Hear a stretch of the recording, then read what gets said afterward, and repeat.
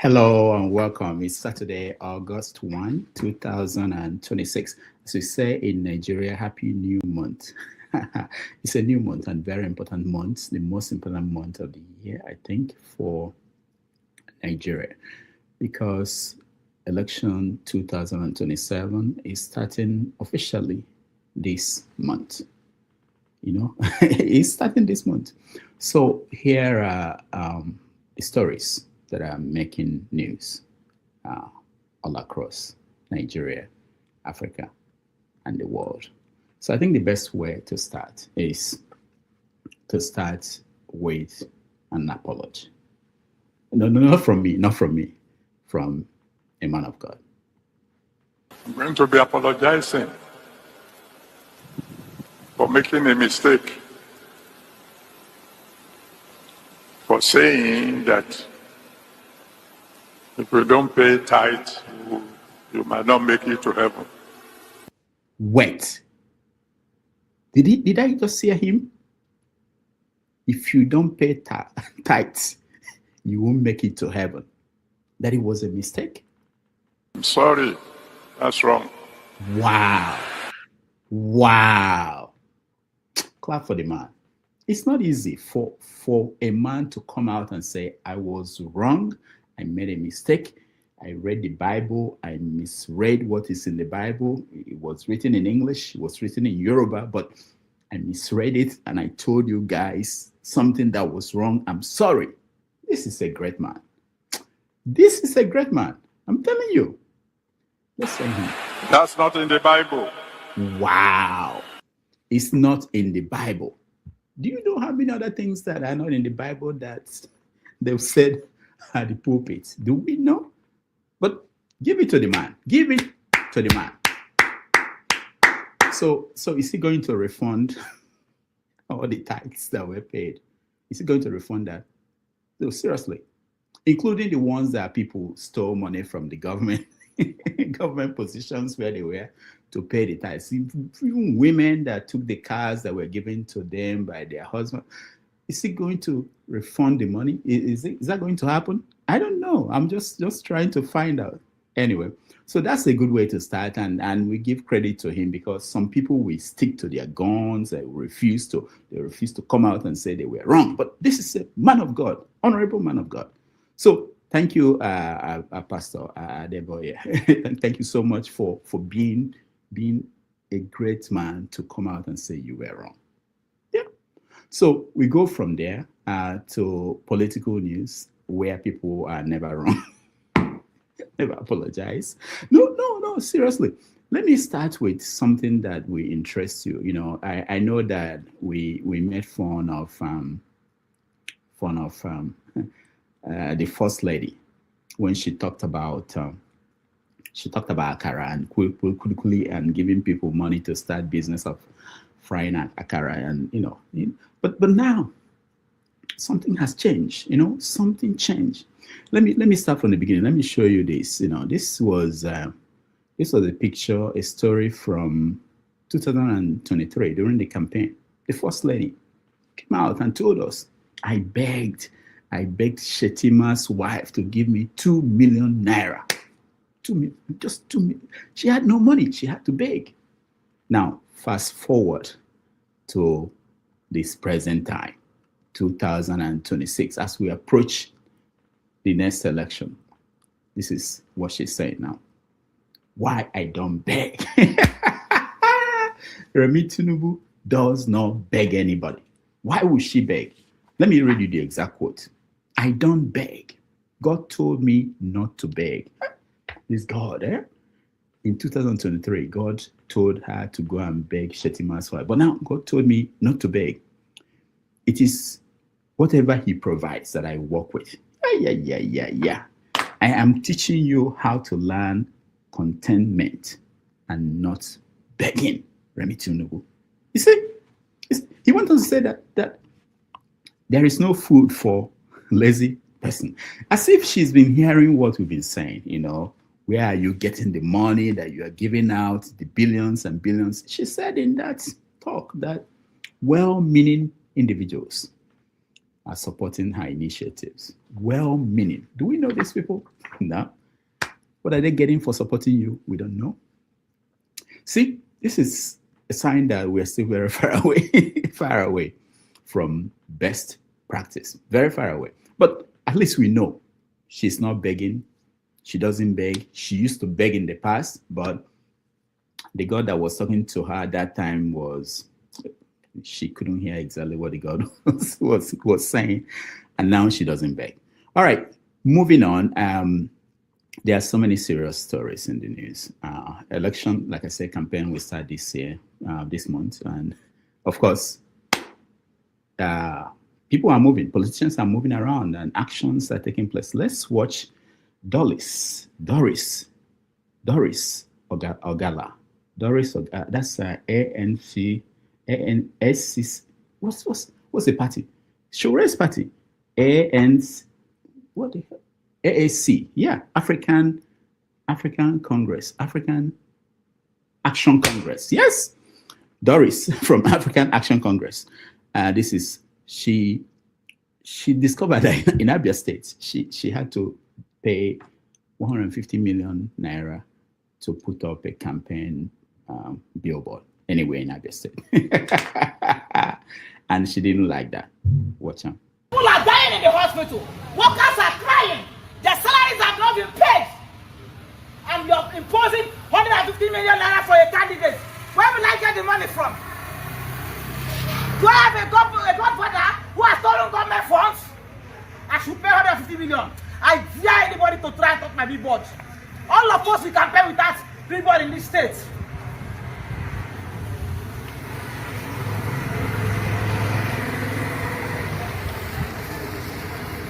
No wonder.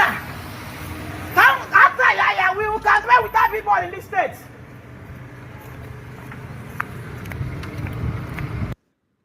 All right, that was Doris, Shore's party's candidate in Abia State for governor. I don't know. I still don't know whether it's really true that Abia State is imposing that kind of fee on everybody. I don't know if it makes sense. I don't know why the governor will do that. It doesn't make sense. It shouldn't be an issue that the government of Abia State should be doing, but that's something to look into. OT sometimes. They're all politicians. I don't know how they think, all of them. Anyway, but let's talk about bishops. So remember, in 2023, Bola Tinubu's APC, they rolled out their bishops, their bishops to political events and campaigns. So it was surprising. This week, some real bishops went to Aso Rock. Oh yes, they went to Aso Rock, and they spoke to the president. They told the president what was really going on in the country. It was unbelievable. Things that you don't say in the face of the president, they did it. They were not scared. It didn't go very well. Let me play you a video of one of the participants, retired Archbishop or Cardinal from Lagos State. He went on Channel TV to explain what happened at that meeting. Let's watch. How did I see the face of the president in reaction? I was not surprised that he was not looking very happy. Not even his colleagues who were there. We knew that this is different from the kind of statements that our president keeps receiving from all kinds of people. And that is one of the things that worries us, that there are so many people hanging around Mr. President, giving him a rosy picture of what the country is, which it is not. And we felt that we have no duty to do that. Indeed, we have the obligation to help him to appreciate the reality of the situation in which we find ourselves. And that is the reality that we painted, which I know is not the kind of thing that he wanted to hear. And the reply shows very clear. I'm concerned that your cross is going over your microphone. Okay. Yeah, sorry, go on. Yeah, and you can see his reply. We left that hall, both sides, knowing that Well, we said what we had to say. He said what he had to say. So was it a frosty meeting? Would you describe it as fairly frosty? Because, I mean, many Nigerians have become accustomed to polite meetings between religious leaders and political leaders. When the nation is bleeding, you can't expect a polite meeting with the head of state. We need to let him know.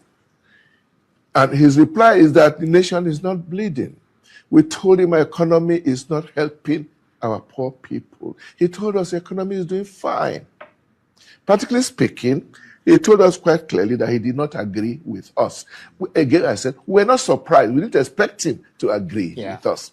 We have done our duty. We have delivered our message. And we have a feeling that somehow along the line, somebody will show him a few of the things we said. All right. That was the bishop talking about what happened at the meeting. But let's hear the president, because the president responded to them, and we have the video. Yes. Before I was born, there was a hunger in this country. And I have no control of the population development of Nigeria, trajectory. And that is why you have membership in your various faiths and churches, to give hope to people and give commitment to humanity and the true sense of it. What? Wow. Before the president was born, we don't know when he was born, but all that we know is that before he was born, there was poverty in the country. So why are you making it look like, it just started under him? Very good point, Mr. President. And then he told them, it's your job to give hope to the people. Forget about renewed hope, the agenda and all those are nonsense. It's the job of the churches to give hope to people. Don't push it to the president. Come on. What are you doing then if you're not giving hope to people? What are you doing? All right, let's hear the president more. Our founding fathers did their best. They laid for us a nation, and we owe it to our generations yet unborn to build a nation of unity, stability, and prosperity for the future. Yes. A nation of unity and prosperity for the future. Once he uses prosperity, he's done. Any other person staying there talking anything else, he's gone. The president is gone.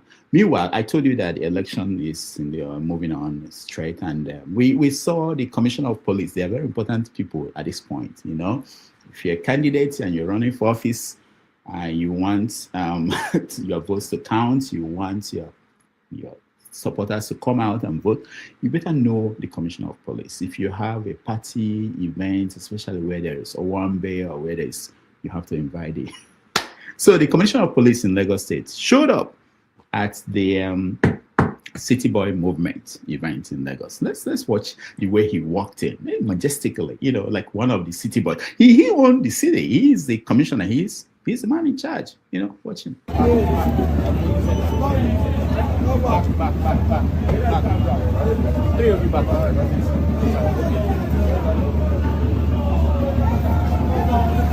Oh yeah. See move. Because he's wearing uniform. I think he cannot be part of the city boys. If you own the city, look at the man. Look at the man. Now that didn't end there. He went inside and rubbed shoulders with the owners of the city. Let's watch him. The CP, Tijani Fatai, and his entourage, and please, we welcome them.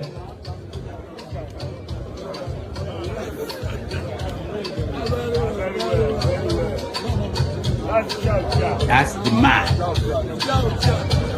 That's the man. And Tinubu was talking about INEC. INEC is neutral. INEC is not bothering the opposition. The police is neutral. They are not bothering the opposition. You know, everything is going well. Why are people complaining? You know, at the beginning, I talked about Remi Tinubu and, you know, the idea of giving people money to start doing business, you know, Akara business and stuff like that.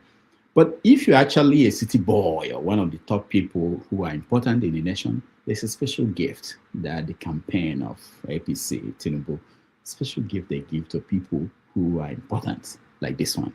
Watch.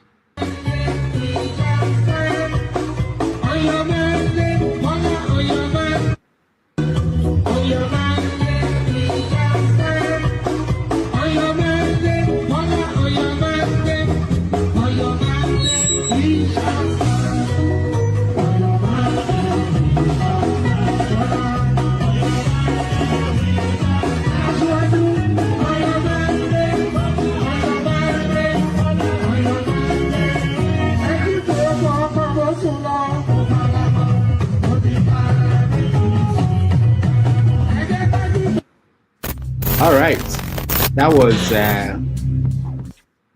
the gift that people are getting, the real people who are important. If you are not important, to give you a akara and kurokuri to go and eat. All right, so moving on, we have to round up where there's so many stories in the news every week, you know, and they give you insight where things are in the country. But there's something that happened. Shetima, you know, he got the ticket. So he's been moving around doing things, you know, as vice president and maybe the heir apparent, because if he stays with Tinubu for another 4 years, if they win, I don't think anybody will stop him. So recently he went to Benin Republic to look at the things that are going well, to learn, you know, study their economic policy and economic success story. You know, this were people. I think he was one who was actually laughing at P2B last election when he went to Egypt to understudy their power plan. But they sent him to Benin Republic, not Egypt, not South Africa, not Benin Republic, and this is the trip. Kashim Shettima, accompanied by 6 state governors, toured the Glojigbe industrial zone in Cotonou, describing it as an African success story in value addition and manufacturing. He pledged that Nigeria will replicate key aspects of Benin's industrial zone as 8 agro-industrial processing zones are developed across the country. We are overwhelmed. I want to commend the government of people of Benin Republic for being intentional in this their drive for industrialization. They are taking I still don't understand. 2026, a television station in Nigeria, especially NTA, but this one is News Central, cannot give us a good audio. But anyway, that was Shetima in Benin Republic, Cotonou, looking at their industrial success story. But he also met somebody. I think he traveled to Maiduguri and met an Igbo man who told him that he's not in support of Biafra. And the man was happy to meet him and look at the encounter. Watch. Ba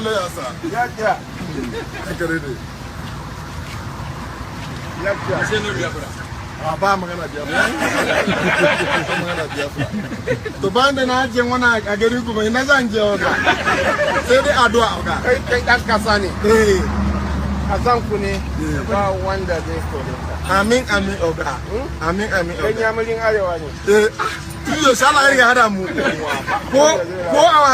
For our grandfather, they know some women will divide. Sorry, how come you bang Allah? I'm going to find.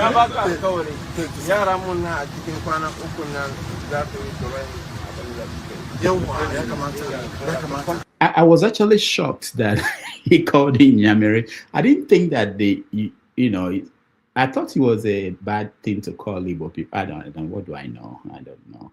But anyway, this is the encounter. And you look at Shettima. Shettima is always not smooth, not comfortable. I don't. There's something about him. Maybe I'm misreading him. This is an opportunity to show his human side, and he doesn't smile.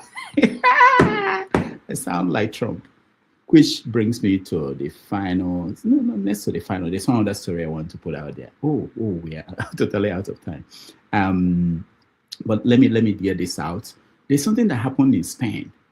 So migrants invaded this Spanish island from Morocco, and they scared everybody around the world. I can tell you the MAGA movement in America were scared. Everybody in Europe, UK, scared. This is what Africans plan to do. Let's watch. Dios mío de mi vida.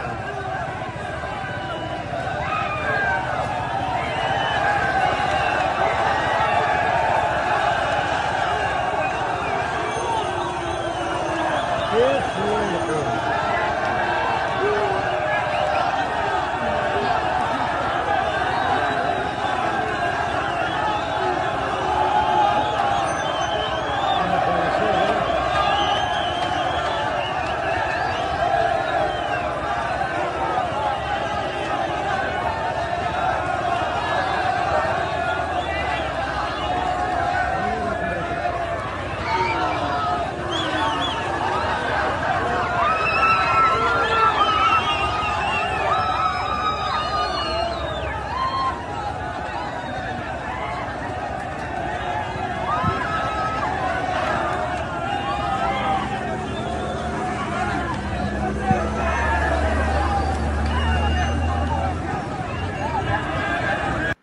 That was scary, you know, if you think about it. Just imagine 50,000 people running into your country. I mean, people. I'm not talking about people who cross over Nigeria. Those are our brothers and sisters, according to Balaus Mohammed, governor of Abuja State. You know, but this scared them. It scared Spain. They had to send in the troops. Okay, finally, I don't know. We don't get a chance to talk about the President Donald Trump, how he's doing. He's been wonderful. He stopped another war. He stopped the Iranian war with Iran I think he stopped it more than 10 times now. But he stopped another one with Gaza, and we talk about that later today. Hamas and Israel stopped that one instantly. So I lost count how many wars he stopped. Let's end with this video of Americans, you know, being asked about Trump and what they said. Watch. President? Absolutely. I mean, look. You think he's the greatest president of all time? Oh, I think absolutely he's the greatest president. I mean, look at he's brought all these wars to an end, 8 wars in there, and he's protecting our country from being nuked. What were the 8 wars he stopped? I don't know them all offhand, but he stopped them over. Yeah. Do you know? Can you name a couple? Tell him, Gail. Well, yeah. What were the wars that he stopped? Look go. Other countries. Talk to him. I'll think of them. Yeah. Just one war that he stopped. Do you know any? I can't think of one now. He says it. There are so many. I mean, I understand why you can't name one.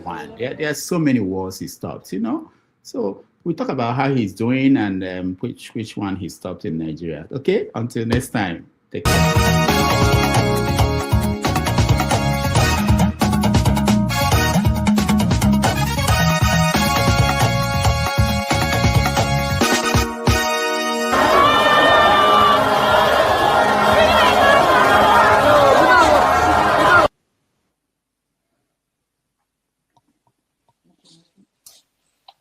No, this rally make my blood pressure go up.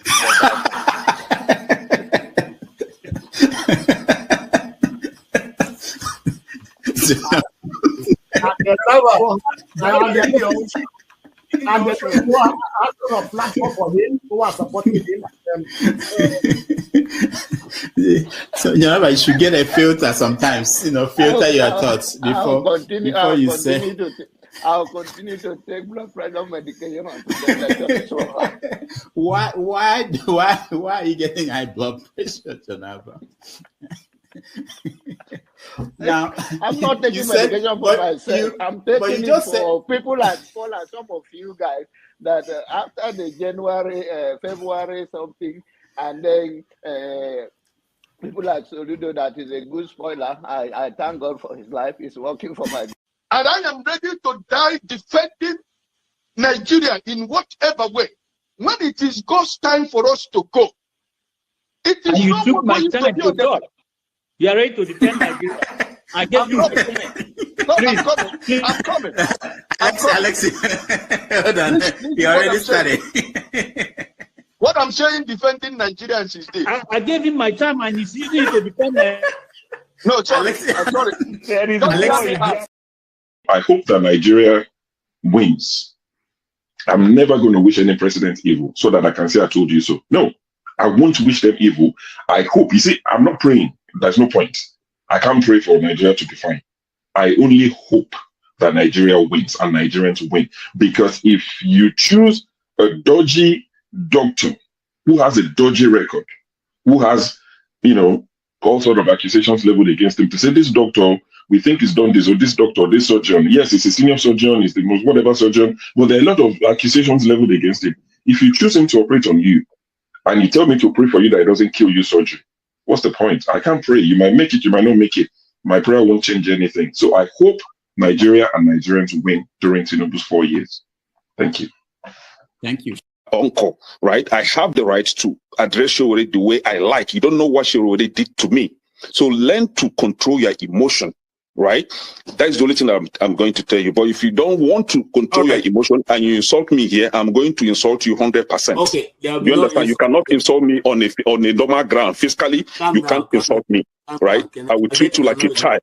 If you insult me physically, I will handle you like a child. I don't care your age. Do you understand? You are powerful over the camera, so you can say whatever you want to say, but you can't yet say it to me physically. You understand? I will handle you like a kid. Can we arrest the meeting ground? Can we arrest the meeting ground? So let me control your emotion. You understand? Please don't take him out. I also have a right to respond because he mentioned my name. There's no need to take him out. All you have to do is to meet them or something. And you're taking too long to manage them. Comment. What did you say? Comment.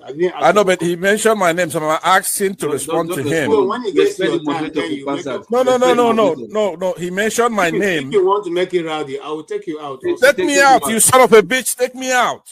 You think you're a big boy because you're moderating. Take him out, please. Hello, come on. Don't use such word now. Don't forget, that state is now an oil-producing state. So they now have derivation, if you are not aware. So if you want to speak for anybody, please do not defend a Kalata like a Yabelo.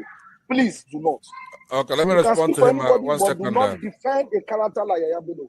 Do not. All right, thank you, Mohammed. The people of that state. Can I respond to him? No. Then go to hell. Rudolph, go to hell. All right.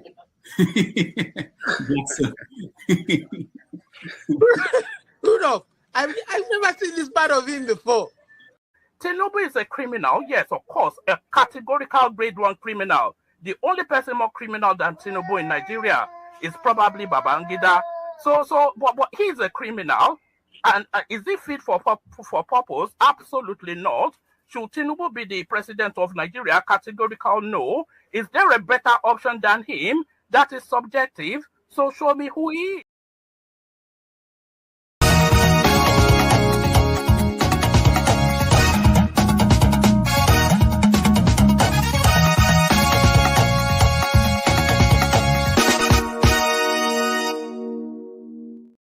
Anyway, we'll try to tolerate everyone's opinion. But I'll say that each time I listen to forefathers, I go with a neurological deficit. To be honest, like some kind of neuro that I get more blunt. In fact, if I listen to him for a whole year, I'll become an idiot. To be honest. Because I don't know, maybe the ancient stuff that he has in his background, maybe they whisper to him ancient things. He doesn't say anything modern, he doesn't say anything thoughtful. And I think that he should start becoming sensible, really, in his debate.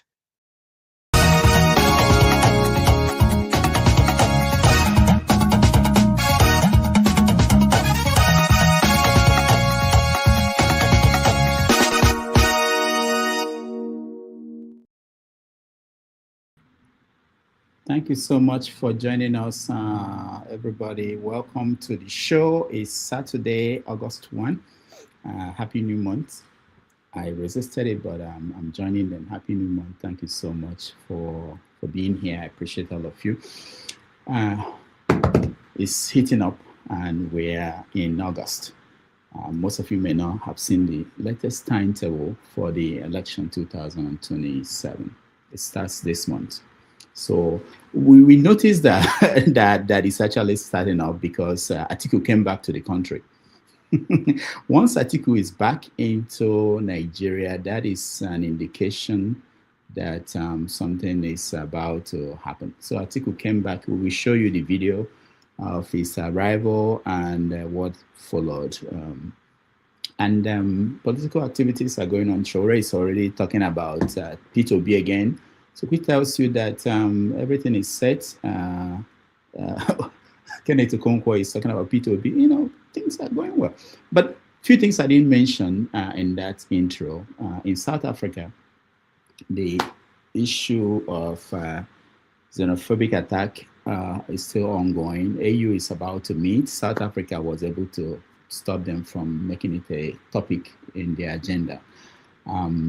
Ramaphosa, the president of South Africa, sent some people into Nigeria, delegates, to come and meet our people, and they were basically told that we don't have room for you. The same thing that happened to them in when he requested for a state visit to Ghana. But there's this musician from South Africa, Tyler, who wanted to come and perform in Nigeria in December. And people said, please don't try it now.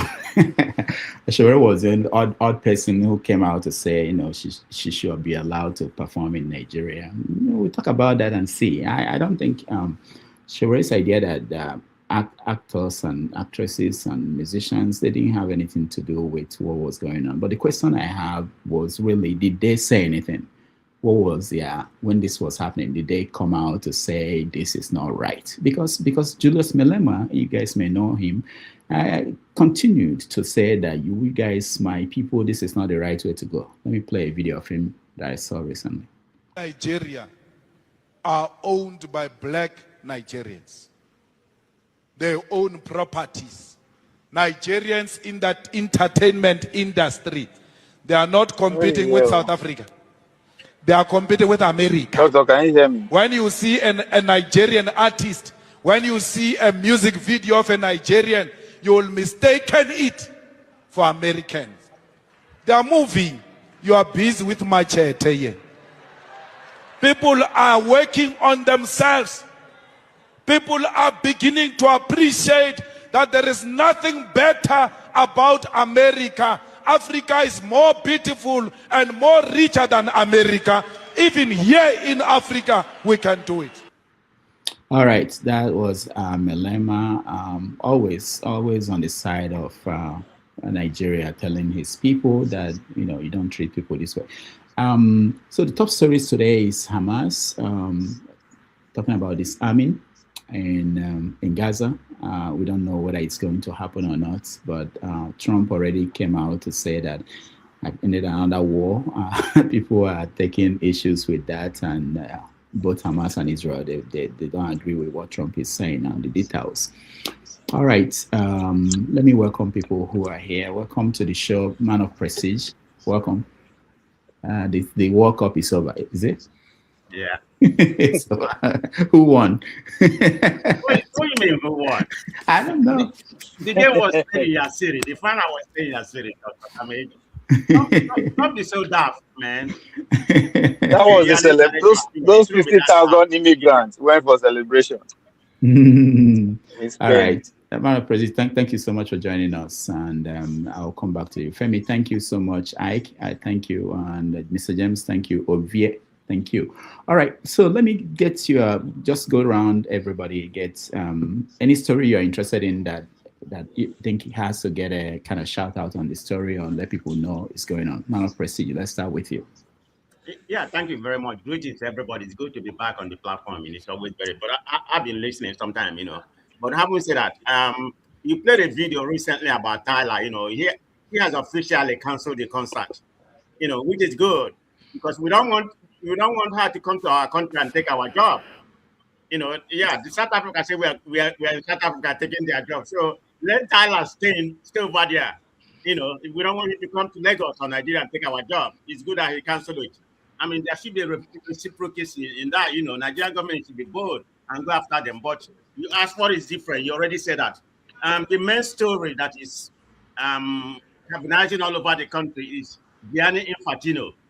He, about trying to create a subsidiary, of FIBA, which is a commercial branch of a FIBA.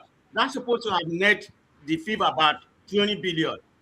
I mean, it was a good idea, but this was structured under Joshua Kushner. It's the brother-in-law to Trump. Kushner, the younger brother. So he was supposed to be an investment in that. It's a private investment equity. I think it was under JT Morgan or something like that. I don't know the private, but the guy just do anything like he do. We know what happened during the World Cup, what he did and everything. But that wouldn't happen. But there's an underlying story to this story. Everybody, Dr. Damage. There's about 5 conferences in the FIBA. You have the Asian Conference, you have the UFA, you have the CAF, which is African Conference. You have the South American Conference and the CONCAS, which combine North America and some Caribbean countries. So when this came out, UFA was the first to say, if we don't rescind this, we don't want it, we're going to boycott the World Cup. And guess another conference that spoke was the Asian Conference and the CONCAS. But guess who is supporting it? Of course, it's the Africans. It's all about money. It's all about money. It's only CAF. I think South America didn't say anything, but CAF was supporting it. They are only about money. This is the problem with Africa. They don't reason. They don't know the implication of what Gianni Infantino was trying to do. Only Africa is supporting it, but right now they're going to pay for it because they're not respected. Instead of coming out to say something, of course, our man from Ovia side, he's from Delta. What's his name? Picnic. He said that it's good for Africa because Nigeria is supposed to benefit about 27 billion. But you don't know the implication. You are giving part of FIBA to a private company or the commercial part of it. That's going to change the way FIBA is supposed to be. FIBA has a lot of money. But right now, Gianni, whatever Infantino is supposed to run for re-election in March, I don't think he's going to get it. He has overplayed himself. So that's where we are in that regard. Thank you. All right. Thank you so much. Just to surprise you, Mr. Man of Prestige, I had the Ugandan football chairman talking about the money they were getting from FIFA. Why they supported it. They were saying that this stadium was built by FIFA. I didn't know that those things were going on, that FIFA was building stadium in Africa. So you have to understand, you have to pity them. Maybe without the money from FIFA, they won't be able to. They don't collect the good. They are not utilizing the money. This is the problem with Africa, particularly that picnic, the guy is one of the 37 members, in the board. They are not using the money. Look at our girls. Our girls playing in Morocco right now. They didn't have a single friendly. Look, that's why there's no synergy in the match. They just lost to, they just lost to Malawi because there's no synergy. They didn't arrange any friendly. It doesn't matter what kind of talent you have. If you don't have a friendly, if there's no coherence, that's why they lost to Malawi. Because if you look at the match, Malawi, they play okay, but players were kind of lethargic. Our goalkeeper, Nado, the best goalkeeper in the world, he gave them, she gave them two free goal mistake. But that's another story. But the point I'm trying to make is that even all this money they give them, they're going to use it. Imagine what the NFA secretary said. The reason why he did not arrange match is because nobody wants to play Nigeria. Nobody wants to play the Falcons. What kind of nonsense is that? All right. Thank you. Thank you, Prestige. Femi, welcome to the show. Good morning. I hear you. I don't know why you dabble into sports. Just stay in your lane, doctor. Go ahead, Femi. You just come here and be turning everything upside down. Anyway, so still on the sports fever. Go ahead. Yeah, I'm looking at the Commonwealth Games, even though I caught up to it late, as well as ongoing WAFCON. But just to correct something, Man of Presi said, Nadozie is not the best goalkeeper in the world. He's the US goalkeeper. She's probably among the top 5 or so. Anyway, and when she was in PSG, she was easily probably one of the best goalkeepers in France. So I just feel it's nice to put that straight. But on to other things. Okay, I did mention that. I suspect you may have mentioned the Osun elections, the controversy that have been brewing. When is the election? Doctor, me, I'm not interested in Nigerian election. I've told you we are wasting our time. We are wasting our time. Yeah, well, I know. What you meant to say, maybe I should edit it. What you meant to say is, when is the next? We need to look for another word, but it's not election. Now, selection. In fact, it's no longer selection. Yeah, we have to find another word. Selection. I think you're doing injustice to selection. Although I'm not interested in Portable versus Okocha, but sometimes in Nigeria, if you don't laugh, you cry. So sometimes maybe we need, they canceled the rematch, Abi, and it's begging. Nigeria, we need content. We need more content creators. Since we can't create anything like ordinary tissue paper, so let's continue creating content. And of course, you probably may have mentioned the ongoing re-editing of history, how Abacha died. I've listened to all kind of variations of who was there, wasn't there. I listened to, I think it was some Omar Seye, and I forget who was the D. Was it DS? Amakri. I'm sure you saw that, the different variations of what both of them said versus what Al-Musafa has provided to us. So, I mean, it's still an ongoing conversation, and even as we find ourselves where we find ourselves. And finally, quite importantly for me personally, and I think maybe if everything is done right, finally someone has given a revelation. It just turned out to be Tinubu that implemented it. What some of us have been calling for, the NIMC amended act, whereby every single, we have like 1,000 different, you have NIN, you have BVN, you have, we like lining up for everything. So hopefully now that they've put over everything underneath one single umbrella, they will finally harmonize it, so that the next time you, for example, doctor, you go back to Nigeria to do your FRSC driving license, so you stop driving illegally in Nigeria, you wouldn't have to line up for too long. So I'll keep it that way. But of course, we're very interested in the ongoing issue with between Iran and the US, especially on one hand, and how they're trying to harmonize that one too with the Ukrainian conflict. And for those again who feel that talking about Nigeria without talking about the world means that we're talking nonsense, maybe by the time all of us start, see, doctor, go and learn how to ride bicycle again, or maybe donkey, or the way we used to walk from maybe for someone like you, maybe from, in my own case, from Akoka to Bariga, we might start walking again. It's not a joke. Okay, thank you. Ike, welcome to the show. Good afternoon, good morning, good evening, everybody. Happy to be here. I think I have to say that the governor of Osun State, Adeleke, I have no sympathy for him, because he felt that by accord, trying to say they are going to support Tinubu for presidential election, that is the only way he can become governor of Osun State. But I'm sorry for him, because that is a state that Tinubu wants to take by any means. So I'm sorry for him that he has come out in public to say that Accord Party is going to support Tinubu for second term, thinking that is the easy way for him to win his governorship election in Osun State. But I'm sorry for him, because he has shot himself on the foot. That's the state that Tinubu want to take by all means. All these all this peace accord they went yesterday, bishops and all those things are just talk. At the end of the day, that is going to be a first-time governor. Is going to go. So people like him and people I do not have sympathy for in Nigeria because he felt he needed power. He wanted to go back for the second time. And I think by doing it, he's doing what he's doing, thinking, but this man will tell him, okay, listen, APC, back down. That's the state they want to take, and they need it. I'll leave it for now. All right. Thank you so much. The election will take place on August 15th. I think that will be 2 weeks from now. All right. Mr. James, welcome to the show. Yes, thank you very much. Can you hear me? Yes. Yeah. I'm interested in the South African delegation that went to Nigeria and the Nigerian government snubbed them.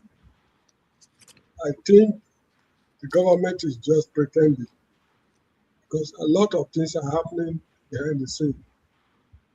The relationship between Nigeria, instead of wasting time, why not just make it a topic so that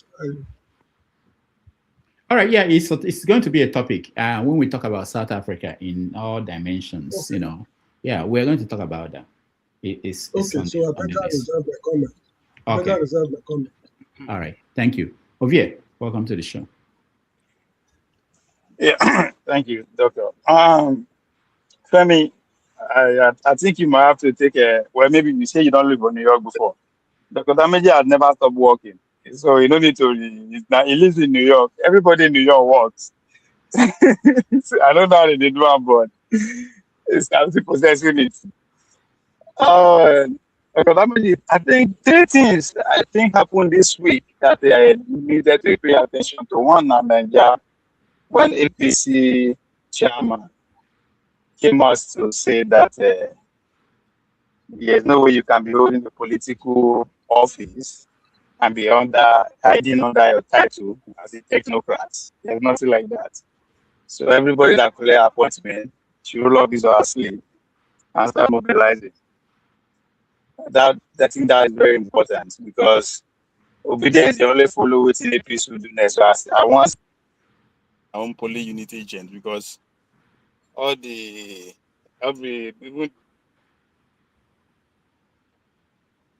even the military guys that are coming in, all of them could join. We will follow to the poly unity agent.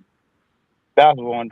In America here, I think I don't know if you will pay attention to the ChatGPT, the cloud. I mean, all the AI warehouse acquiring rare books, and they are destroying them pretty much. They are they are shredding all the books. And you came to mind. You always advise people to write books, but I think you should add this to it that people should start buying books. If there's any book that you know that's out there that is important to you, especially those books that are rare, that are limited in print or they're no longer in print, they are destroying them in their millions because the future says that we will buy knowledge now. Maybe your great-grandchildren. The way they throw around books, we know one is another thing. They will come, they have to be subscribing to pay for common things that we take for granted. Then the revolution that is happening in New York, when Mandani came out to say they are going to establish state-run grocery store. In New York, I don't know if they borrow and they have 5 boroughs that they are going to start with 5 boroughs. So the first few months of the grocery opening, they will get 30% off bread, milk, and all that things. But as time go on, they will stabilize the price. So, and I think that's the next thing. I think that the whole nation will gravitate towards that, regardless of how they will mismanage those kind of pretty much close to free things. I think it's the next thing. The whether win or the current capitalist system that they are currently building in terms of the cloud capitalism will win. But I think with the way they are planning it in New York, with the way they are talking about it, and going by the fact that Democrats pretty much own the media, they will market it in a way that even people for Idaho or North Dakota will start asking for their own grocery store too. We might be witnessing a revolution that will come and take over the world in the next couple of years if the rate that they are going, they succeed. So All those right. are Thank you, Ovie. You mentioned something that made me think. I had that, I still use CDs. I don't download music and stuff like that. I'm not yet there. But I had that people are worried about ownership. That when they're moving us to the point where you don't really own anything. People don't own movies. It's not like if you want to watch any movie, you go and bring it. So if Netflix, I subscribe to that and you want to watch something and it's not there anymore, even if you've paid for the past 10 years, but you don't own anything, so you can't watch it. So anyway, it's something important to think about. All right, Masca, welcome to the show. All right, good evening, Mr. Rudolph, and good evening, everybody. I think the most interesting topic for me is the fact that a South African artist is coming to Nigeria. That's the one that I would wait for. Is she still coming? No, it has been cancelled. Yeah. I don't know whether she's still coming, but No, I know yeah. a lot of people who are pushing back, and I will support a pushback. Yeah. But I will wait when the topic is up for discussion. Okay. I have a different case. That too. But Dr. Dameji, let me call you out. You wait now. Oh, sorry. I think they don't. Masca, you're looking 20 years younger. What happened? I thought it was your junior brother or your son. I swear to God, I thought the same thing. I want as well a mask. I could not believe my eyes. Maybe What because happened? I'm wearing cap. No, you just look younger. Maybe you've not seen me for a long time. No, there's something going on. Fountain of Youth. Well, you should find out. He looks younger as always, but now only when you flex with the muscle. Then you say in doctor they don't get PhD. Then you cut it off. Who's this man? Maybe now waiting they confuse you with that. All right, let him finish. Master, go ahead. Well, no, at me, I'll wait until I'm sure we are just doing the rounds. Yeah, So okay, all right. The thing is up for discussion, and then maybe I can try and address Femi's concerns. Why instead of growing older, I'm growing younger. Okay, KJ, welcome to the show. Thank you so much, Dr. Dam.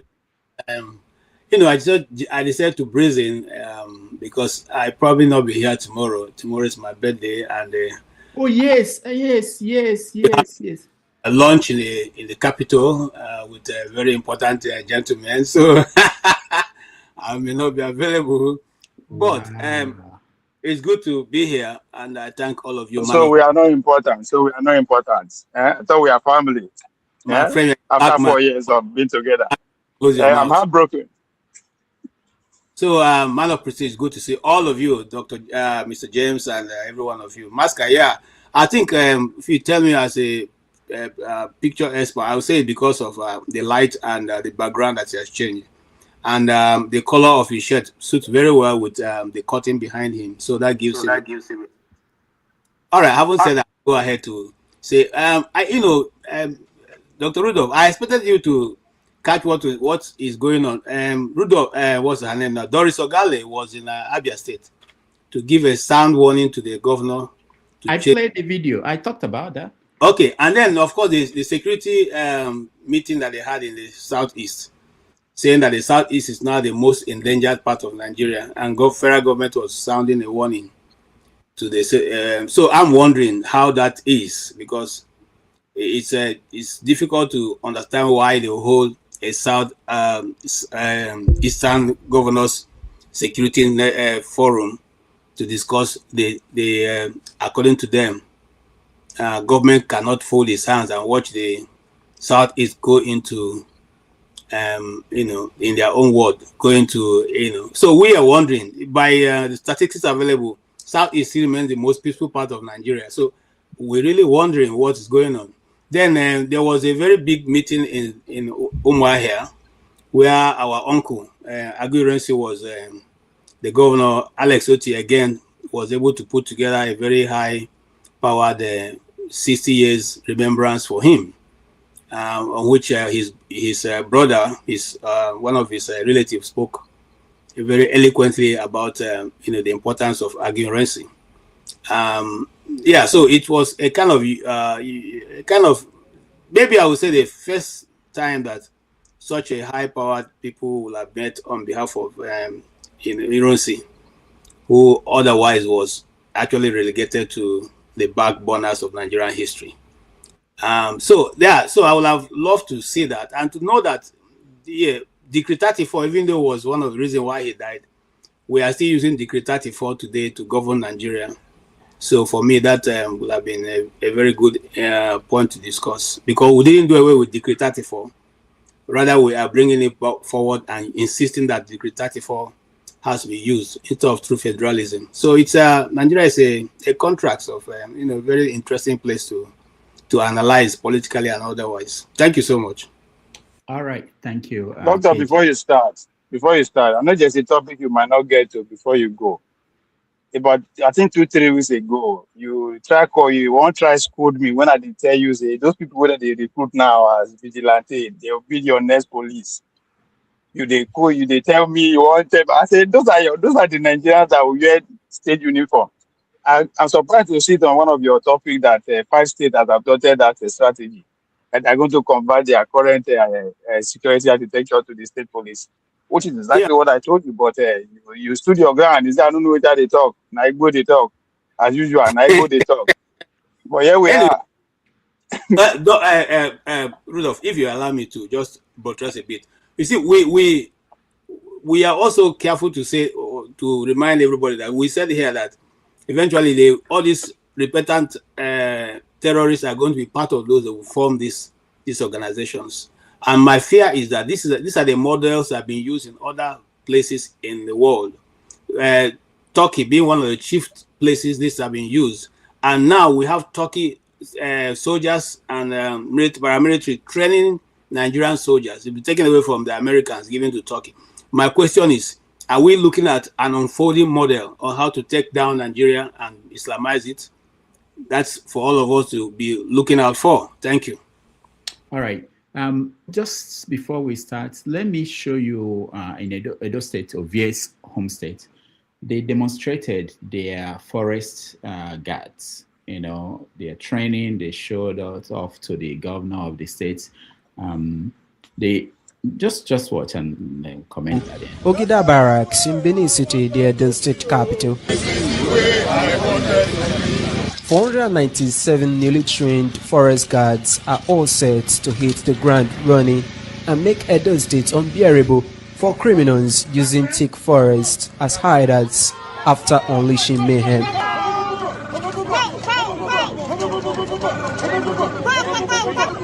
He treated their stronghold. Governor Paulo tags the newly trained forest guards to secure all or governed forest areas and. Ovie, yes. Is that the best that your people can put up show? Is that the drill? They're using their mouth to make the sound of gunshot. Bo, bo, bo, bo, bo, bo, and you want hear the sound of the gunshots. Do they have bullets? But that was funny though. I didn't expect that. Huh?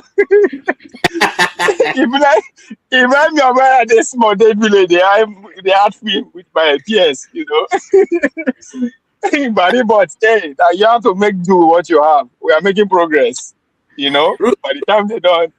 the time they don't give us the official go ahead now, we keep there with AKs.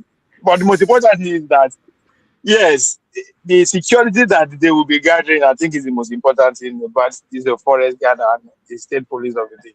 We are going to have real native intel directly coming from the community to the central command. So I think to me, I pay attention to that more. Giving them guns, I don't know where we'll get there anytime soon. But again, that's another drill for 2.5 million votes, or the polling units are secured. Yeah, Rudolph, did you discuss the issue of the bishops that are made to tell? That's the first story we had. Yes. Oh, great. That's why I came in. Okay, we are starting with that. Like I mentioned at the beginning, Tinubu finally received real bishops at Aso Rock. Somebody sent me a message. He said that the reason why they came was that out of the, I think it was 9 billion they spent on churches and mosques, only 1 billion went to churches and 8 billion went to mosques, renovating mosques. That was why they went. But that's not the reason. Let's hear the spokesperson for the bishops and go. There have been growing concerns about the electoral processes. We note the efforts being made to ensure that the elections are free, fair, and credible.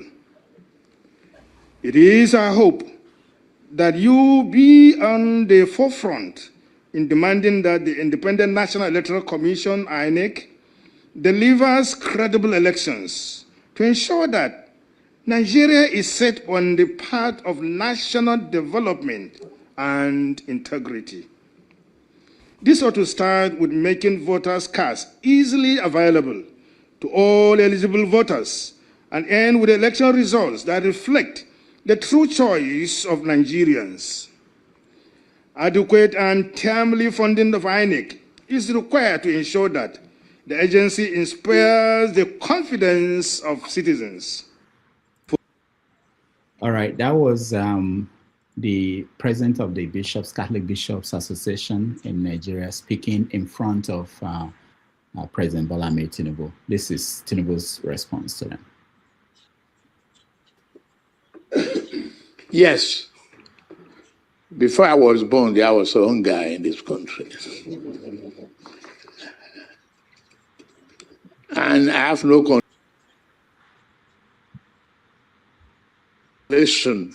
development of Nigeria trajectory. And that is why you have membership in your various faiths and churches to give hope to people. Then he went on to say that in politics, everything is fair. Anything you do to win, that's what matters. It didn't go as planned. Let me hear what you guys think. Let me start with you, KJ. Thank you so much. And I want to applaud the Catholic bishops. I say, if nobody will say it, they have taken the bull by the horn. And I'm happy, like I said, that they put it squarely on his table. So even if his handlers have not been telling him the truth, some group of people have told him the truth. And he has also given those people his own truth. His own truth is that hunger have always existed, and consequently, he can't do anything about it. His own truth is that everything is fair. All is fair in politics. All you need to do is win. His own truth is that the Nigerian police is not harassing the opposition. And INEC is fair, very fair to all. So when you see these things, you begin to know the reason that you know that anybody who comes and tell you nobody's telling Tinubu the truth, the person is lying. He knows the truth, but has chosen the alternative, which is what he has spoken. And I am glad if you go on to say one of the bishops I respect, Bishop Onaikon, went to TV to squarely say exactly what they told him. And he didn't miss word at all by saying, look, we told him the truth. He cannot say he doesn't know the truth. And we now know that he's not ready for a credible election. It's now clear. So every member of the fold, every parishioner in the Catholic, as they call themselves, now knows that we're not doing politics on the fair ground. And it's unfortunate, Rudolph. It's very unfortunate. In fact, those statements he made is an impeachable offense. If it's where politics is being practiced, you cannot tell the people that you voted you in to remove hunger. In fact, in America here, you have agency that is fighting hunger. Do you understand what I'm saying? What do you think those agencies will be referring to? This is a soundbite, free of charge soundbite for them. Are you saying that it is a right thing for your country to have hungry people, and so there's nothing you can do about it? Then what is the purpose for your being a president of the nation? You came to enjoy the wealth of the people because you are not looking at somebody who is hungry. Did you come to spend the people's money on your own family because your family is not looking at people who are hungry? If you follow the news in Nigeria, you will have found out that one of the places that we all enjoyed in Abuja is the Jabi, the Jabi Park. Almost everybody who lives in Jabi Park, those of us who don't have the chance to be there on every day, go there every Saturday morning. Rudolph, you have about, sometimes you have up to 5,000 people who are in just that park doing all kinds of exercise. And then people also, making all kinds of activity go on there to keep, well, it's a fitness center. It's just an open park, but people turn it to a fitness center. People come there to jog, to do all kinds of things. Now, we can have taken that park, and that now here that park has been given over to Tinubu, Tinubu's son. Now, is that the governance that you see? Is that all that you see, to grab and take Nigerian property and our resources and make your family better for yourself? And the unfortunate thing is that some people are praising his responses. They are so. In fact, they tell you that, he answered very well. The bishop are trying to how is the bishop trying to put him down? The bishop are telling him, we are the people that meet with the ordinary people. This is what we see. This is how things are going. This is what they perceive, and this is what the reality. That's why we have come to you, because they all cannot meet you. So we are meeting you on behalf of the. Let's even reduce it, on behalf of the Catholics in Nigeria, and the Catholics in Nigeria are more than every other set if you put it together. Okay, now we are saying this is what you are saying, and you are saying it doesn't matter. All is fair. But you see on the news every now and then, in fact, the worst one was the one that just happened the day before the Catholic, some days before the Catholic bishop went there, which is with Peter Obi and Shehu. Okay, Peter Obi is an Igbo politician, okay, contesting the presidency.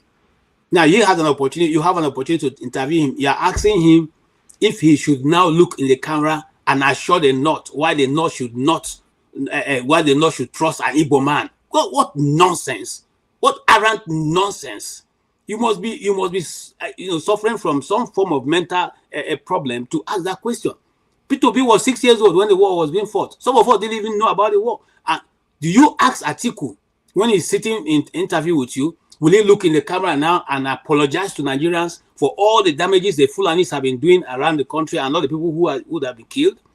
Do you ask Tinubu when he's sitting with you to say, can you look into the camera now and tell us that you did not forge a certificate, or you did not support Oduduwa movement, or you did not say in 1992 that you said you don't believe in Nigeria as a federation, that you want everybody to go their way?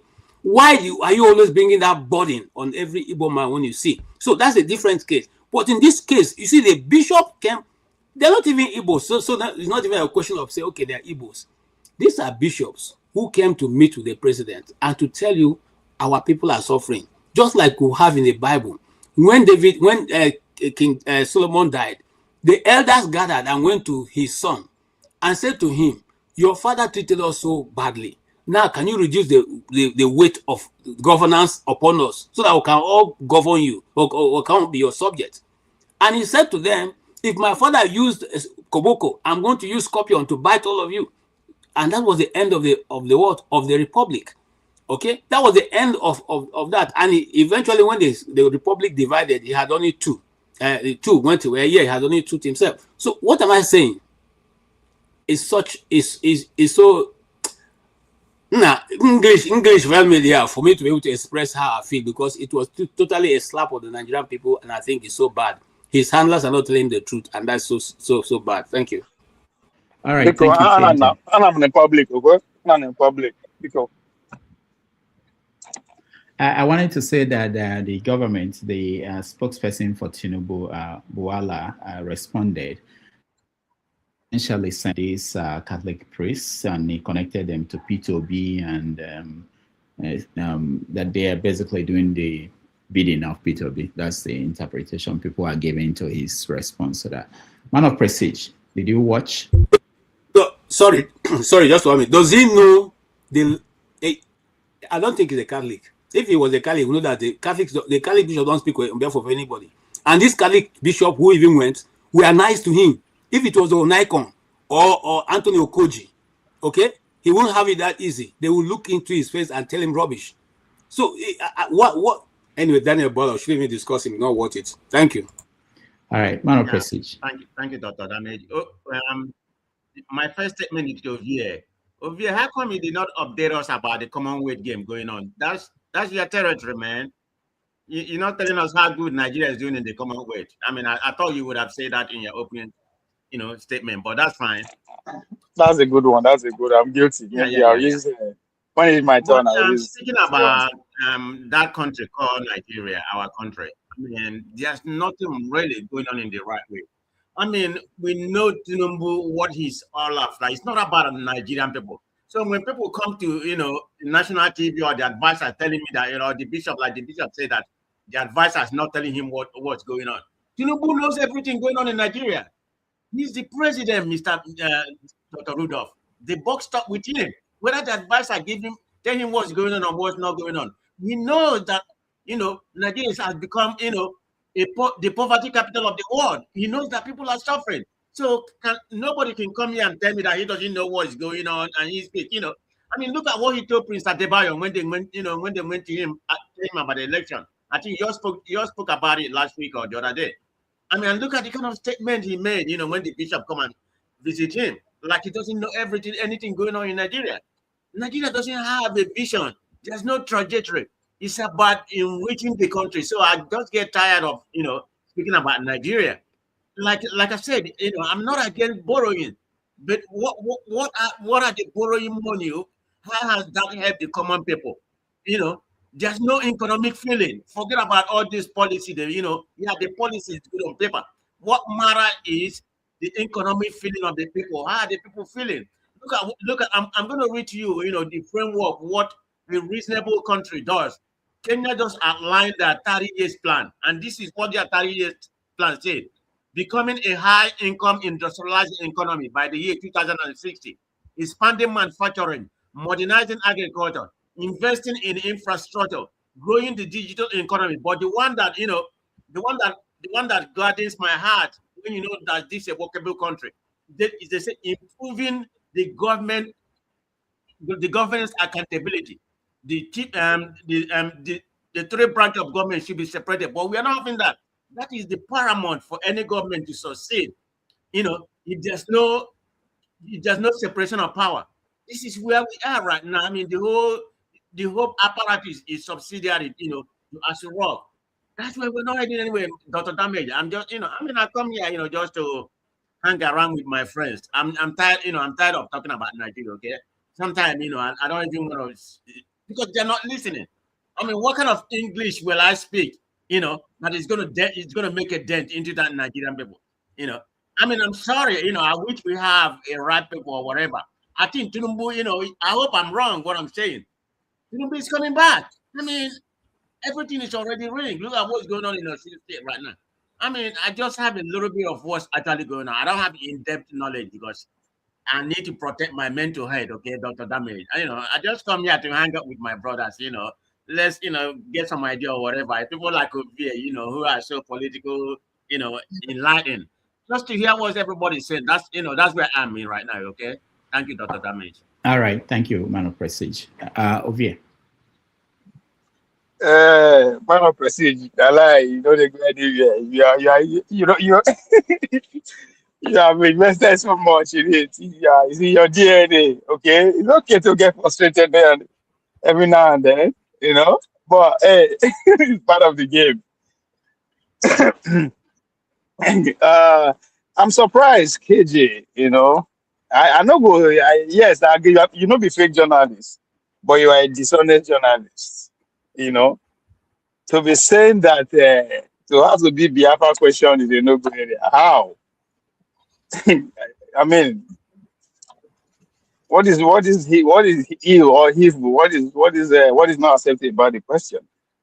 Biafra is part of Nigerian story. I keep telling you people, no be only Igbo story. It's a Nigerian story. That's why you're in Nigeria. The civil war affected every Nigeria. So, and anybody that is approximate to where the action they want for leadership, as you say, it's a low-hanging fruit. They will always go there. But and again, so they easy to go to compare him and Atiku, so they get the same treatment. I don't that again, you are being dishonest. They will never get the same treatment. Atiku, na former vice president. No be every time you go to see say in the go when Charles interview, I know see how Charles say expression. So instead at least carry himself come studio. He said yes, there are some respect and accord you give to for the fact that he don't own a higher office before. Being a former governor who is just running for that office, so they will always scrutinize them. And if you are expecting, you are a journalist, they will not going to be able to be fair balance in the way journalists approach them. So, as far as I'm concerned, the question is not out of place. Now, on the bishop, and again, you said that the bishops, the Catholic bishops, they know they take order from anybody allowed. I have also come to realize that there are two external forces that control our socio-economic activities in Nigeria. One is the Islamic Brotherhood. Then the second one is the Jesuit version of the Catholic wing. And all of them are the same interest they get. Their activities and their way of operation will be different, but they are all the same. So the Jesuit wing of Hangu, that's what Bola Tinubu welcome to Asu Rock. Now them they speak. So to say they want to take all that, and his response also correlate with, go according to the way the message they brought. And power they look for. If you're expecting me to make life easy for my opponents, anybody that believe that, it doesn't understand what power is all about. Now fight to finish, now do or die. It's a matter of life and death. It's not going to be this. That's what I talk about that day. Anybody that sign up to go into place at that level, he or she understand everything at stake. Even before you get to that level, say your soul self will be every. It's no longer like ordinary soul. So the idea that we always invest interest, our emotion towards how they are mistreated or how they are being treated is ridiculous. But people be find themselves in power today, they will do the same thing. Forget one when they thought, I'll make it easy for our opponent. It's not up to you. It's not up to you. You are just a figurehead. Now interests bring you to power. And what those interests want, you can't say no, you can't say no. So 6 months to election. I don't expect how they expect the president, who is the candidate by the way, to respond to that kind of a thing.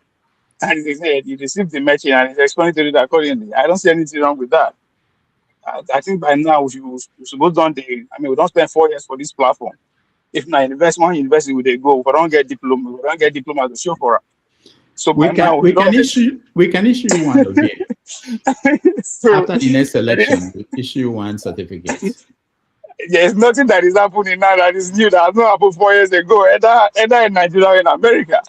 So I went through hell. So we can be emotionally attached all we want. They don't care about us. I talk and even power at that level. If you don't have a national presence, you don't count. I keep saying it. You don't count.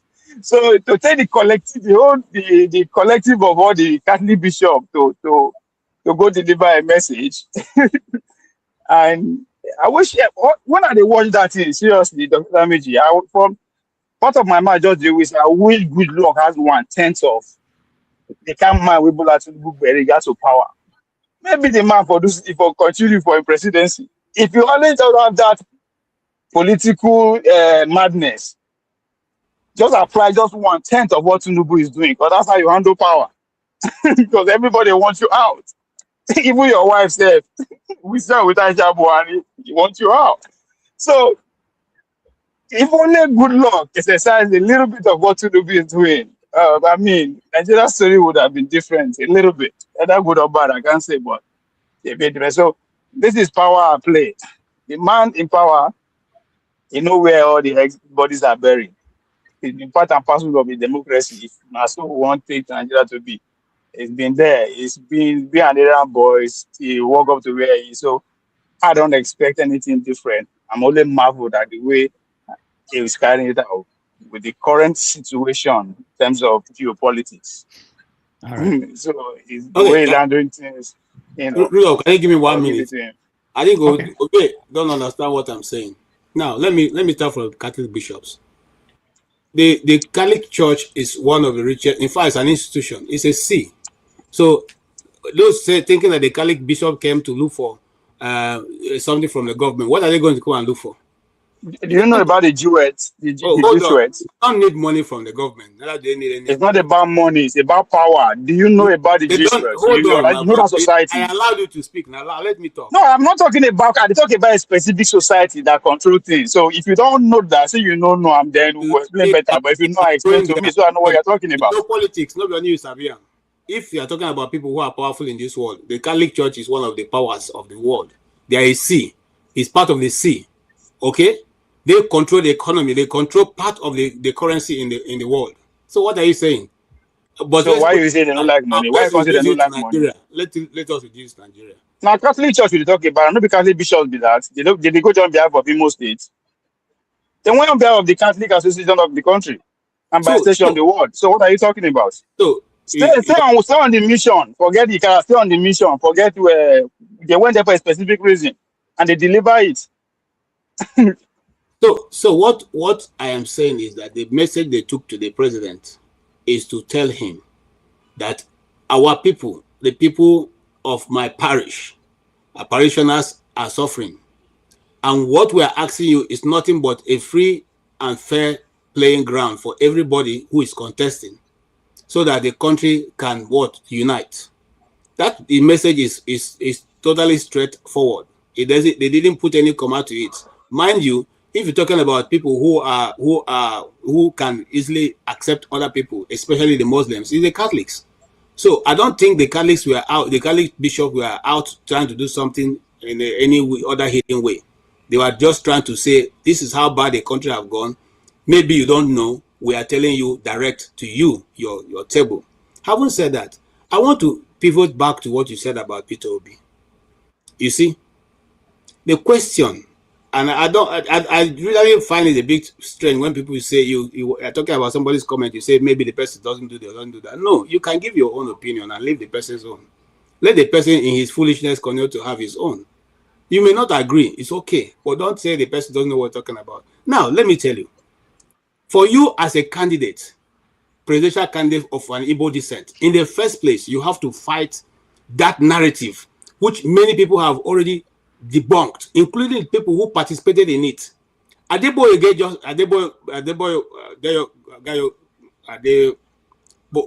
just died just a few years ago. And he said clearly he was the originator of the coup. He's a Yoruba man. Okay? The only reason why Nzogu showed up is because Nzogu was more radical than he. But let's put that aside. Those military officers who participated, who lived to tell their story, have constantly said this was not an Igbo coup.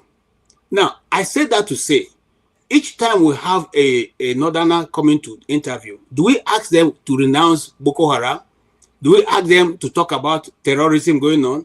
Do we ask them to apologize for the lives of people who their people have been maiming and destroying, and the farmlands that have been destroyed, and every other thing going on in Nigeria? Do we ask them to apologize?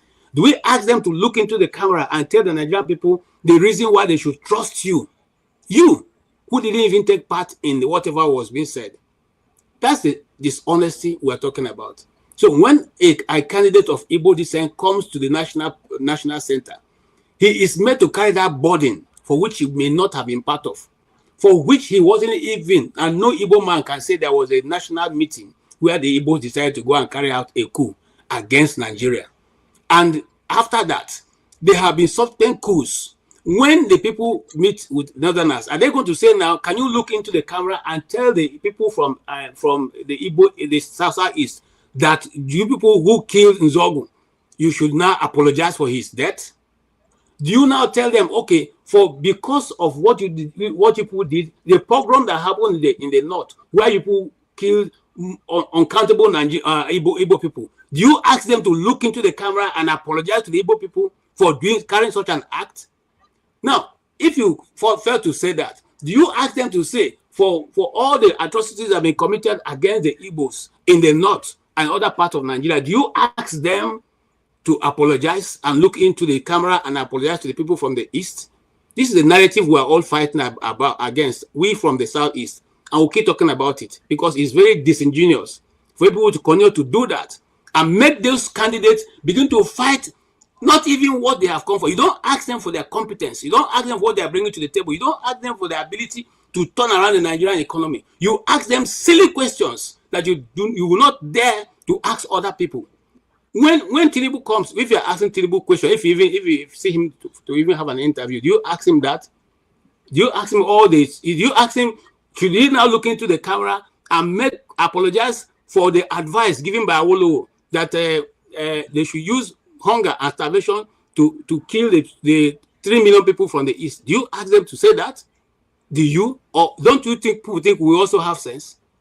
But you make an Igbo man begin to fight even before getting to the place. He's just trying to deal with his credibility to satisfy you people that the Igbo man should be trusted by the North. That is, we have done doing that. And if I was one of his advisors, that's the last time he will answer that question in any interview. If I was one of his media advisors, I would ask him, next time somebody asks you that, tell a person, when you ask Atiku, when you ask Bola Tinubu those questions, then come back, I'll answer you. We are done carrying that burden on our shoulders. We will not carry it again. Full stop. Again, you have been dishonest as a journalist. The issue of the civil war is a double-edged sword, especially to you Igbos. No, at times, you claim there are glory that comes with the civil war too. You gladly talk about that, how heroic some of your men were, right? But when it's time to talk about the other side of this war, excuse me, hold on. How many times have you sat down, my brother? I listen to you talk now. I did not interject, not because I agree. Talk about the glory that comes from it. How many times have you had a national conversation and say, let us talk about the glory that comes from the civil war? How many?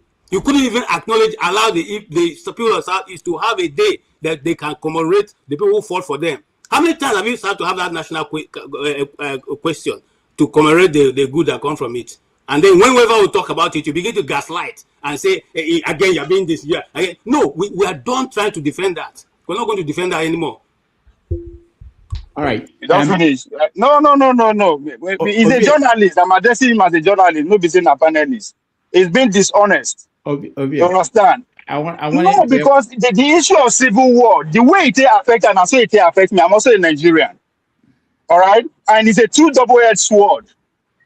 It's not all doom. And for you to compare the issue of civil war with terrorism, it's below your standard of practice. There's no question is off the table for a Nigerian presidential candidate as far as we're concerned. Okay? And you as a journalist should know that. For all the other persons, now you can say, yeah, you can criticize the fact that I'm not asking other candidates that same question, but the fact that it's off the table is unacceptable. There's no high amount of how you want to do and where I go for your emotional this, because when it's time to glorify some of the action that come out of the civil war, we talk about it gloriously. Now, but when it's time to talk about the other side, we're all up in maybe if we go on to other people, go free. This that I talk about our story. You are telling my story. The Biafra story is my story. I'm a Nigerian. So you cannot, I'm not going to feed the watch with the butcher my story and you say me to keep quiet. It's not going to happen. Those generations, the parents where they suppress or they don't die. We are free to talk about anything we want to talk about now. That's what will make us the country where we actually want to succeed at all. So no question is off the table. Thank you, Ovie. Let's get back to the topic. Mr. James, the Catholic bishops, they went to see Bola Tinubu. This is the reaction from how did I see the face of the president in reaction? I was not surprised that he was not looking very happy. Not even his colleagues who were there. We knew that this is different from the kind of statements that our president keeps receiving from all kinds of people. And that is one of the things that worries us, that there are so many people hanging around Mr. President, giving him a rosy picture of what the country is, which it is not. And we felt that we have no duty to do that. Indeed, we have the obligation to help him to appreciate the reality of the situation in which we find ourselves. And that is the reality that we painted, which I know is not the kind of thing that he wanted to hear. And the reply shows very clear. I'm concerned that your cross is going over your microphone. Okay. Yeah, sorry, Yeah, go on. yeah. And you can see his reply. We left that hall, both sides, knowing that, well, we said what we had to say. He said what he had to say. So was it a frosty meeting then? Would you describe it as fairly frosty? Because, I mean, many Nigerians have become accustomed to polite meetings between religious leaders and political leaders. When the nation is bleeding, you can't expect a polite meeting with the head of state. We need to let him know. And his reply is that the nation is not bleeding. We told him our economy is not helping our poor people. He told us the economy is doing fine. Practically speaking, he told us quite clearly that he did not agree with us. Again, I said, we're not surprised. We didn't expect him to agree with us. We have done our duty. We have delivered our message. And we have a feeling that somehow along the line, somebody will show him a few of the things we said. All right. That was the Cardinal reporting back on what happened at that meeting. Mr. James, what's your take? Well, I think the Cardinal, I don't know, I don't want to be seen to be biased because of my stand on religion. Who told him that Bola Tinubu is not aware of what is going on in the country? Who told him that people are painting a rosy picture? Bola Tinubu is fully in control. That is how I see it. I've been against the introduction of religious leaders into politics. They should leave politics for politicians because the rules, let me call it the Machiavellian rules governing politics, they are in no way compatible with religious teachings. So a clever religious man should distance himself from politics. But again, some people will say they are representing a constituency, that's the Christian constituency. You know, this is a very funny development. I cannot really comment on properly because anyway, Nigeria is beyond redemption. That's just how I see it. Thank you. All right. Thank you so much. Ike, did you weigh in? No, I left for a long time. I just came in. Okay. So we're talking about the bishops. I don't know if you watched the of their visit to Aso Rock. Their goal was, according to them, to present the true picture of things to the president. And they came out not happy. Yeah, I followed it. I listened to it, and I saw the Archbishop yesterday, you know, on the channel. My brother James, you are saying that Tinubu knows everything. Nobody's supposed to tell him. We have to be honest.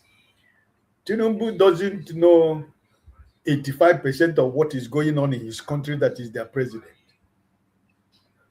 Because he's covered with the people who are not telling him what is going on.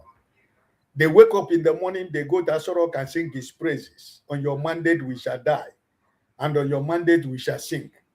And that's all you want to hear. They will tell him, oh, the whole state of Delta State now is for APC. The whole state in Imo State now is APC.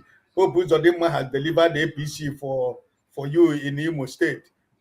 This person has delivered this state for you in this place. That's all he wants to hear because he wants to come back second time. He doesn't care what is going on with your life. He does not care. All this story they are saying, this man doesn't care about you for 1 minute. So about the visit, You don't need to say because you don't want to be biased about religion. We are not talking about religion here. We are talking about Nigeria as a country. Because even other Muslim sects also, the Muslim leaders, they used to go and visit the president. They go there and talk about the national issue. They didn't go there to preach the gospel, but they went there to tell the president about what is going on in his own country, that is the president. So it has nothing to do with religion. It has nothing to do with your faith or your religious affiliation. When they went there to Asarok, they were not speaking about, we want you to become a Catholic, or we want you to go and confess your sin and begin to receive Holy Communion. No, they were telling him about the country that is their president, including the bishops and the archbishop who were there. He's their president. They were telling him because these people are closer to the community, they're closer to the people. People comes to them every day after their services in the church and in the mosque. The communities go to them to ask them for help. So has nothing to do with religion. It has to be for you to stand as an elderly man like myself and say this is what the truth is all about. Because you owe nobody nothing. You don't owe anybody any apology for speaking the truth about your country, Nigeria. You owe nobody no apology. And nobody is going to do you anything. So the idea is about speaking about you don't want to be biased about religion. The statement is that it's unacceptable by me coming from you out of your bundles of experience.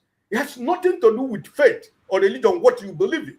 You can believe in anything. Nobody works against whatever you believe. It's your personal belief. I don't have any problem anybody believing in whatever he or she want to believe. But when it comes to national issue that compass and concerns everybody, we should take away this issue of, that has been our problem. The issue of religion and tribe has always been the problem. And at this age that me and you are now, I'm 64, I'm going to 65. By next year, I'll be 65. Why shouldn't I be bold enough to tell the president of Nigeria to his face that is a disgrace for him to be the president of Nigeria? What do I have to lose? I don't have anything to lose.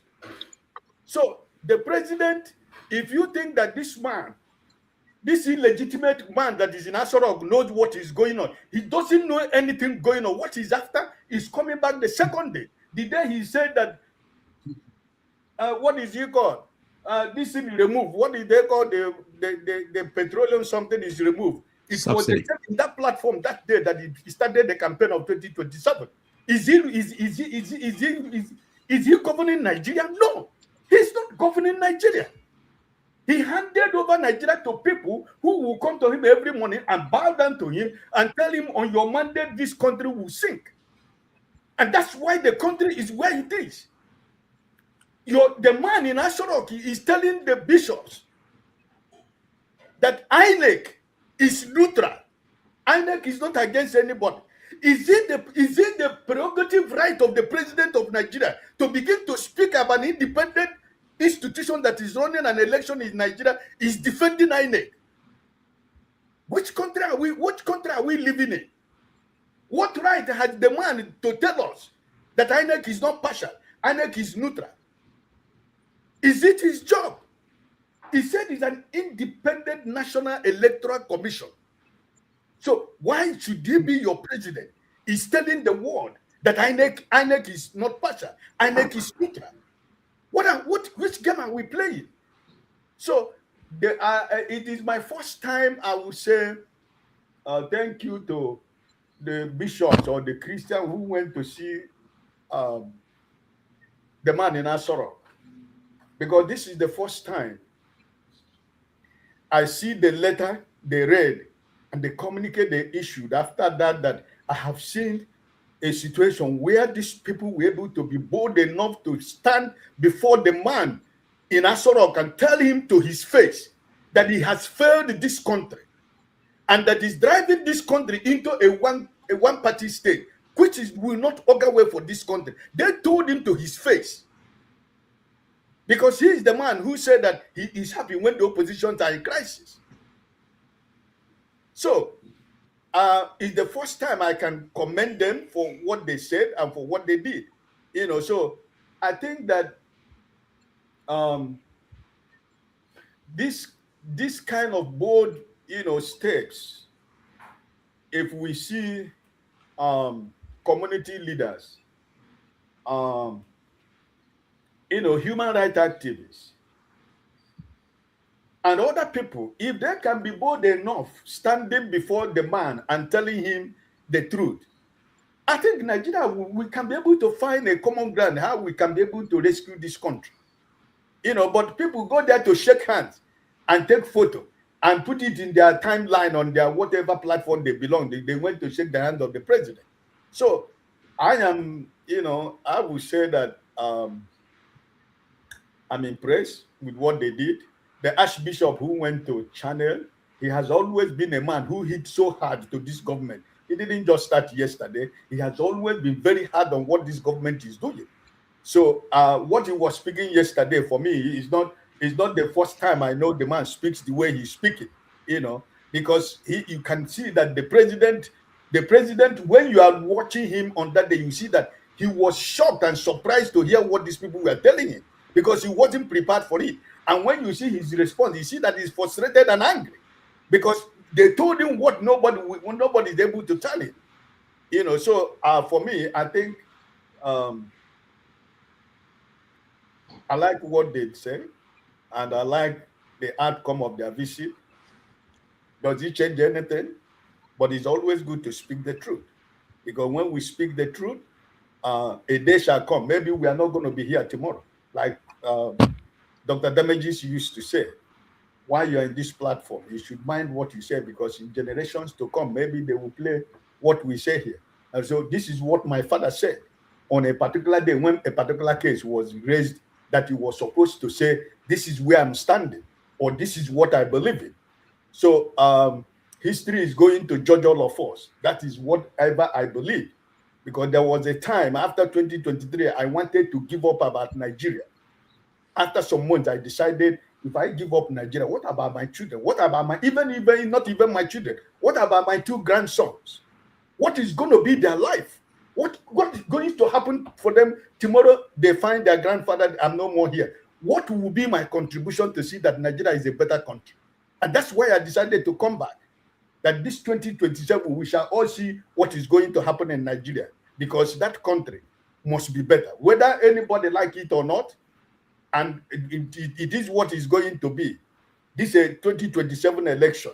When you rig this election, you die. Because that's the only way we can. This is the way Nigeria is going to go. So they know what is coming.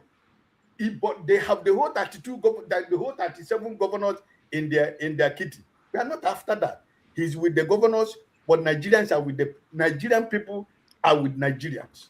Because it's going to be APC against Nigerian people. It doesn't matter what anybody is saying. We shall do what we need to do. We shall do what is needful for me as a person. I am doing what is needful for me as a person. That 2027 election, anybody who rigs that election, in my own polling youth, you will die. People will be there to take you, because time has come when people will say, oh no, it doesn't concern me. After all, I collect 10,000. You will collect 10,000, but you're not going to get home. You will collect 10,000 that day. All those INEC officials who are preparing that 2027 is the time that they are going to make money. This is their bazaar time. Prepare to write your will, because you got to write your will in my polling booth. You will write your family will. You will tell your children, if I go to this exercise, if I don't come back, remember that I have written my will. Anybody that is in my polling booth, you INEC, be you police, be you anybody, you must write your will. Because that's the last thing I think I have that I can give to my grandchildren. That I was alive and I did what I supposed to do as a Nigerian to make sure that we have a credible election in Nigeria, because I'm not doing it for myself. I have grown past what is Nigeria going to do for me to do. They didn't do it when I needed them to do something for me. Is it now? No, they can't do nothing for me. So, but I am doing it because of my grandchildren. Okay. I just want to say that this channel does not support violence. I don't think that Ike is saying that he's going to go to Nigeria during the election and that he's going to stay at his polling booth and he's going to do anything to anybody. I think he's just passionately talking about the need to protect the votes. We're moving away from this topic, but before we do that, let me just play this video and maybe mentally we can think about what the bishops did and compare it to what the Oni of Ife did in this speech. Bola Ahmed Tinubu came very prepared, and the result is obvious. From the public governance and the private sector, what is happening in this country, we have never experienced it before.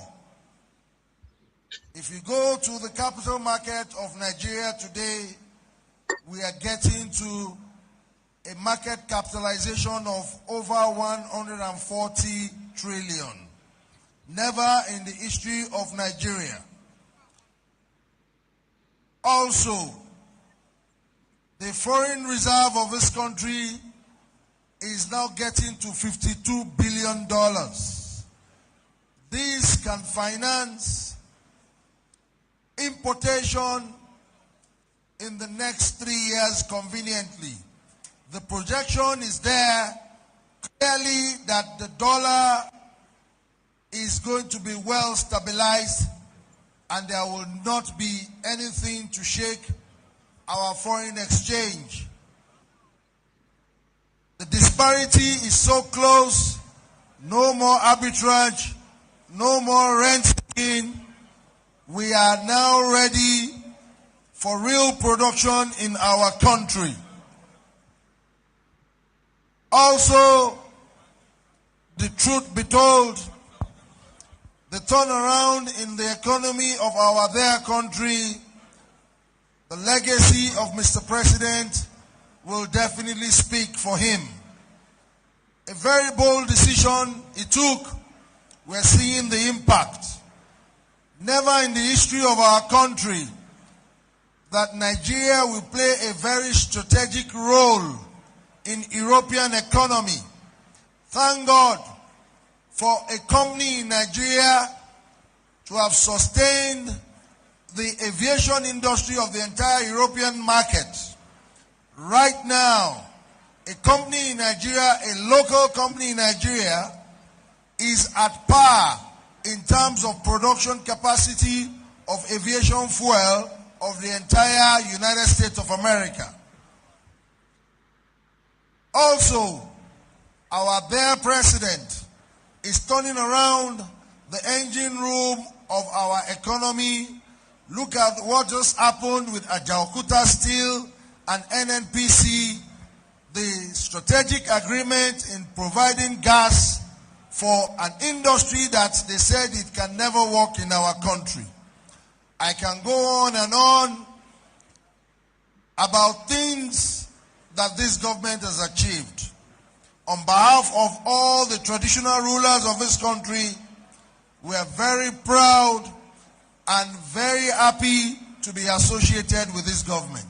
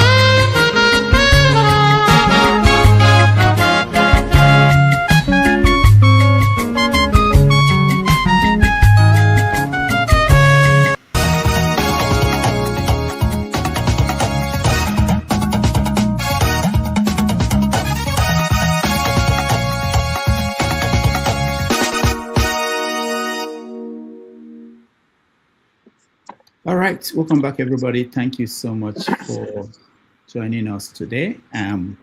Before we continue, let me just announce that tomorrow on 90 Minutes Africa, we are going to welcome Pa Ikide. He's a writer and a critic. He's coming back. He's joining us live from Nigeria. So he went to Nigeria. He gave a speech at Odumegwu University in Igbariam, and he's been traveling across the country. He will give us a live feed on what he's seen, and it will be quite interesting. So if you can join us tomorrow at 6:30 p.m. West African time, 1:30 p.m. in New York, Pa Ikide will be our guest. All right, so before we went on break, I played a clip of the Oni of Ife sharing his view of the government and how the government is doing. So you can contrast that to what the bishops did. The question is for anybody is the role you play. There are different institutions, traditional institutions, the clergy, but who are they responsible to? What is their responsibility to the nation? I want to hear what you guys think before we move to South Africa. South Africa is the next topic. KJ. Yeah, okay. Okay, you are talking about the role of the clergy and that traditional institution. Fortunately for us, Rudolph, both roles are supposed to be responsible to their people. They honor the higher honors, right, lies with the bishops, whose desire, just like Tinubu said, is to sell faith. But what Tinubu was asking the bishops to do is to sell fake hope. He said that they are selling hope. So if hope is the ingredients of the church, then they shouldn't lack it. But when you are selling hope, you should sell hope to people who you know what you are telling them is realizable. You cannot go to your congregation and tell them that, look, be hopeful, tomorrow things will change, when you know that nobody is making an effort to change things. And sometimes I get a bit worried when people say the way politics go in Nigeria, once you sign up to be a politician or to contest a position, you have signed up to die. No, it's not the same thing in the other places. I don't know any other place where, apart from some places in Africa, in Europe, where people are vying for positions and they are having to lose their life for it, and they're having to lose limb or lose family or property for that. I've not seen. I don't know if there's one that Pueblo knows. Let us know. But for so far, I don't know where when you go to buy a form to contest an election means that you have signed for your death and whatever is thrown at you and you should accept it. No, that's not how it's done. And except there's another form of politics, which we don't know about. But if it's this politics that we read about and other countries where we copied from are practicing, then I think we are doing it wrongly. Politics is not a do or die kind of thing. It's not it.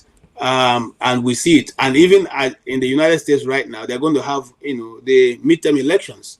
I don't know any place where people are going to put posters and people are removing it. If you know, Rudolph, please let us know.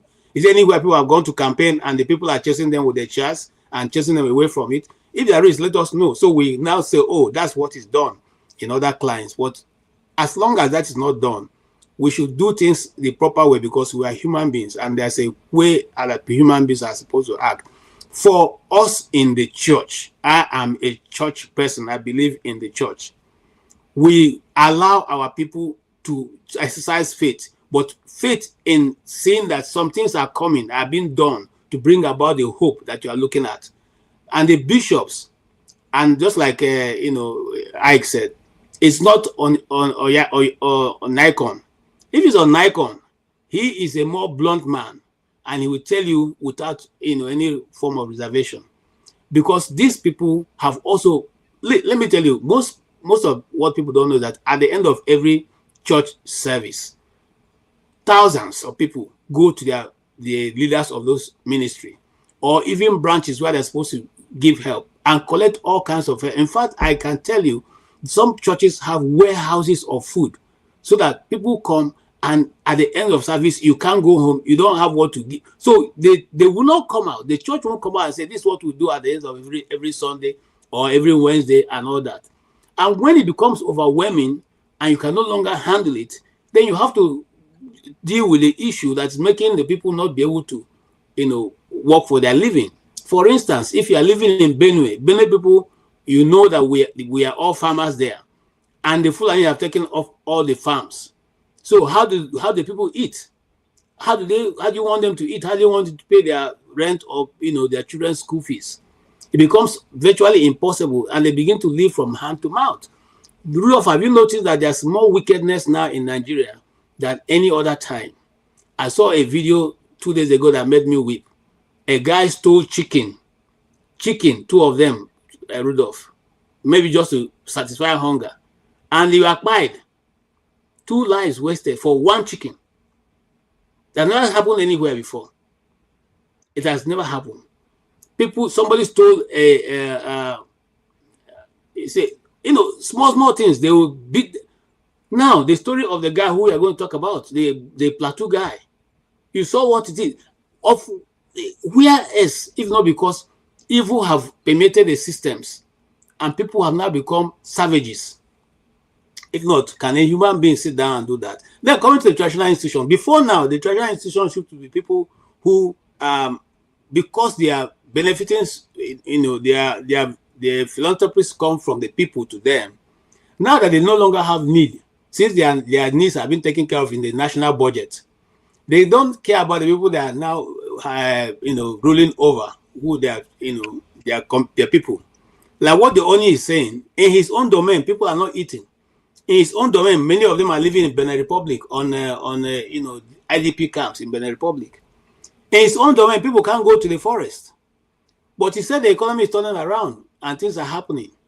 Forgetting that 50 billion is a little thing compared to when, before this government came into power, before the 8 years of Buhari and now the continuation of this. We had more than that. You see, so we are on people, unfortunately, we are not straight with our people. And Rudolph, I went to one office yesterday. You know what the man wrote on as I entering his office? He said, "It is the land of the brave because of the people that are brave." I'm just trying to paraphrase it. We are land of the brave because of the brave. Thank you. I got it right now. Okay? America is the land of the brave because of the brave. Those people who call the bluff off. It's not because they just wrote it there.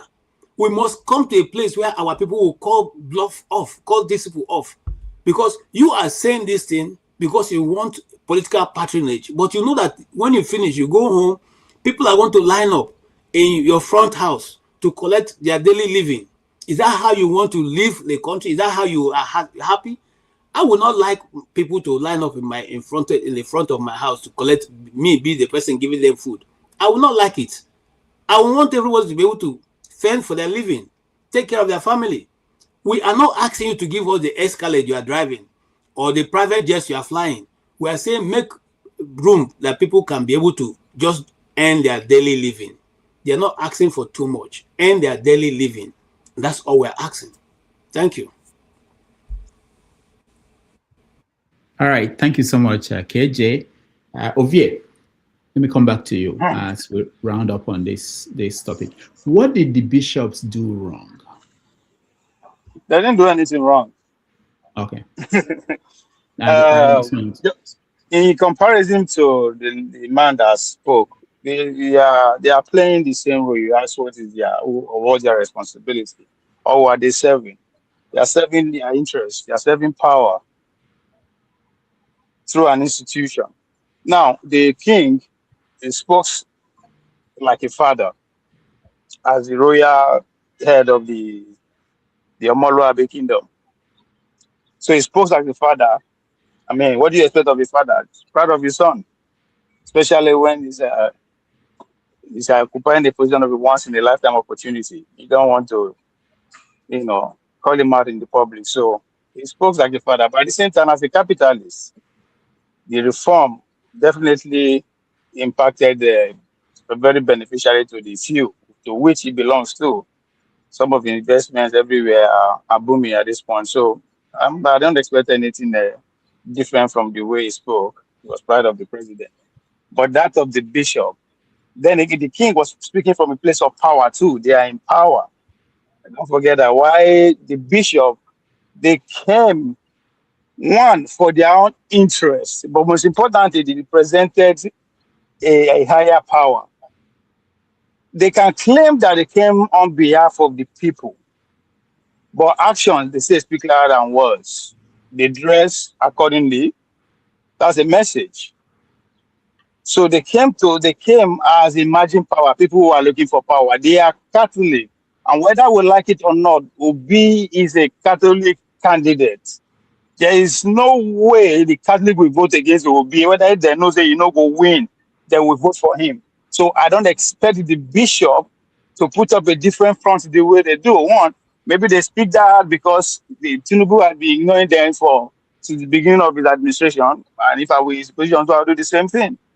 I've been saying it here. Anybody who is serious for Nigerian president is not have a sleepless night about the Southeastern votes. Nobody can become president of Nigeria without the Southeastern votes. And the headquarters of the Catholic, if you get a lot of the Catholic mission in Nigeria, based in Southeast. So I expect them to stick to their goals. I don't expect them to go against their son. Nobody will do that. Just like the king, the man from the king was also speaking as a father, protecting his son, being proud of his son. So I don't expect the bishop to come as to throw their son under the bus. So especially coming from the angle of concern, yes, it's a given. That's what everybody will see. But the man who is sitting in power is a political animal too. They've been in the trenches together. So and they respond accordingly. So, but most importantly, we will not be deceived that they are serving anybody's interest other than their own interest and the power they safeguard. All right. Thank you. Mr. James. I think, will it not be better if I comment on South Africa and tie it to what is happening in Nigeria? No, because yes. There's a link. No, we're moving over to South Africa. Let me premise the topic, okay? Since you want to talk about it. So several things have been going on since the xenophobic attacks that recently happened, including efforts by Ramaphosa to visit Ghana on a state visit. He sent a delegation to Nigeria to visit Nigeria and talk about reactions. And of course, the South African musician, Tyler, wanted to come to Nigeria to perform in December, I think January or December, I think January. The pressure was too much and she was forced to cancel.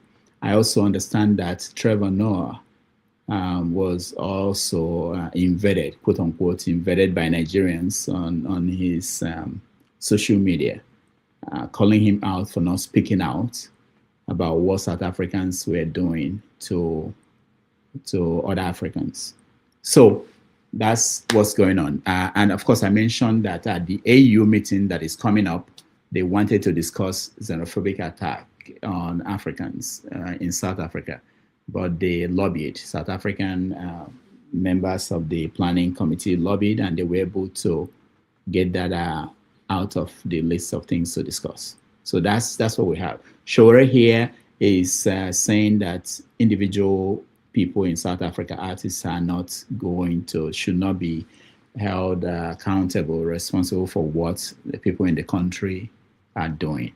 That they are not responsible, that it's the government that people should hold to account. All right. So go ahead, Mr. James.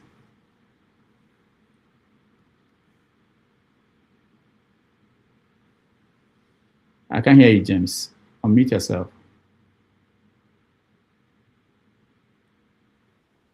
Yeah, thank you. If you look at the Nigerian foreign policy since independence till now, the policy of Nigeria or South Africa has been very contradictory the way we conduct ourselves in relationship to South Africa. During the days of Balewa, because of religious reasons and the NCNC coalition, they could not come up with a clear-cut policy on South Africa. The Igbos were in support of negotiation. That is NCNC, sorry, not the Igbos. NCNC, I mean, it's virtually synonymous, but not the Igbos. The NCNC representative in the government, they were open to negotiation. Whereas the Northerners, that was Jaja Wanchukwu and others. The Northerners, because of their investment in Britain, they were also open to negotiation. But however, what is happening is that there were contradictions because the government was regional. A section of the country was against negotiation while the others were in support of it, and that affected their relationship. Then after that, Ironsi came. Ironsi spent only 6 months. He could not make his mark properly before he left. Then Yakubu Gowon came. Yakubu Gowon was not actually against South Africa, but in order to please the people, he pretended to be in support of South Africa. But his heart was in Britain. That was how he managed the affairs of the country for 8 years. And one interesting thing I've been eager to bring to the attention of the public is this. During our war against a party, that war was very, very hypocritical.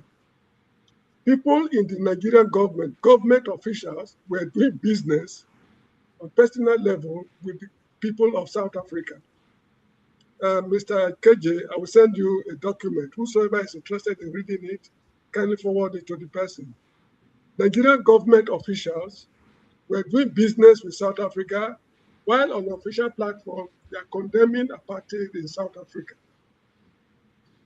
The director or whatever the chairman, they call him on Daily Times, something Ogunso went to South Africa clandestinely, and while he was there, he went to Pretoria and Johannesburg, where he was quoted as saying that South Africa is a country of cannibals, where the whites feed on the blacks.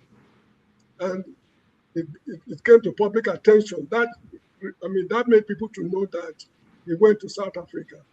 Yakubu Gowon did not discipline him for going to South Africa. Then after that, Shagari came. Shagari was neither here nor there, a confused man. And eventually, up till this time, Nigeria had no clear-cut policy on South Africa. In principle, they support the liberation movement. But in their activities, government officials were doing good business with South Africa, particularly Umaru Diko and one other guy whose name I cannot remember, who was the Minister for Commerce. Was it Bello? I can't remember. Anyway, they were doing business on personal level with the government of South Africa. Then after that, Murtala Mohammed Obasanjo administration. That administration made it categorically clear that is independence for the whole of Africa or nothing else. They were able to come up with a clear-cut statement that Africa is the centerpiece of Nigerian policy or something like that. Now they did all they could.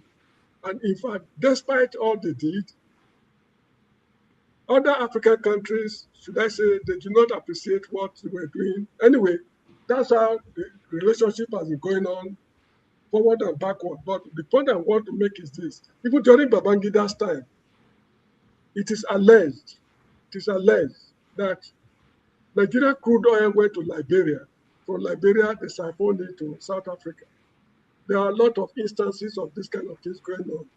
Then there was a professor called Patrick Wilmot, a sociologist at the University of Ahmadu Bello.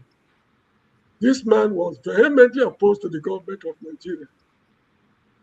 The South African Relief Fund that was collected, the money, the substantial part of it, according to him, was embezzled. And not only that, there was a national committee against apartheid, headed by Malam Aminu Kano.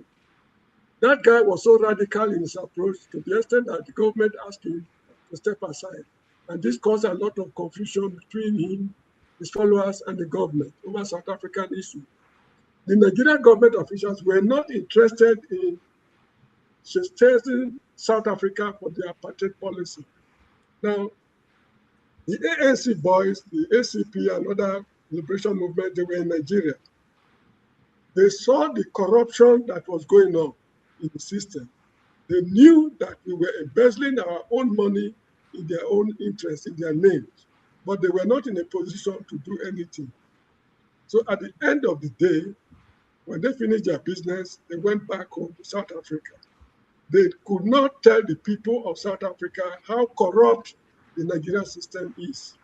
Because if not for Nigeria's effort during Obasanjo Murtala Mohammed's era, South Africa would have still been an apartheid state up to today. They laid the foundation. They took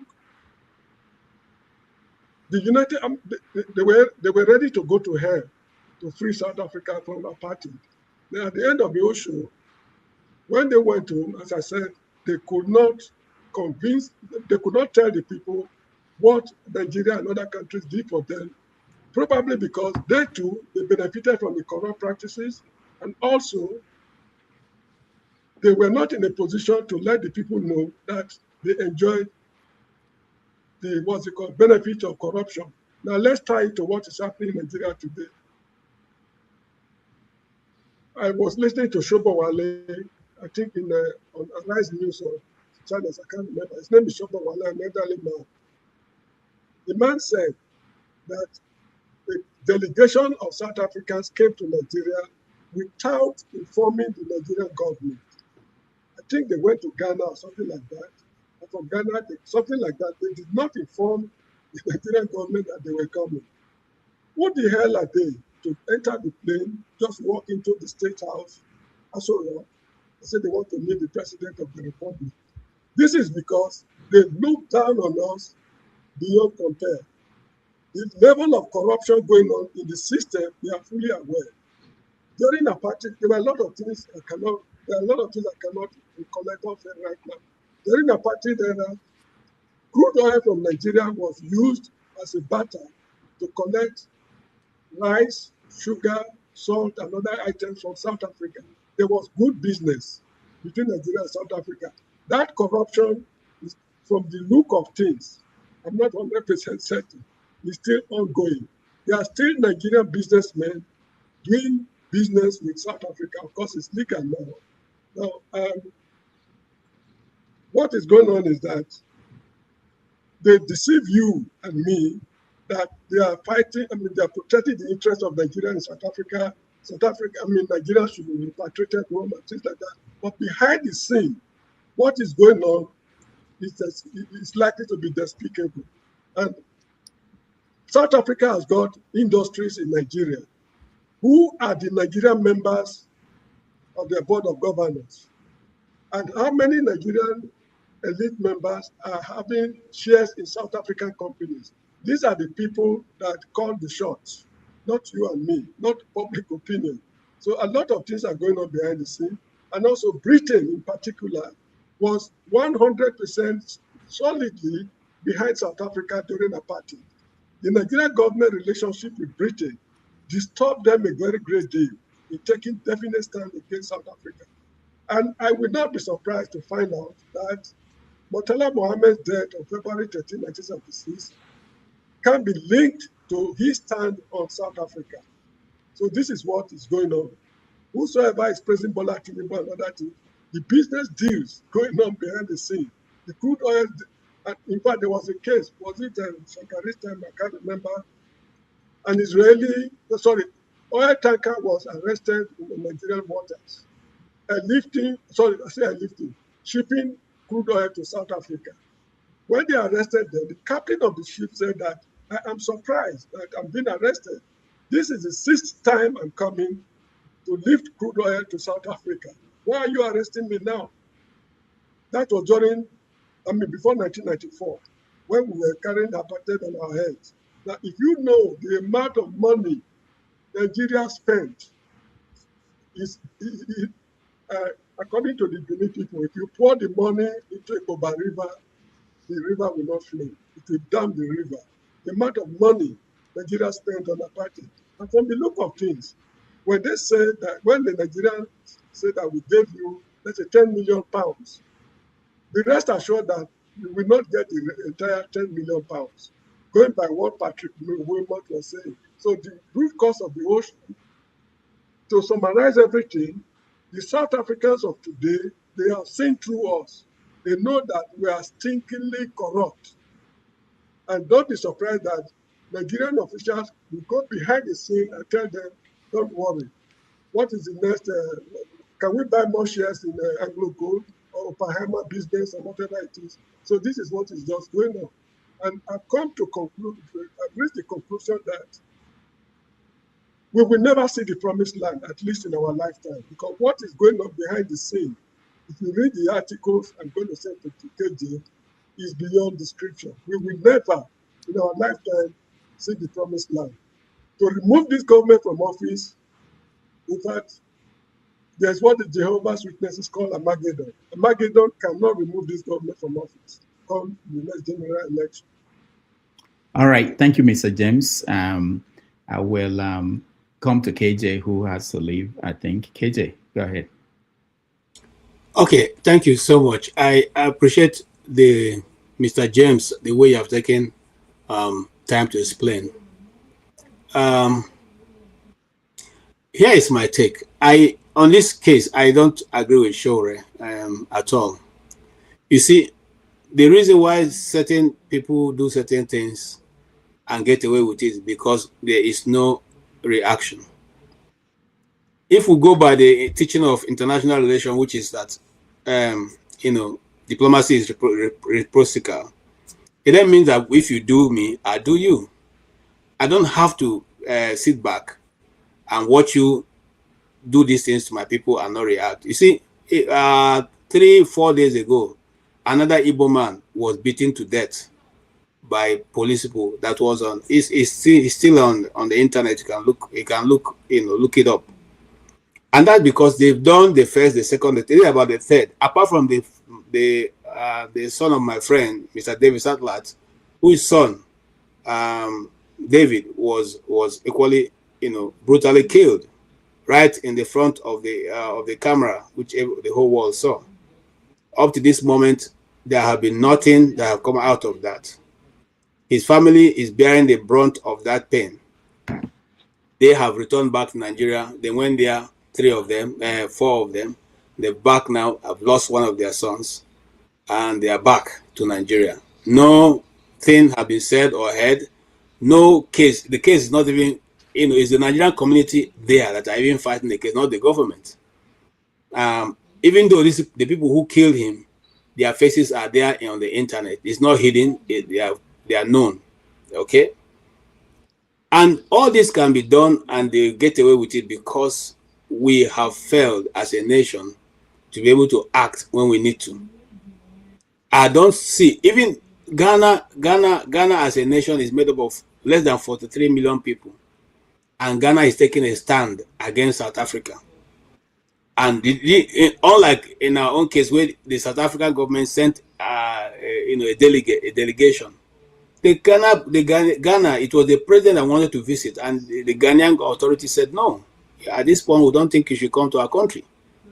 So until we continue to stop this mumurity we are doing, and we call it, I don't know what to call it, You see, and I don't blame anybody. I don't blame this country for doing this, because when you know that the people have,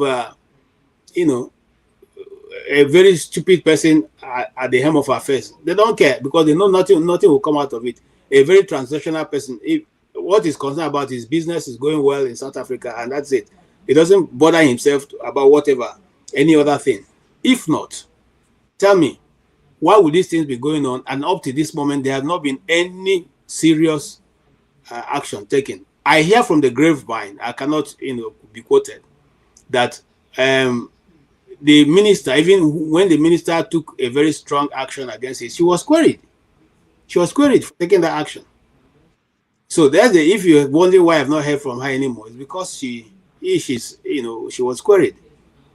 So now, upon this, on top of this one, you want to come and perform in our country and collect our money. When they're telling our people to get back to your own country, you want to come to Lagos, and the people who are going to come to pay for the, the money and give you money are Nigerians. How does it, tell me, just balance it out for me now. How does it work? No, you should organize your concert in your own country and let your people go now, and then be able to let the rest of Africa try and organize themselves. Because you see, until we teach this lesson, it will not be learned. An Igbo proverb says something about the tortoise. The tortoise was heading for a senseless journey. So his friend called him, "Tortoise, you are heading for a senseless journey. When will you be wise to come back?" He said, "Not until I've been disgraced." So we are heading on a disgraceful, they are heading on a disgraceful journey. Until we teach them that lesson to be disgraced, they will not learn it. And they will not learn any lesson until we make sure that they've learned it. So if you ask me, in fact, a long time ago, I would have even by now called back the ambassador. If not for anything, called back the ambassador. Okay? Because we can do without South Africa. I mean, what have they been doing for us anyway?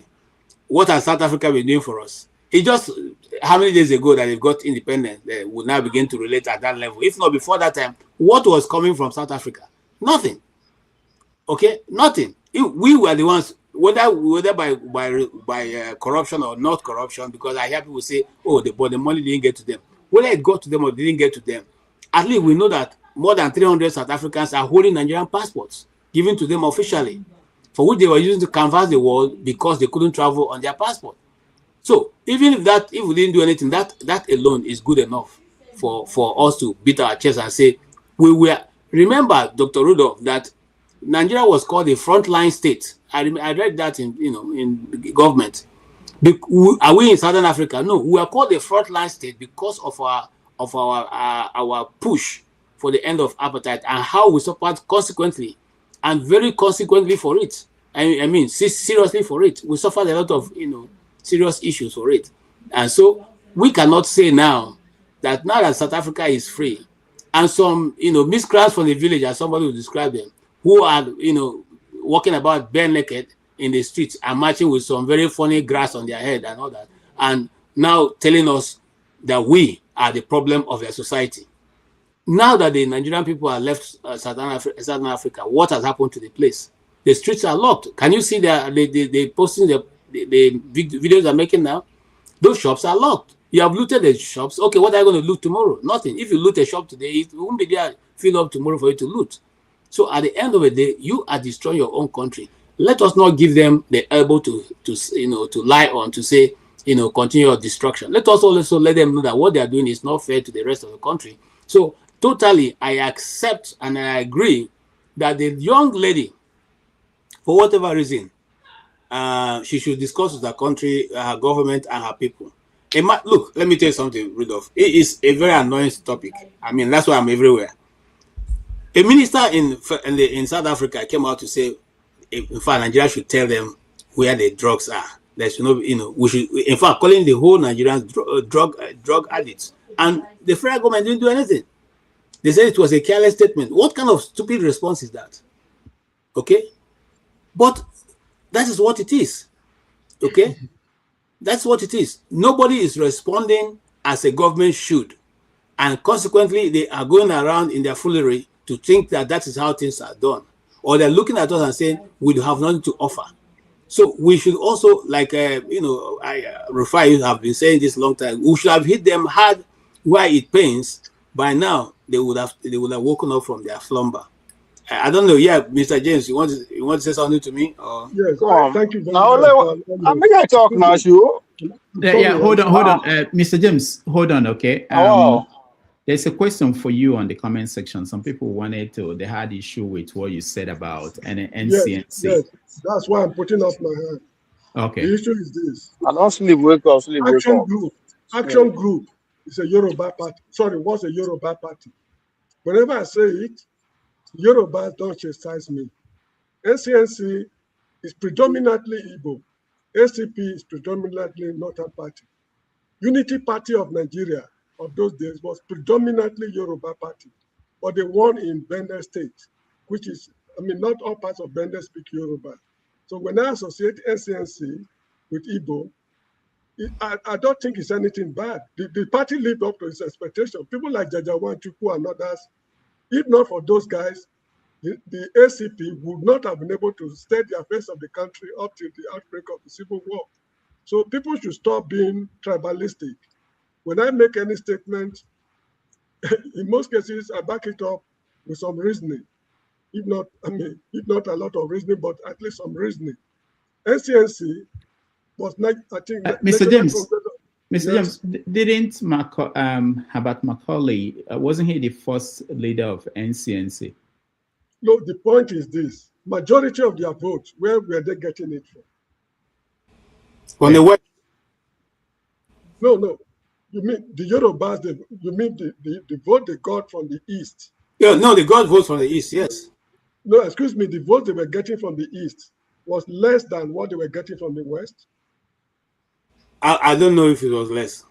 You see the point I'm making? So it's not that look, the issue is this. Go ahead, Mr. James. Yeah, anyway, the point I'm making is this. Secondly, the government of Nigeria, take it or leave it, cannot do anything about this problem with South Africa because their business interest in South Africa, you and me do not know anything about it. As I was explaining earlier on, while we were fighting apartheid to finish, Nigerian businessmen were doing business deals with South Africans, what they call Southern Rhodesia, that's Zimbabwe of today, during the days of Ian Smith, whom we call the rebel leader in public. But behind the scene, they were doing good business. Why is it that up till now, the federal government has not been able to come up with a categorical statement?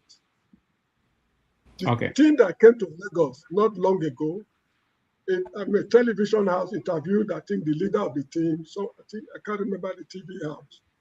Now, the man made some very sweeping statements. Unfortunately, I could not take him to task because I'm just a listener. He said that there are certain quarters in South Africa that are no-go area, that is only Nigerians who dominate, control the area. And he happened to mention a place called Hillbrow. I know Hillbrow the way I know my fingerprints. It is not true that Nigerians are controlling any section of South Africa 100%. Hillbrow, made up of SLM Street, Tweed Street, Court Street, and what's it called, Claim Street, Banker Street. All these are streets in the city of Hillbrow. One of the tallest buildings in South Africa is there, they call High Point. Those who have been to South Africa will know what I'm talking about. It is not true that Nigerians control the area. In fact, Nigerians own no building in the whole of that area. The buildings there belong to South Africans. So how can he come and say in public that it's a no-go area to non-Nigerians? You see, South Africans own South Africa. They are telling you and me, leave our country. Why are we fighting them? The reason is because we are very lazy people. Let me tell you why we are lazy before I round up, Mr. Rudolph. We are very, very lazy people. When I was in high school, there was a boy, my classmate, they called Anthony Anyasi or something. Anthony Anyasi. He said that people are saying that the Yorubas are lazy people. That was what the boy said. Then he continued by saying that if the Yorubas are lazy people, how were they able to produce Fela Anikulapo Kuti? Because Fela Anikulapo Kuti, according to him, is the only Nigerian who has done what he did, to take the military headlong with bare hands. He confronted the military to stand still. It's only brave men that do those such things. So when we are talking about being hardworking, it does not require muscles. Engineering does not require muscles. It requires brains.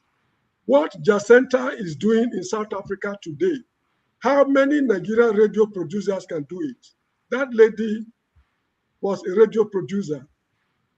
You get the point I'm making? For a radio producer to force the country on his knees, appear before the president and put matters to him, and they're trying to reach compromise with her, know that she's not a lazy woman.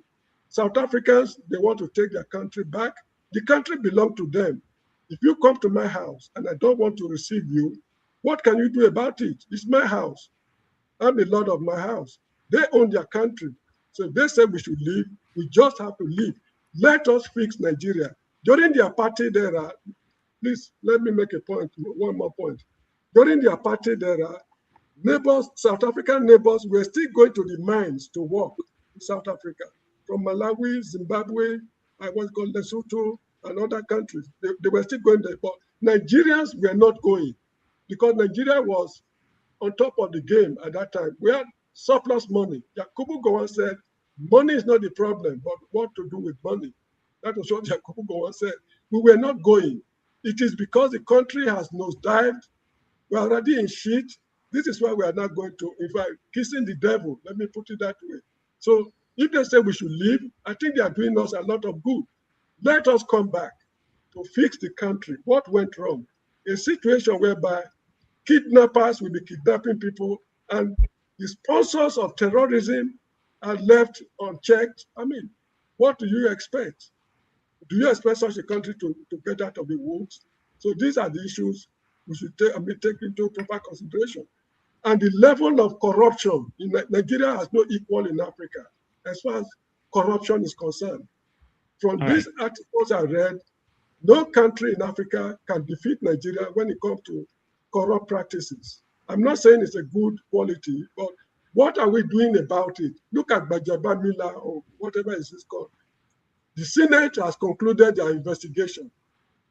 Gbajabiamila was not called. The man who allegedly received 400 million, the man who gave him the money was not called. So what kind of investigation did they carry out? At the end of the day, they will issue a white paper and say this is exactly, I mean, so we're a bunch of jokers.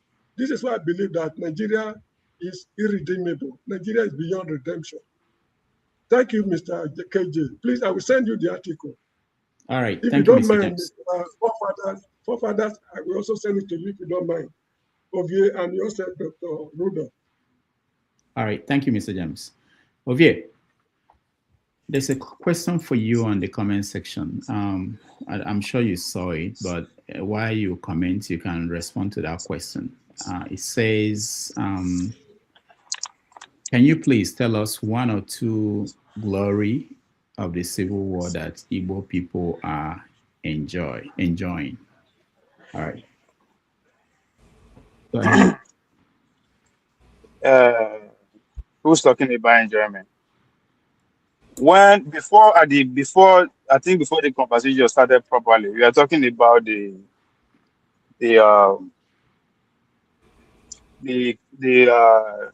as a convention or the symposium that was held in some part of Southeast on behalf of the late Nigerian dictator, the guy that was assassinated in 66 or what? Oh, you're talking about Aguirre. Yeah. No, not me. It was KJ that spoke about it. Yeah, but what was coming from the so-called symposium? Why did he bring it into there? Why was he encouraging more of that?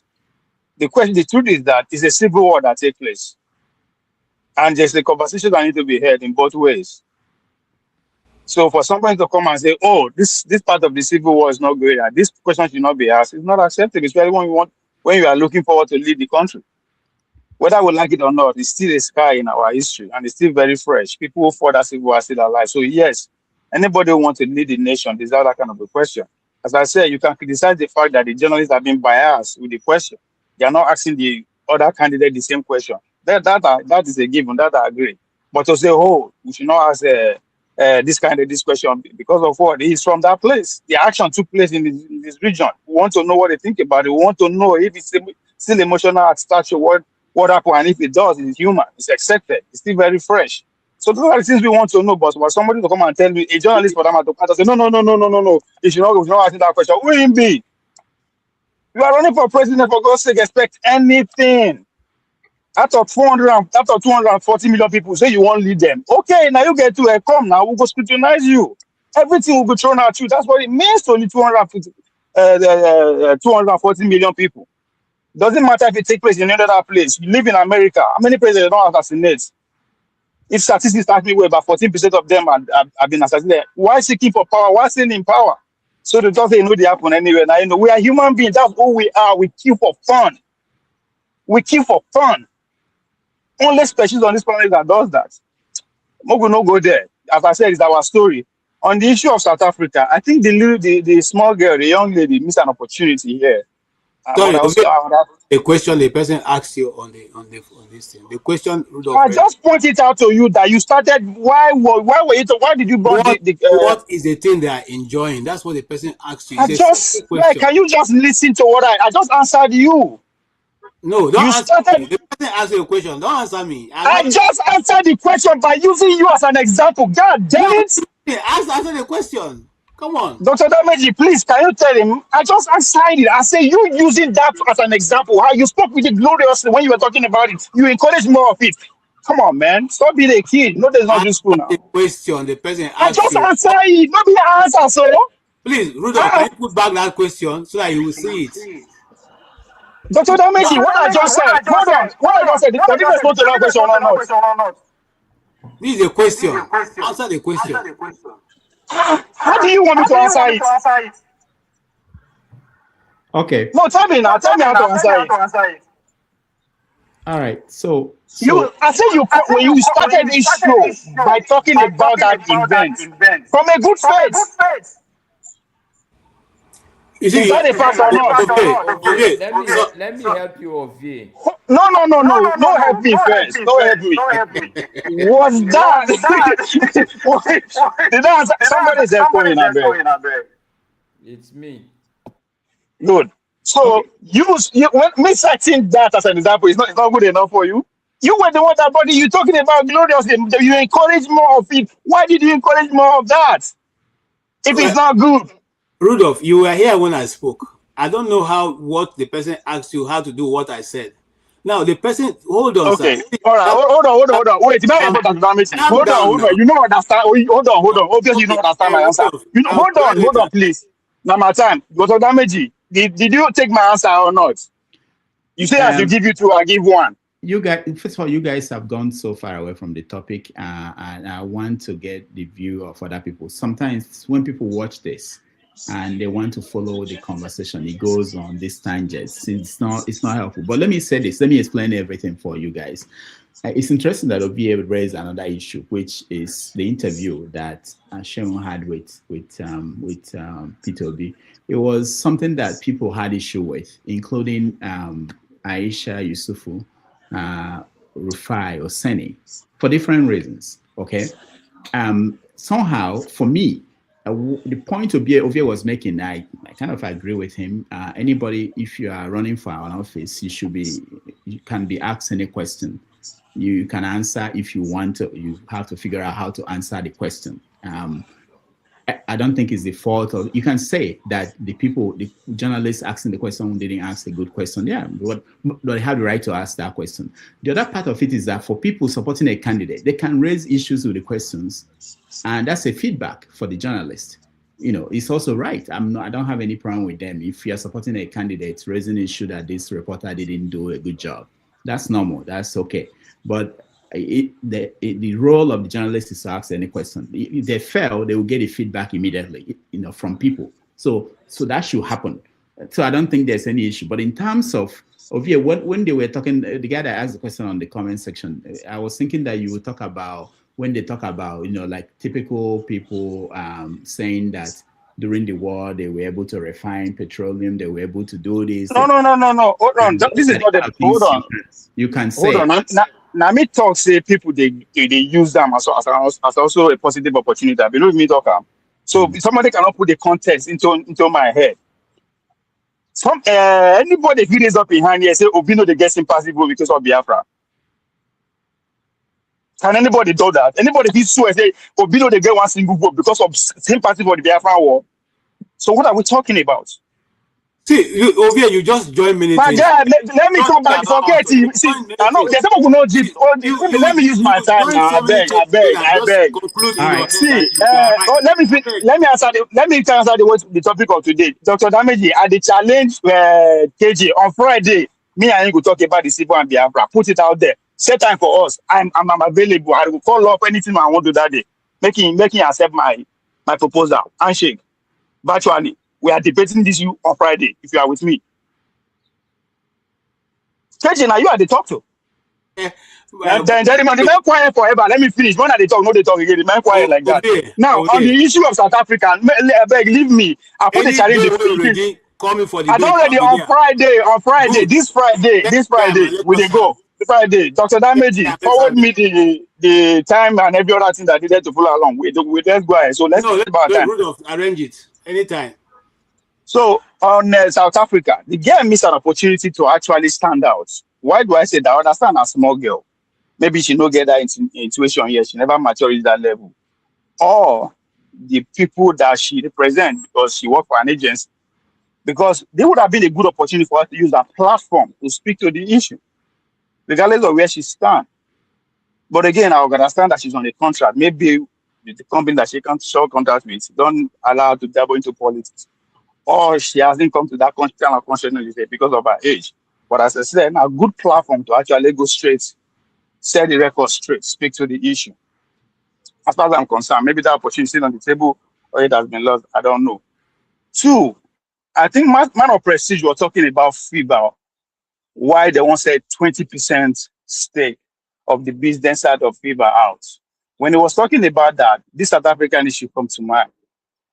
Because we can criticize the poor people on the street, we can talk anything we want.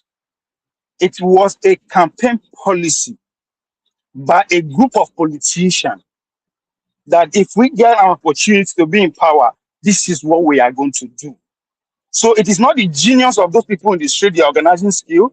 No, this is coming from the top down. Those people, God bless them, they were able to win some seats in the house. Therefore, the NCSC or whatever they call the majority party, no get choice than to go into a shared government with them. So that is what is taking place. And I'm saying that to say, unless you get consequences, right? Maybe we never get that kind of faction in Nigeria yet, but it's coming. There's so many reasons you can read to what is going on in South Africa, but it's happening everywhere, and it's just the beginning. So it is not something that just originated from the street because the people are fed up, all those everybody emotion their leader, how genius they are. No. This is a well-organized movement from the top down. As I said, it was a campaign, it might not be the official policy of the government now, but it was a campaign policy by a group of people who want to come into government. They got into government, they are implementing it, they are pushing it. So we can reason it all we want. However we see it, it is bigger than just say some people are stupid, some people are mad. And again, dealing with enemy business where when war they go on is a normal practice. If you catch it, just because this government they fight, don't means no activities no be gone. It all depends on the rules and regulations that play between those the countries that we are talking about here. But Dr. Dameji, the way they try to control my voice by the ring bell is not acceptable. I sleep, wake up 2 times when somebody was still speaking. I slept, wake up. Ask people on the comment section. One person was still speaking. But it's okay. Now here we did. I will continue to comment to make sure this platform will become echo chamber for one particular group of people or group of subjects. Now what's it going to make me they come here? That go they put needle for those that bourbon. So you can make me talk 2 minutes, 2 seconds, all like that. Make every other person talk 2 hours. Because people are watching and I'm watching too. Thank you so much. Maska, welcome back. We've talked about the bishops that went to visit Bola Tinubu in Aso Rock, and we are now talking about South Africa, the whole xenophobic attacks, and where we are with the story because it continues. Reaction of Nigeria, Ghana, the proposed performance of the musician that was cancelled, Showere's reaction to the attack on the musician. We talked about Trevor Noah and the heat he got from Nigerians who felt that he kept quiet while the attack was going on. So that's where we are. So you can weigh in on any of those things.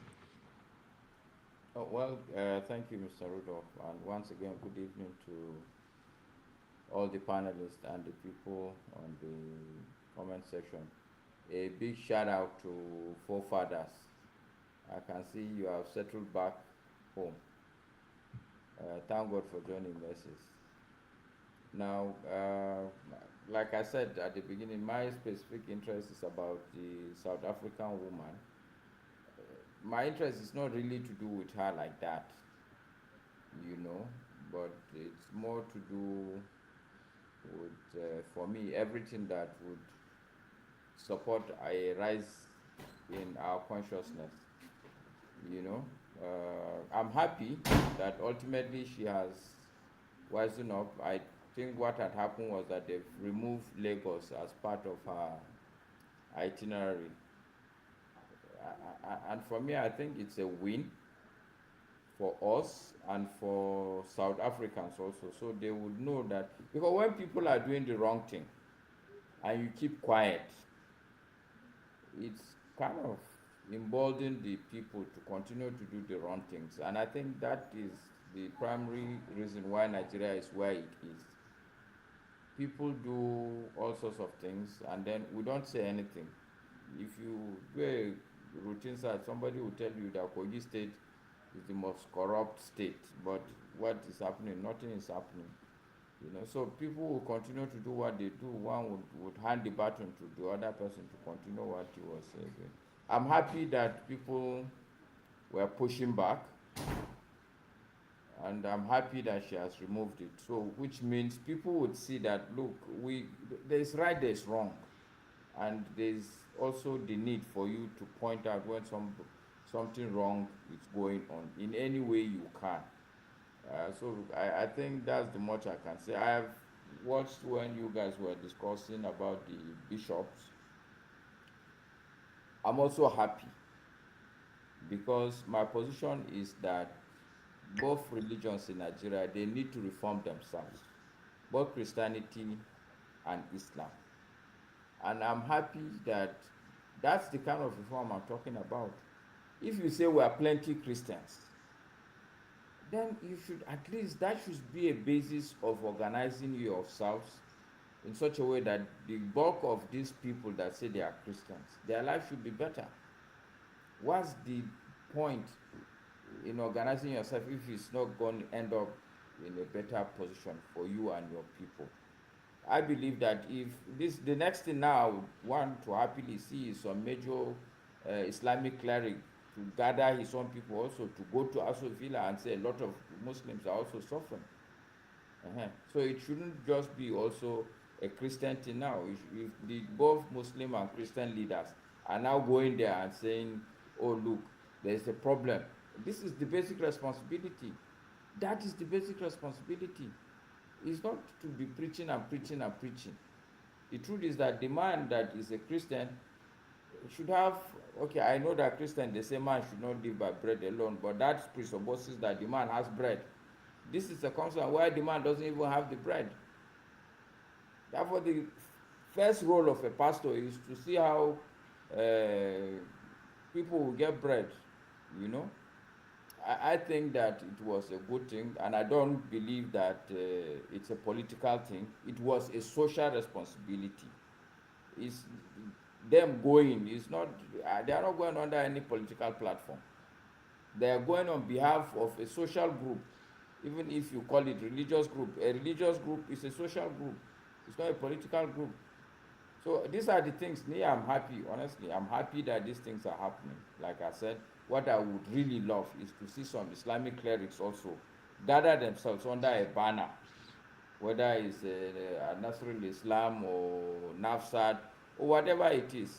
Let them go there also and flex their muscle and say, look, our people are suffering, because that's the reality on ground.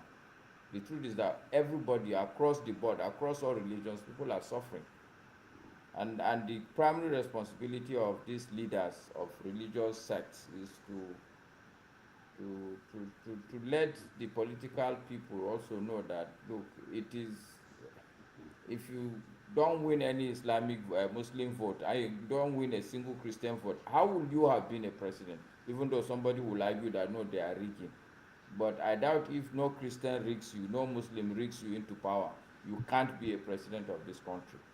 So I think for me, these are two good things. It's good that we get her to counsel it, and it's good that we are having pastors to go and speak truth to power.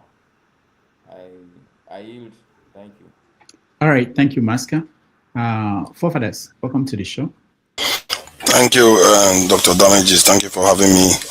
And greetings to the panelists, greetings to the chat and the viewers. I think we're talking about religious leaders going to Aso Rock or the presidency to go and ask for. I think that is a good thing, as Maska said. I don't think much wrong with that. I wish they were more outspoken when divisive rhetoric is going around in the country and you see tribal divisions everywhere. And I hope they keep engaged throughout the period when the actual campaign commences.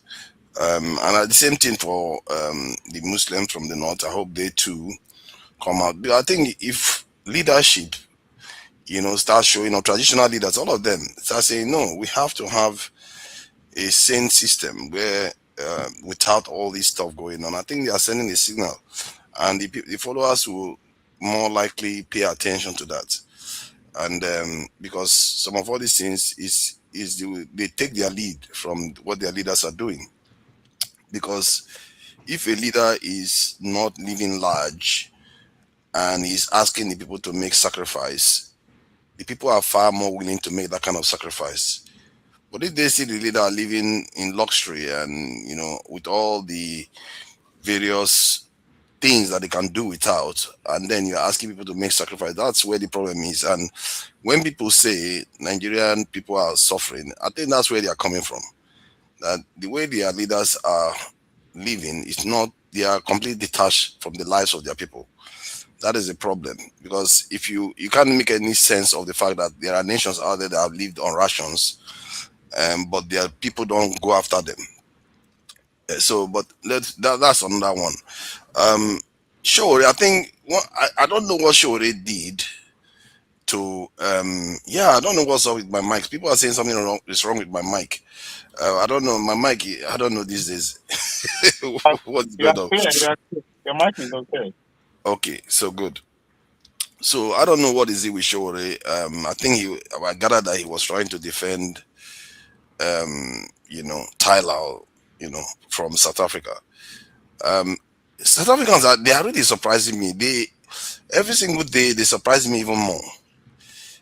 That I'm almost tempted to say the entire nation is xenophobic, because you even see even musicians, they don't come out and say anything about what their people are doing to other Africans. I remember Sonny Okosun sang a lot of songs about the apartheid regime and Majek Fashek, all of them. But all these artists, they don't seem to have any moral compass. Zero.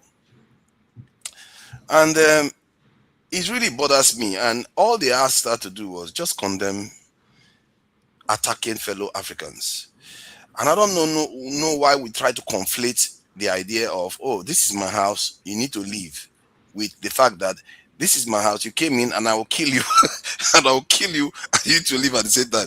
That is the difference. When you start killing people that are not yours because they are not from your country, don't be surprised when people start condemning you. And people should really stop saying that thing that, oh, there is their country, they have the right to. Who says that they never had the right to do that? But stop lynching people, stop treating people like animals because they are in your country. I don't know why people try to defend South Africa. When they try to do that, they're giving South Africans an excuse to misbehave. Yes, if people like Nigerians go to South Africa, they do drugs and all those things, they too should be condemned and treat them accordingly. They should be dealt with according to the law. But this idea that we'll have jungle justice and they will tell you that they are trying to uphold the law while they are breaking the law at the same time, I don't know what kind of mentality is that. That's a recipe for anarchy. So I don't support what is going on in South Africa. I don't support Tyler being able to come to Nigeria, especially when she has had ample opportunities to condemn it. Sometimes I even worry that South Africa, the way they have been a kind of structured, those these coloreds are what they call in America the buffer class. They are part of the problem, because I gather that Trevor Noah is doing the same thing. He's hedging his bet here and there, pretending as if he doesn't know what is going on. This is the kind of shenanigans they play all the time. It's like, what kind of not? These are people that Trevor Noah will go to America and pretend as if it's all for black people and everything, and equal. But he sees fellow African being lynched, he will not say anything. And you wonder why South Africa is where it is today. When people like that are so two-faced, they are really, really two-faced, and you should be scared of people like that. I know, James, you wanted to say something?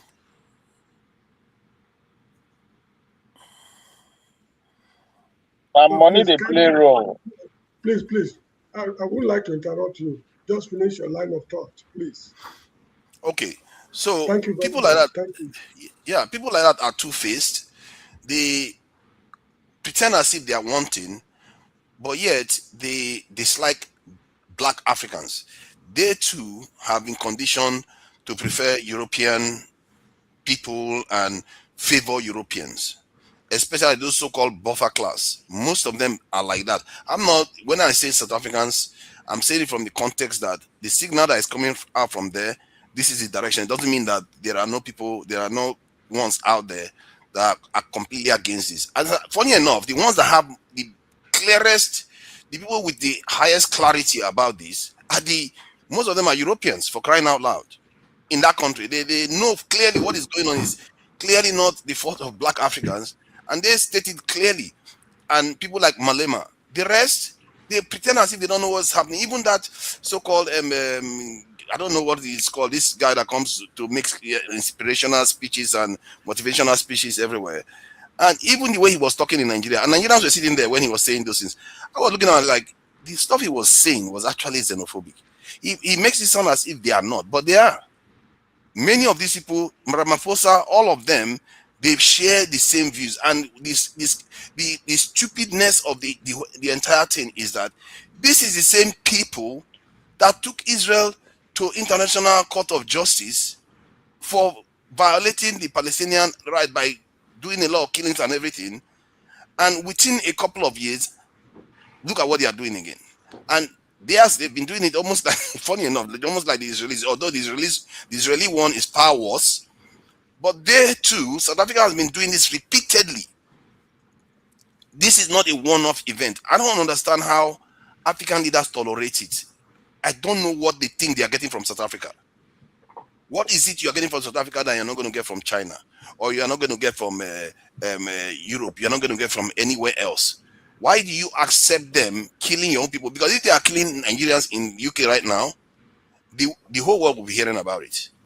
We'll not hear the end of it. But somehow South Africans can do it repeatedly and get away with it. And I hear what KJ is saying. Every day KJ is growing on me on some level. When he said that when Bianca came out a little bit strong, I noticed her absence. They've reined her in. I don't know why. Maybe because the people that are mostly being targeted in all these events are not from certain parts of the country. Because I saw how the ones in Ethiopia welcomed her when she was there. You see, this is the thing about Nigeria that I don't understand what is going on. Because I know for sure Abike Dabre was once, even instead of her to be trying to cater to her own students, she's busy castigating them. Partly because they are not from her own part of the country. This kind of behavior, personally, if you know that there are more people from certain part of the country that are mostly overseas, maybe you should be appointing people from those areas now and again to represent that ministry of that country. Because if you keep having people that don't share the sensibilities, this in ties with the people that are experiencing most of these attacks, then you can see this sort of nonsense keeps happening. Because Bianca came out strongly and said, these people are not even attacking black people. They are white people. They just keep only attacking black people all the time. And that's the kind of stuff you want to truly hear at a high level. This nonsense where they are pretending as if they don't know what is going on, this is very, very horrible, because those Europeans there that are of the higher, these upper classes, they will never share wealth. No upper class shares wealth with the poorer people. So I feel like Nigerians have to react more to this type of these events. The only thing that they are praising Tinubu for doing was not meeting the envoy from South Africa, which I don't see that as a big deal. And I've not seen Nigeria take the kind of action that Ghana is taking. Ghana is basically leading this in African continent now in terms of holding South Africa accountable. Finally, I actually think this is an opportunity for Nigeria if Nigerians were thinking strategically, because South Africa is one of the countries that dominates telecommunication in Africa. South Africa is competing with Nigeria in terms of music and movies, those areas. What they've done now, technically, they've decided, you know what we are going to do? We are going to shoot ourselves in the foot, and Nigeria should take the opportunity to expand its influence in such a way that South Africa will not be even in the running anymore. If you think they are canceling South Africa in Nigeria, many African countries will not welcome South Africa right now. Nigeria should capitalize on that to expand their influence, just the way Dangote is doing all over the continent to increase the influence of Nigeria. But I'm not going to hold my breath. Maybe they are, because I'm using MTN in Nigeria. My data goes like water. We are still investigating where my data is going to. I'm beginning to see what Shiwori was complaining about. So this is something we have to investigate. So maybe they are taking their revenge by taking our data. I don't know what is going on. Thank you for that. Thank you. All right. Thank you so much, forefathers. Let me just announce that Italy, this is breaking news. Italy closes air and sea borders, suspends Schengen visa over Spain, with Spain over the migrant crisis. Sorry, you rang the bell. There was something I wanted to add. One last thing. South Africa, what is happening in South Africa right now, and what is happening in Spain is connected. People have this is said that there is evidence that is actually connected to Israel. And these countries are countries that go after Israel. As a matter of fact, when the Nigerian government went after Israel, that's when this Christian genocide thing exploded. So there is this element. I don't know how Israel does it. I really don't know how they do it. They've mastered the art of being able to manipulate nations. And Netanyahu was actually saying it in one of his speeches that he uses his own Jewish language to say. He was actually saying it that this thing that Spain is doing, they're not going to get away with it. And there is evidence. They are bragging about it. You see, that thing about Israel, they don't hide it. They don't hide it in their own country. They talk about it. They talk about all this that they are doing to other people. So we have to be careful, and that's what I find strange, that South Africa is falling for it, knowing full well that these people are after them. Somehow they are still falling for it. It tells you that the way, even if you know something intellectually, in terms of how your nation is influenced, is you have to know how to check people from manipulating your nation, because there's something about it that as an individual you can't block. And this is what South Africa is going through now. This is why when their minister come and tell you that something is going on here, maybe you should listen to them. There is something that is going on that we don't fully understand. Because what South Africa is doing now seems like a mad thing. Maybe in time we'll find out. Thank you. All right. Hold on, Mr. James. People are complaining I'm allowing Ovie to talk for 1 hour. Ovie is complaining I didn't let him talk for 10 minutes. People are saying I should give forefathers 3 hours. Ovie spoke for... You know, sometimes when people talk, they don't even have any sense of time, and they blame me. I'm always here to take the blame for everything wrong. It's all right. Ike, welcome back. Yeah, leader. Don't be feel like a leadership style. Yeah. The damage is frozen. The damage is thank you. See? That's why when you say something not correct about Ruby. What happened? Yeah. I'm here. Go ahead, Ike. You froze. I'm frozen. No. Sorry. I went out. Dr. Damages, I'm getting ready to fly away from here. I'm going for vacation. So 1 or 2 things are keeping me away. What are we talking about? South Africa? Because we were talking about the Oni of Ife before I left. Yeah, we're talking about South Africa now, and the continuing reaction to the xenophobic attacks on Africans in their country. Well, if you can indulge me to talk about the Oni of Ife before I switch over to South Africa, because all right, go ahead. You know, Dr. Damages, like you said, when we should be able to compare with what he said and what the Archbishop was saying. This is Nigeria for you. The question should be, what was Oni of Ife saying after 2023 election, and what is he saying now? If each and every one of us can see the heart of man, all those things that he was vomiting from his mouth, is he really coming from his heart? Or is he just playing that politics of Emiloko, that politics of on your mandate we shall sink, you know? So it is what it is. You know, I have a lot of respect for traditional institutions, you know, but when the traditional rulers have become politicians that are being used as a pawn by politicians that they're supposed to, you know, they're supposed to be able to be respected when traditional rulers speak. But what kind of traditional rulers do we have today? Traditional rulers that have been appointed by politicians. You know, that's why they have lost the respect of their people. You know, but I still believe that there are some traditional rulers, more especially in the eastern part of Nigeria, that a lot of people still have a lot of respect for. And there are a lot of them that have lost their respect and dignity before the Igbo people. The same thing applicable in the West and in the North. Because most of these traditional rulers have abandoned their traditional responsibilities and begin to play politics.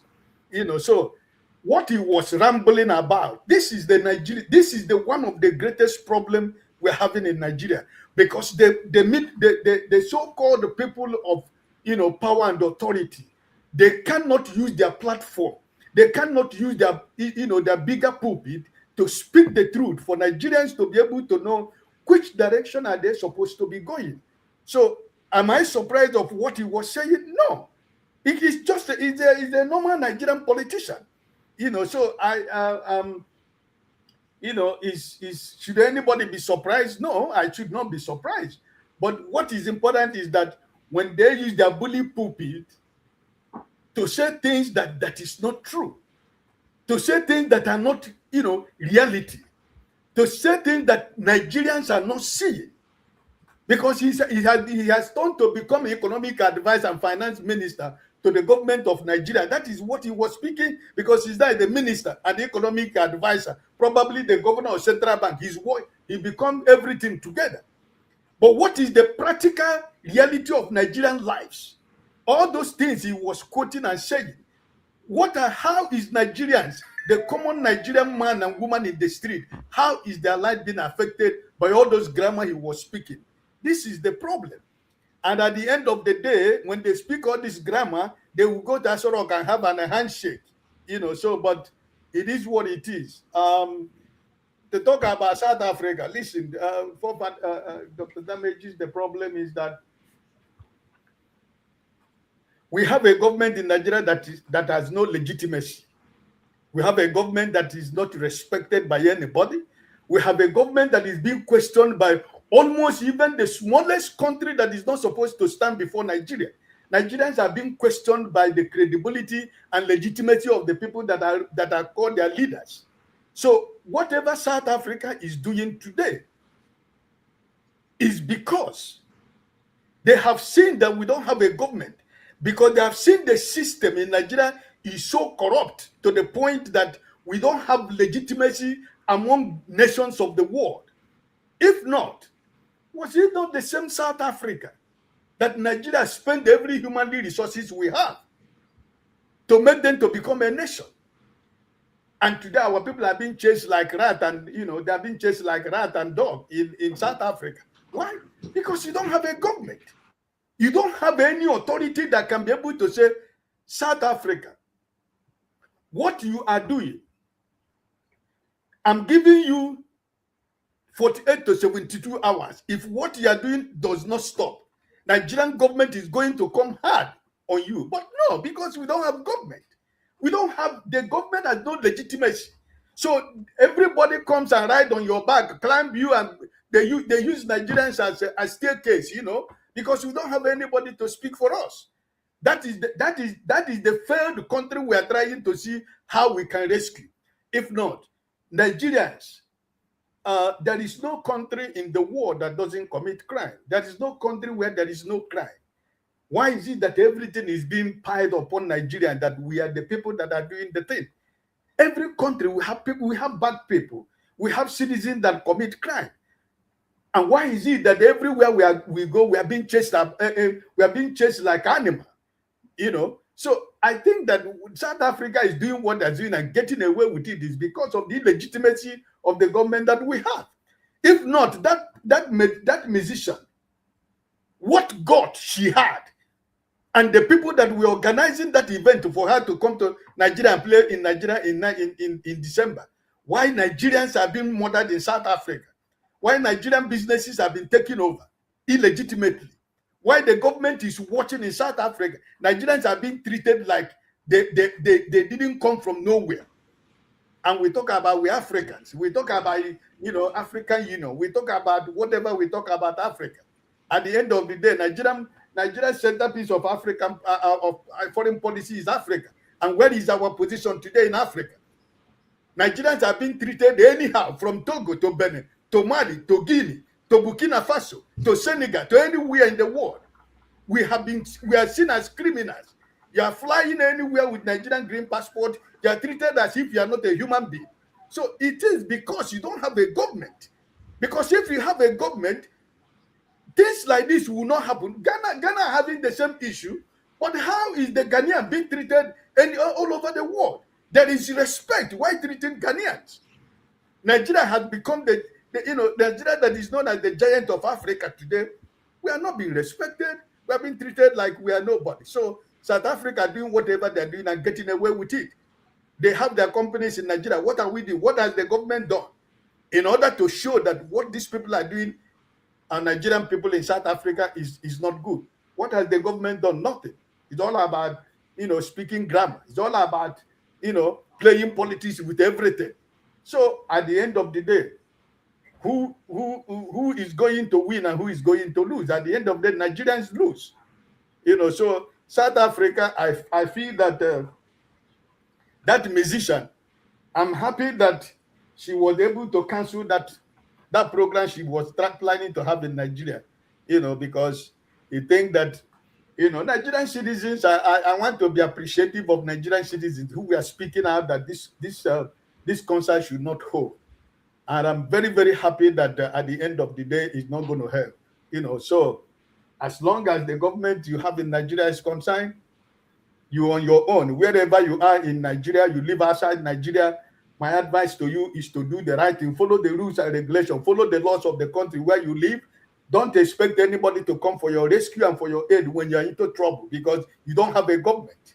Your government is so corrupt that nobody from your government is respected anywhere in the world. We are seen as corrupt people. So you need to live your life, do the right thing, follow the rules, follow the laws of the country where you have found yourself, and make sure that when you get into trouble, you have the resources to fight for your case. I raise my case. Thank you, Ike. Let me just point out, just before I come to you to round up, James, I checked the trade deficit. Sometimes we speak as lay people who are just not in government. We don't even know, trade deficit between South Africa and Nigeria. So South Africa imports about $1.69 billion from Nigeria. Nigeria imports something worth about 468 million from South Africa. So just looking at that, if we should break relationship with South Africa on the basis of this, we are the ones that will suffer. So that may be a factor in the reaction Nigeria is showing. Actually, it's the opposite, because oil is leverage. It's the opposite. If we pull it from them, they are in trouble. Oh, they can get it from somewhere else. They can get it from Angola. They can go if Angola is closer to them than Nigeria. Yeah, then why they don't buy from Angola? I don't know, but I'm just saying that's the balance, the books. If you look at Ghana, it's the opposite. So Ghana MTN. Huh? MTN and this. No, I didn't look at the businesses they have in Nigeria or they will have in. I'm just talking about the trading. The trading. But in Ghana has the opposite. It's surplus for Ghana. So Ghana can decide to say, look, go to hell, So there may be a factor. I'm not saying. Ours is leverage. The oil is leverage, especially with the Iran war going on right now. It's actually leverage. If we decide to pull that oil from them, they are in big trouble. Yeah, but I'm just saying, you are saying this as if they won't have any option. Because Dangote can use the oil. It's not like they don't have any option. Take the So oil and anyway, give to Dangote. I'm just saying that may be what's going on that we are not seeing. Sometimes I want to see, I want to think about what we may not be seeing because we are commenting on this as outsiders. Yeah, Dr. Damages, you are trying to use economic gains on the expenses of Nigerian life that have been lost unnecessarily. No, that Nigerians are taken away from their homes like dogs and murdered on the street. Is it what you're trying to say? No, I'm not saying that. I'm just saying that there may be something that we are not seeing why the government is reacting this way. I was just thinking, why is it that Ghana could take these steps that Nigeria is not willing to take? Maybe there's something going on. It may be. Yeah, but the same is true when Ghana treats Nigerians badly. You see, Nigerian government, they don't react. Even when Ghana treats us bad, destroy our consulate building, ask Nigerians to pay 1 million, all kinds of stuff people do to us, Nigerian government will just sit there. So it's not new that Nigerian government just sits and watch. For whatever reason, maybe there's a reason like you said, but I don't think it's got to do with trade. Because we sell more to Ghana than Ghana gives to us. Then the other thing to think about is what is happening in Spain. It's actually Moroccans that were going into Spain, not other Africans. You know, I was thinking that you may find that most of them are from sub-Saharan Africa. No, most of them are from Morocco going over. So what it should make Africans think is, what is the kind of economic difference between Morocco and Spain that 50,000 people from Morocco will want to go to Spain and live? Just think about that. If Nigeria is close to Spain, if they say somebody opens the door, how many Nigerians will go into Spain? If Morocco that we look up to, I mean, not look up to, we look at Morocco and we think that their standard of living and their GDP per capita is actually a lot higher than that of Nigeria. If they are willing to move over 50,000 young men to move to Spain at any opportunity, think about Nigerians or people from Ghana. If they have that opportunity, how many of them? And that will tell us something about where we are in Africa in terms of our economy and how we are growing. All right. Anybody has any final thought before we close up on this? I want to go to rant and then round up and hand over to forefathers for part 2. Any outstanding issue? Ovie, we don't have time to discuss this today, but that interview and the outcome of that, it's been playing out in so many places. Ovie's interview. What might happen, which people don't know, is this: the advice he might get now will be, don't do interviews. That will be one of the reactions. After all, Tinubu is not doing interviews. After all, Atiku is not doing interviews. So that might be the advice. Well, I think the question would be, is the interview helping him or not? Hold on, let me finish. What might happen is that he might not do interviews, you know, and I'm sure, and I think I've heard from people advising him, you don't have to do this. Don't go to, if they are not being fair to you, or if they are asking questions that you don't want to take, or if you are not prepared to take these kinds of questions. So that might be what will happen. And then are we going to be better off? So I just wanted to drop. I don't think he can afford it. He will be at the losing hand, because what leverage does he have? He doesn't have that political network like that they will, communicating his policies and ideas to the Nigerian people. The government is using the state apparatus to do that. So if he stops talking to people, who is at the losing hand? It's not him. It's not between him and the journalists, or between him and Nigeria. It's between him and Tinubu. If you are not training, your opponent is training. So if you take that decision, I wish him luck. I think he should carry on talking, because publicity is also good. Sometimes, even when it is bad publicity, as long as people can see that you are actually sincere, it will translate to positive thing.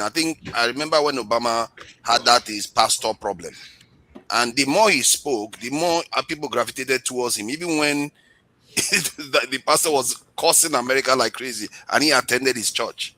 So I think he really should get himself. I think P2B should get himself out there, because Tinubu is just coasting now. Why would somebody not be campaigning and getting himself out there, and they are expected to win? then you should be the one getting yourself in the mouths and minds of Nigerians all the time. Sooner or later, they will, if you mean well, they will see through it. And when you talk, people will know where you are and that you are talking. And soon you find that the president will be the one running to come and copy you. Because I don't understand why somebody's not talking, then he get away with it. I will run circle around that person. I will be accusing the person every single day. I'll be putting one accusation against him. Let's see what he's gonna do. That's what he will do. You will have to come and defend yourself. All right. And again, we don't have more people speaking for him this time around compared to 2023. Just after Obi, there's a layer that we're everywhere talking on his behalf 2023. But I'm not seeing that this time around. There's no layer between him and his followership that actually is supposed to be on the feed too, taking all these lashes from the journalists and everybody. It's just only him. And if he's making that decision to stay off, I don't know how that's going to play out.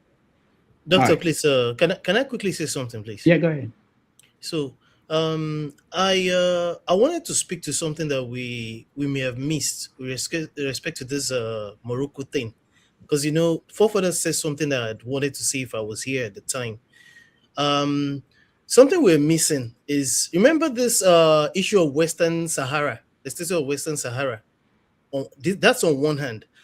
I don't know if you noticed, and I found it really interesting that this thing happened because just a couple of weeks ago, I happened upon it was on some form of documentary for the first time, and I kind of assume that a lot of people are only knowing this for the first time with this incident, so-called migrant incident. I don't know if you're aware or if you're actually taking time to look at the fact that they're two parts of what's supposed to be part of Morocco that actually belongs to Spain, one, including that Quetta that people were alleged to have mass migrated into, that seems to serve as some sort of funnel into Canary Islands, and of course the not so small matter of Gibraltar and how that is disputed as well. So even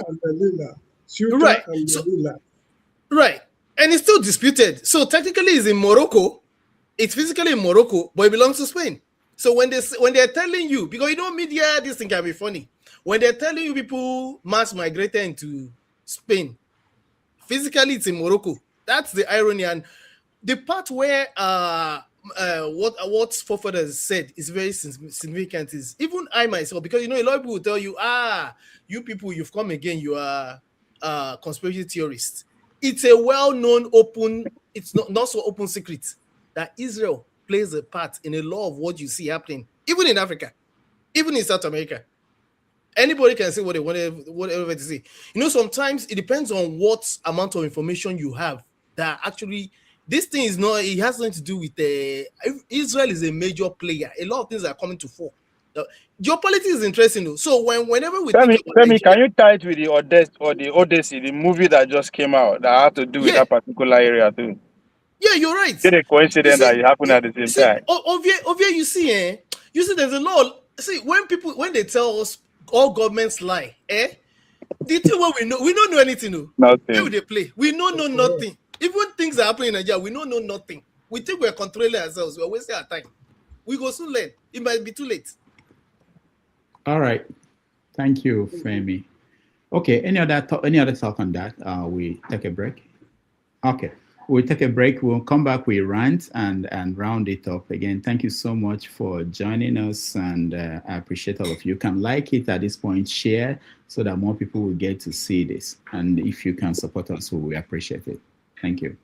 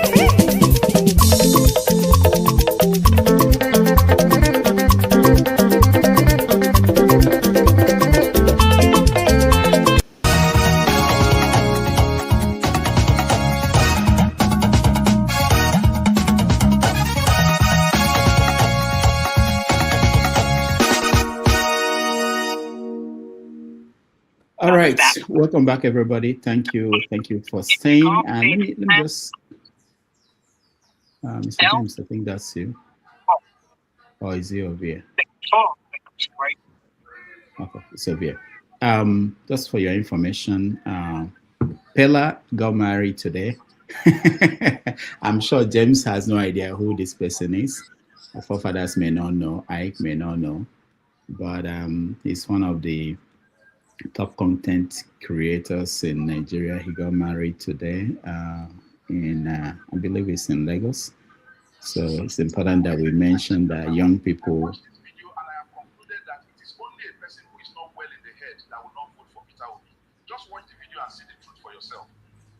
Who is playing? Ike, I think it's you. All right. So that's, and then I want to point out, this is for you, forefathers.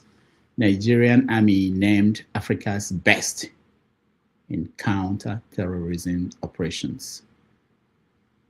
Are you not impressed? No, I'm not even. Maybe it's the mean sub-Saharan Africa. No. It probably meant that because clearly we can't top this in Egypt or Algeria. Those are, they fought insurgency and defeated them. And Nigeria, I don't think is the best at it. Not even close. All right. Kenya's President William Ruto announces free university education for Kenyan students starting in September. I'm sure that Tinubu will not be happy about this. While he's giving loans to Nigerian students, Kenya is giving them free education. Now, we're talking about what's happening in Spain and between Spain and Morocco. So the conversation now has moved to population. And Elon Musk, most of you know that, is now reminding Europe that every year Nigeria population, newborn in Nigeria is about 7.5 million people are born in Nigeria, while the whole of European Union, they have 3 million new births. So Nigeria has more, 4 million people more. And the fear all over all over the right wing, conservative wing of countries in Europe and America is that this African population, this is what we are going to see if we don't do anything about it. Again, at this point, I remind you that tomorrow on 90 Minutes Africa, we are going to have Paikide give us real life reports out of Nigeria, where he is. And if you can join us, it will be fun. He has videos, pictures, real people he's talking to, and they will tell us what's actually going on in the country. All right, so we are now going into rant. If you want to be part of it, we'll give you the chance to rant about anything that is bugging you about Nigeria and Africa. We'll give you 2-3 minutes. Let's start with Mr. James. Yes, let me start with what Femi was saying about Moroccan territory that is still part of under Spanish control. In the, I think during the colonial period or so, I can't remember, Portugal was having 2 cities in Morocco, Ceuta and Melilla. That's Portugal. While Spain was having an island in the Atlantic Ocean, not Atlantic, called Azores. For Spain to get to Azores, they have to cross Morocco. Sorry, they have to cross Portugal. For Portugal to get to Ceuta, Melilla, they have to cross Spain. Because, I mean, to solve the problem of the inconveniences involved, they decided to swap territories. Portugal gave Melilla and Ceuta to Spain, while Spain handed over Azores to Portugal. That is how those 2 cities in Morocco up to today are still part of Spain. Now, the question is, the African Unity, the AU, I do not know the reason why they've not discussed that issue at continental level. If they are saying that the whole of Africa is free, Ceuta and Melilla are on African soil. They are not free, they are still Spanish territories. So that is the history behind it. Then, in the case of South Africa,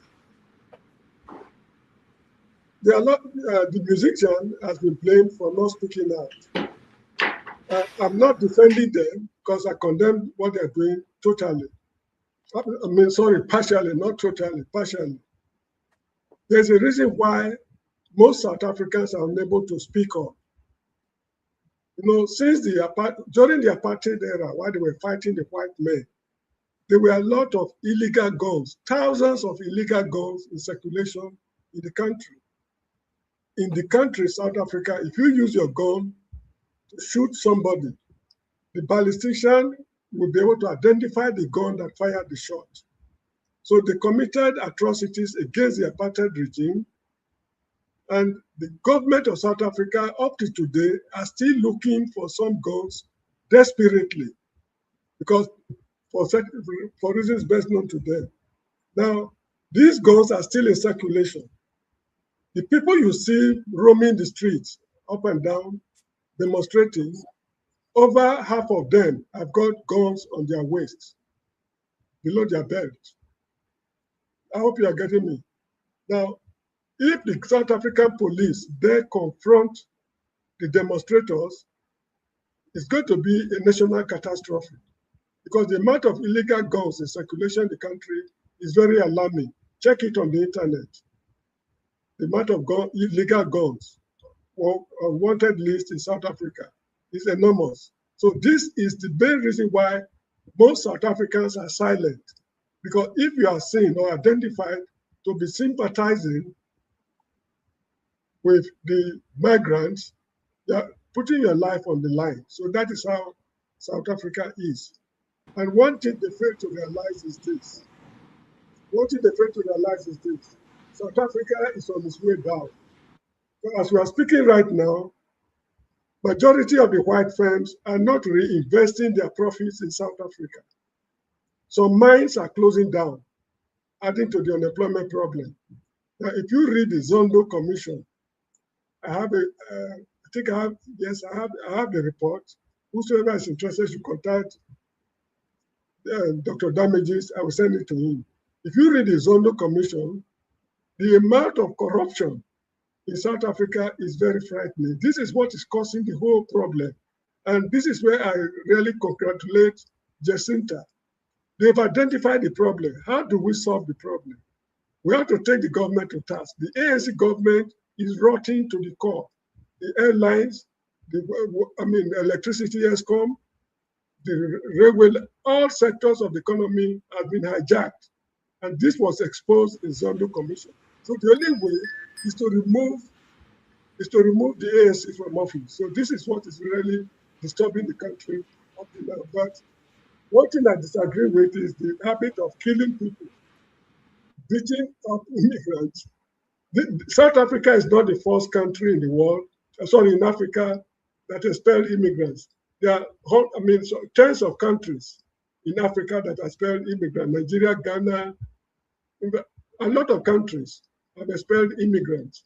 But there was no occasion, even in Ghana and Nigeria, where immigrants were being attacked. They were only told to pack and leave. And they left in peace, not in pieces. But the habit of opening fire on immigrants, shooting them, destroying their properties, seizing their properties, is unacceptable. And the government of South Africa is unable to do anything because they want to win the next election, which I'm very convinced they are going to lose catastrophically.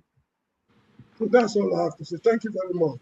All right. Thank you, Mr. James. Let me just point out, James, sometimes you talk about this idea, and I hear it here, that people should come back, like they should force Nigerians abroad to come back before Nigeria is fixed. I don't think that's... I'm not saying so. I'm not saying we should force Nigerians to go back. If not, I should be the first to go back. I'm not in Nigeria. But the problem is, we should fix the country. How was Nigeria during the apartheid struggle? If we can revert to that same situation, Nigerians will go home voluntarily.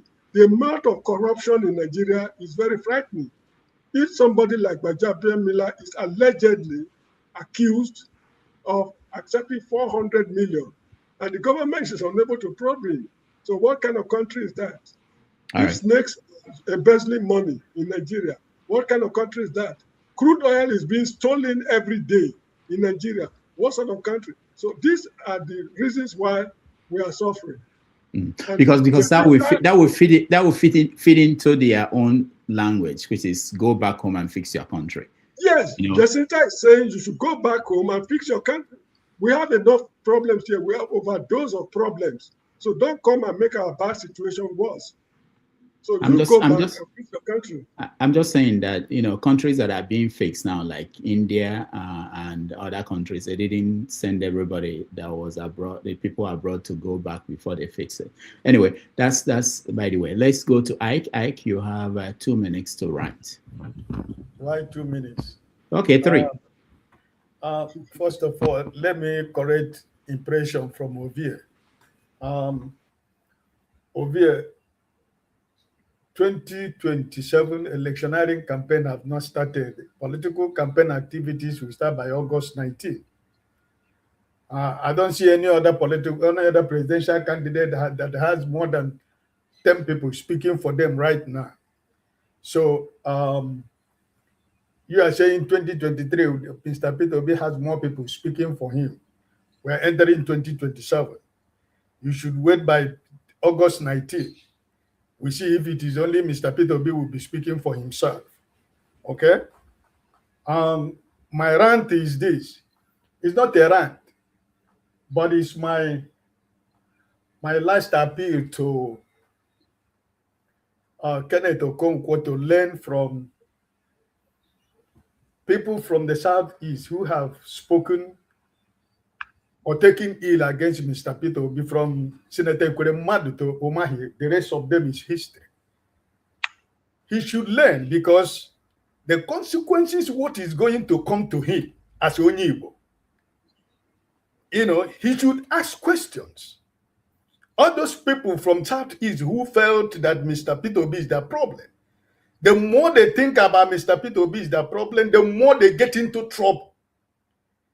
The week Umahi told Mr. Peter Obi for a debate, that was the week he entered into more deeper trouble. And since that day, he continued to get deeper into that trouble, because he was trying to use his bully pulpit to bully everybody. And let's forget about the death of the woman who died in his own private home. Listen, politicians from the Southeast should learn from Hope Uzodinma of Imo State. Irrespective of whatever that is going on, check Mr. Hope Uzodinma.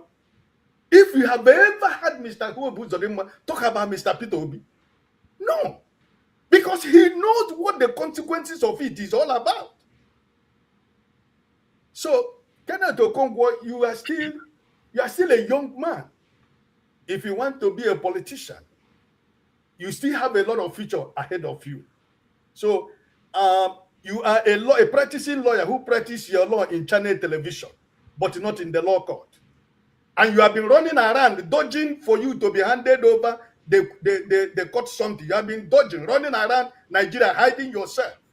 When you appear at the channel as a lawyer, because that's where you practice your law, But you see, the thing is so funny is that the man you are trying to pull down today, he's a liar. He's a stainless man. He's a whatever. Automatically, that says so much about your own personality. Because this was the same man from 2022 to 2023. You are going everywhere around the world defending. So that shows your level of credibility. That shows your moral compass. That you do not have anything but all about your stomach. Everything you are doing is about your stomach. So it's my final advice to you. Because what is happening to Umahi today, he's not going to come out of it. He will not even know when 2027 election is going to finish. He'll be fighting about the lady who died in his house. Go and check in the Southeast as a whole. People who has gone against Mr. Peter Obi, look at Soludo, everything, upon his professorship. Where is his credibility? In the Southeast, he doesn't have anywhere. Umahi, Mr. Peter Obi is going to work in his own town. They will abandon Umahi and begin to follow Mr. Peter Obi. So I'm advising him. The campaign has not started, but he is beginning to call Mr. Peter Obi a liar, a this, a that. He practices law. I just hope that he can go to the court in Onitsha and be able to make sure that what he said he want to tell Nigerians, that if he says it, Mr. Peter Obi might eventually stop his campaign. So I don't know why he's running away from telling us what he knows. You know, so, but he goes to channel television to practice his law. Even when the Nigerian journalist has been bought over by politicians, try to, arrange his neck in his bed, he will still tell you don't know what you're saying. So that's my rant. I just want to appeal to my brother Kenneth Okonkwo to go home, think about what is happening to politicians in the Southeast, and know for how long is he going to continue to run this hide and seek game he's playing. It's not going to help him. At the end of the day, we shall know where we'll end. And that's my rant. All right, thank you, Ike. You know, I'm really sorry to say this, but Peter Obi is a classless, uncharismatic politician with little knowledge and zero depth. Okay. Look at just the lie that he just told. First of all, what he said is legally illogical. Defamation suit is a suit you bring against somebody for what he has already said, which you are alleging injured your reputation. But look at him saying he wants to sue Kenneth Okonkwo for what Kenneth Okonkwo said he intends to say. Lie. No, that's not how I understand it. No, that is what I'm saying. He has already commenced the suing before I said what I said. And when you're dealing with a Peter Obi, it's good to put everything you are saying in writing. What I said is on my X handle. And this is what I said. I said it is unwise for you to sue your spokesperson. Indeed. Because in the defense of himself, he may divulge some confidential information. I did not say anything whether it would destroy him or not. That is one. And I said it in response because he has started suing. Defamation suit commences with pre-action notice. Pre-action notice is telling you, you have defamed me. Give me all this. The 5 billion did not commence from the court. It commenced from his pre-action notice. Then the court you're going is just to use it to get those things you have already asked for, which the person said, no, you're not qualified for it. So just look at a man who wants to be president lying, both legally and factually. So what I said is there in the Instagram. All right. You reminded me of the video because I had it lined up. All right, let's go to Anne Electrical. Go ahead. Hello, everybody. Can you hear me? Yes, welcome. Okay, yeah. Good afternoon or good evening. Kenneth is disgusting. The kind of things he said in recent times is very disgusting, very inconsistent. He's actually made himself a caricature of whatever reputation he thinks he has. But anyway, he's only digging his grave and he's eventually going to fall into it. Just like Ike, let me take it off from him. Ike had made as if, I'm the one speaking the things he has actually said here. And that's quite true. Extend it to the rest of Nigeria. What of Ronald Mockery? Where is he? He's an ambassador designate, right? Why is he not serving? Where is FFK? He's ambassador designate, right? Why is he not serving? The consequences, let me say this. I'm not trying to sound spiritual, but Peter B is one Nigerian every responsible and patriotic Nigerian should line behind, because he's been tried and tested. When the time comes, we'll talk about that. But again, that's the man whose parents have sacrificed 2 of their children to the God you serve, you claim you serve. One is a priest. One is a reverend sister. Mine is, if God could not spare Father Mbaka to reprimand him, who is Kenneth Okonkwo and who is the rest of the people? Think of what Father Mbaka went through. just because of his utterances. However spiritually filled he thinks he is. He's a priest of the Most High God, we agree. But look at what he went through. That's by the way. Now, taking on from what Mr. James said earlier, I don't see how Jacinta is a hero. Well, she's a hero to those who she could be a hero to. Immigrants are not the problems of South Africa. It's bad governance. It's just like we had it in Nigeria years ago. Ghana must go. Ghanaians weren't the problem of Nigeria. Just like Ghanaians had it in 1969, Nigerians must go. Nigerians weren't the problems of Ghanaians. Nigerians left. Has Ghana become America or Britain? Ghanaians left Nigeria. Have Nigerians become Britain or Germany? No.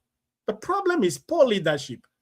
The people should focus on the problem that they have, which is poor leadership, and also there are people being kind of like they allow them to be.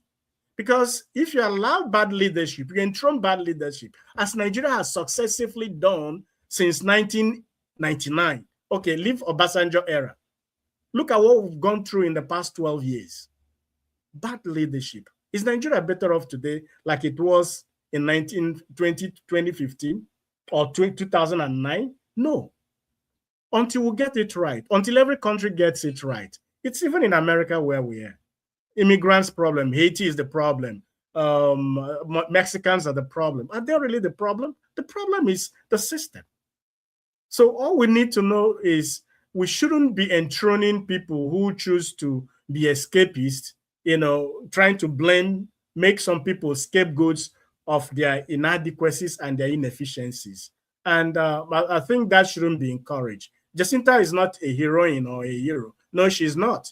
Blaming or killing immigrants, the approach, yes, is terrible. But even the idea of that the immigrants are the problem. Okay, immigrants have left. The problems in South Africa, has it been solved?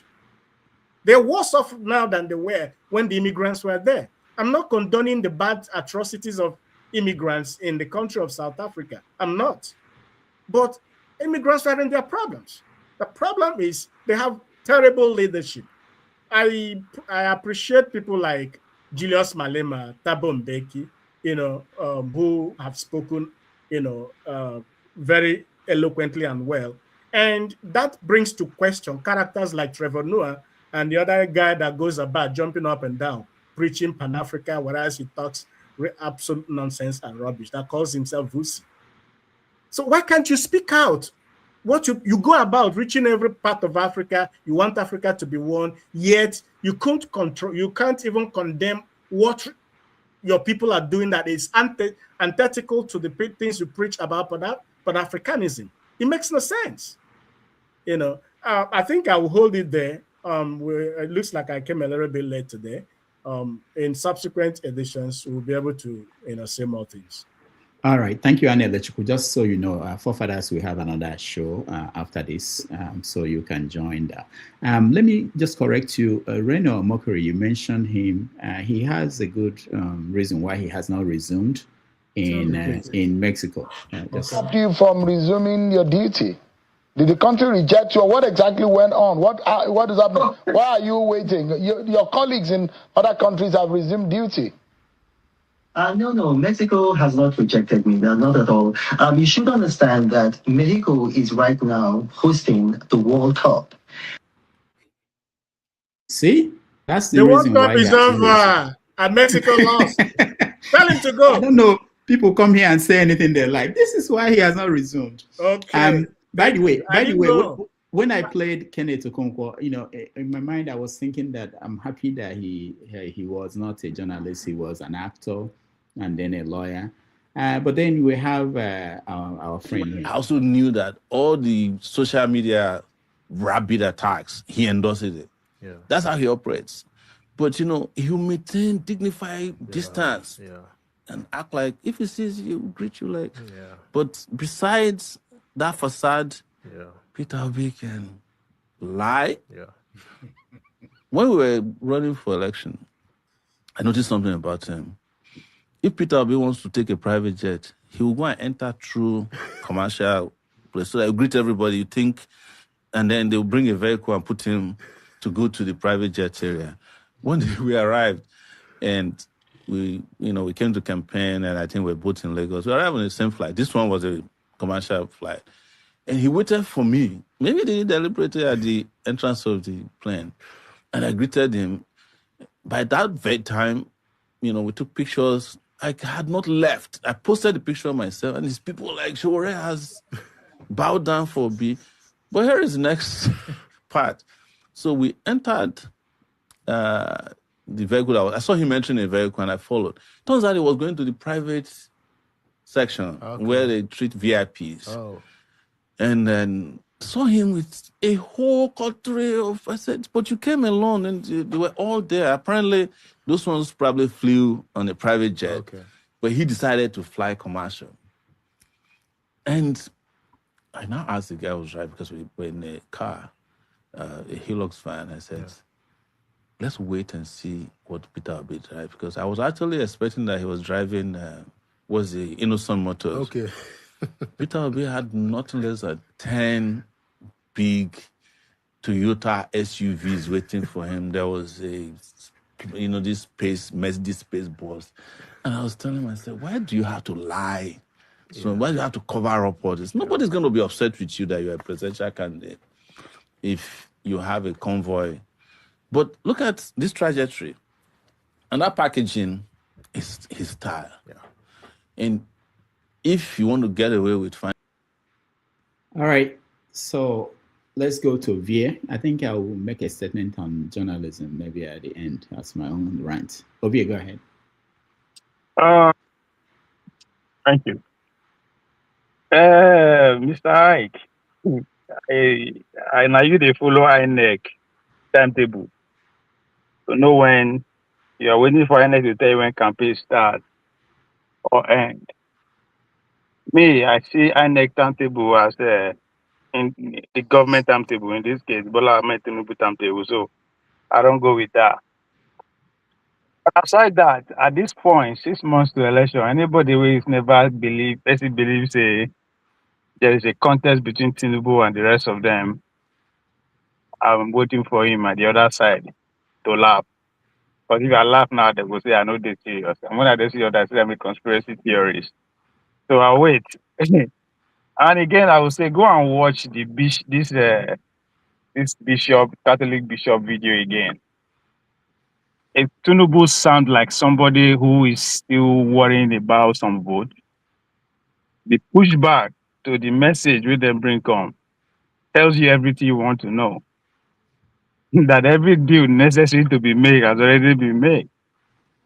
The only competition I'm seeing going to 2023, why I'm still paying keen attention, is that of between Obi and Atiku, who finished second. If Obi finished second and maybe better his numbers, it's still on the play for 2031. Even though the conventional gentleman agreement says otherwise, but we have young people coming of age who will put that constitution to test. But if the other round is the case, if Atiku comes second and better is numbered, it's also standing a better chance to be the next president coming in from the northern angle. Because I don't see anybody who won't come out being the most popular person with the number backing him up, where they will say made them sit down just because he's old. That is left to be proven. So to say Tinubu see the contest with the rest of them is to say you are not ready to play. The response was very clear. If Napes the way the 6 months to election, a group of elites represent a very wide section of the citizens, Catholic for that matter. The way I would say maybe like 45 to 50% of the Christians in Nigeria then come to you. No matter what they do to you, if you never secure your vote, you pipe low, you play along, but they might fight back. That's a telling. 6 months to election. Do your worst.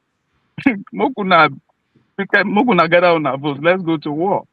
So, and again, anybody can read me as the one. Maybe I think I'm too blunt as you, but that's what is at play here. So it's not be by every other thing na carnival. So Obi is still in the race. We want to challenge the world. Obi is still in the race because it's still the same thing with Atiku. That's where the competition is. But as far as I'm concerned, in 2027, the result is very clear. And if you are waiting 6 months, you see the wait. May I tell you when you will begin mobilize? It means that you don't understand the competition you are taking part in.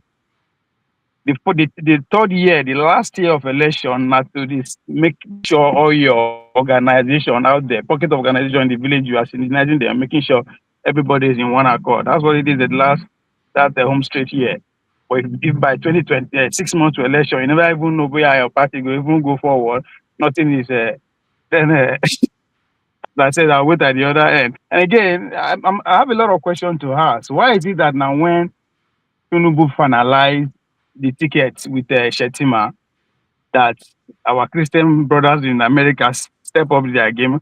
Because it was almost at the same time the boot on ground by the Donald Trump administration left to America. So it was kind of a good omen for the APC government in power. But all of a sudden, the Christian genocide narrative mission pick up again in America, and Obasanjo finally make it clear officially that he's in charge and he's officially backing the ticket.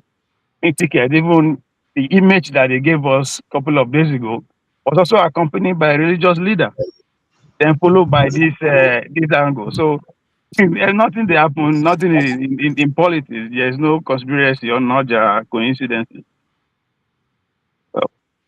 All right. So I am not following my. I know they follow INA calendar and INA calendar because my Bola Tinubu calendar with that.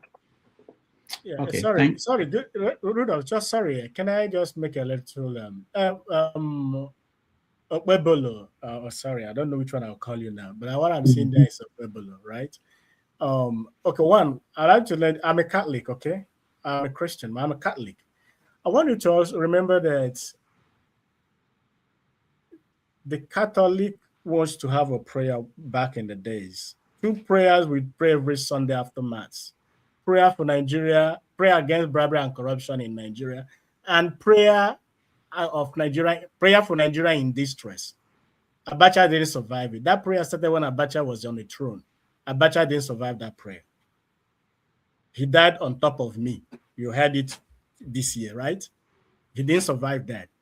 So don't eulogize, don't take them for granted. No, that's my side. I wonder now only non-Catholic the prayer they affect because hold on, the kind of atrocity that is going on in Vatican. Why is it the prayer no they make have any effect? We're talking about Nigeria, right? We're talking about Nigeria. We're talking about a society, a political organization called Catholic Church. That's what we are talking about. All right. Okay. Another thing I just want to say, I'm sorry, Rudolph, please just oblige me. My other thing I just want to say is I've heard all you just said now. Tinubu this continuing in 2000 and next year, right? That's right. Is it a country you want? I think you live in America, right? Is that a country you're proud of? Is that how you read? Is that how you read reality, or you are just talking? Okay, this is why are you speaking to reality? Okay. Hold on, guys. Because I'm a realist. I speak. If we are ranting, I don't allow comments because of this, because it takes us away from what we're doing. I want it to be a continuous ranting from different people. So after that, people can maybe make a comment. Let me. I lost my track. Let me just play this because Ovia mentioned.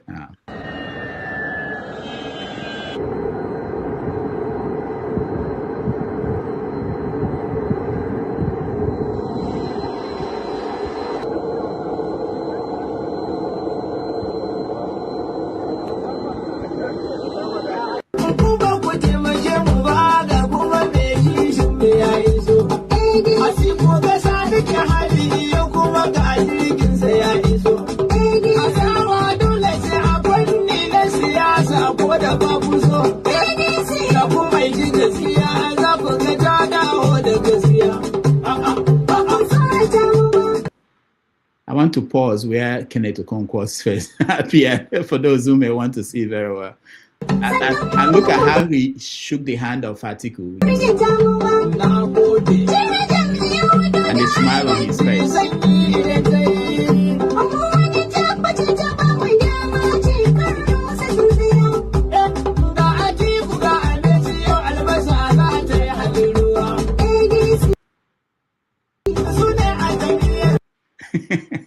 Doctor, to be fair to him, he's shaking the hand of the former vice president.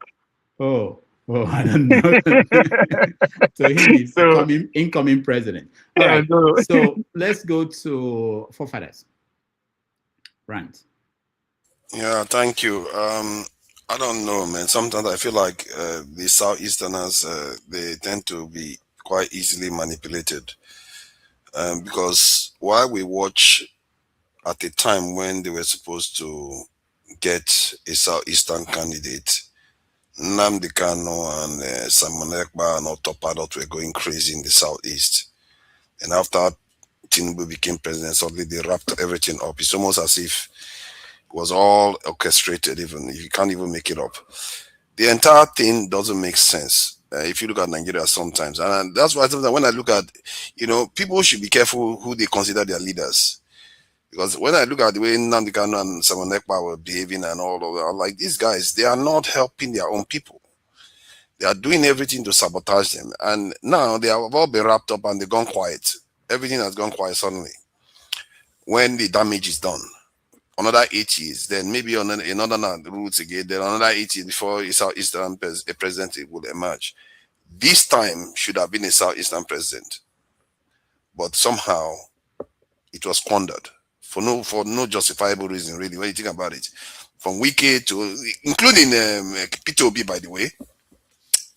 And even after that, Peter Obi got 12 states and came a healthy third. And as an opposition leader, I don't think he has done very well. And even if he comes second this time, it doesn't fill me with confidence that he's going to be a president in waiting.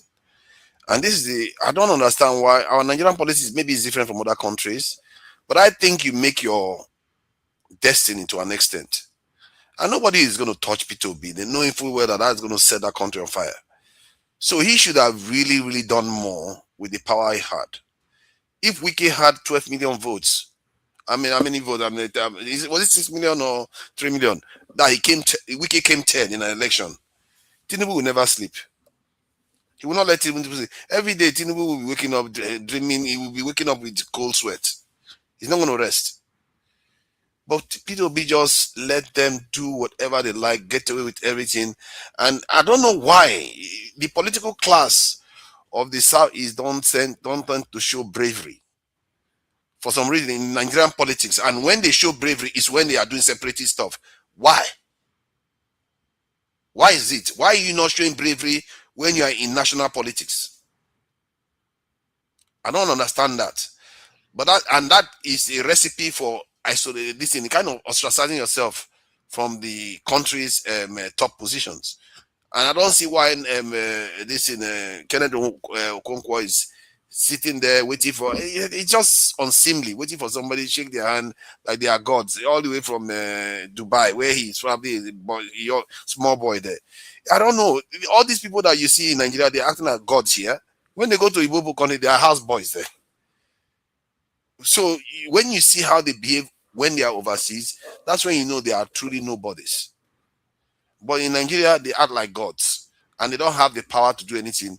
And people that just think that what's his name, Tinubu is a shoe-in for office. Yes, Tinubu 70-80% is going to make it there, but the campaign hasn't started. You don't know what is going to happen. He could fall down. He could all kinds of crazy stuff. Campaigns, he could say something. All kinds of weird stuff happens in campaign. Democracy, you will be surprised. The day after the election, Tinubu is backing out. You will be like, what just happened? I thought this was over. I've seen many cases in democracy where this has happened, where you think the whole thing has been decided a long time ago. Then Obama wasn't supposed to be president. It was supposed to be Hillary Clinton. Like, clearly, it was supposed to be Hillary Clinton. But somehow Obama made it to become president. So you can't just assume stuff that easily. And even some people even argue that Jonathan was supposed to remain a president, but he didn't. So we don't necessarily know everything. All these people are just, especially, I really wish Tinubu carry on becoming cocky and becoming, like he's already a done deal. That is a jinx.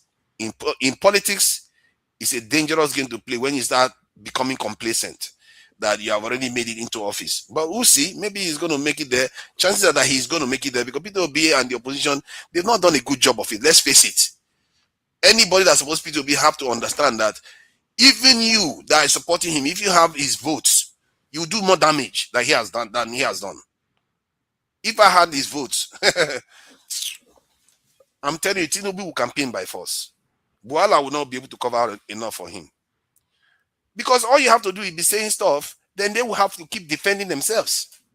And because those things you are going to be saying is true, that's what makes it more damaging. They will have to be responding constantly. But do you see anybody doing that to the government? No. Atiku will release one statement every 2 weeks. Peter Obi would say one thing. Like they don't. If you are in the UK here, they will not let you rest. Every Wednesday you are coming to defend yourself in the House of Parliament here. That's how you are supposed to pester a leader like Tinubu. If Peter Obi had pestered him a lot, that's why people that support Jagaban, they hate Peter Obi a lot. Because whenever he criticizes Tinubu, they come after them. But he should never have stopped.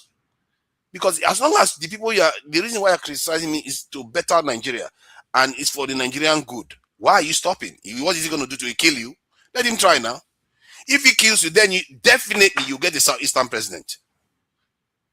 You see what I mean? If, say, Peter Obi fought Tinubu and they go and do something and kill him, then either you get the Southeastern president for sure, or this country is going to fall apart. Why are you afraid? Peter Obi is going to still die someday. Why are they always holding back all the time? If you are doing the right thing, why are you holding back?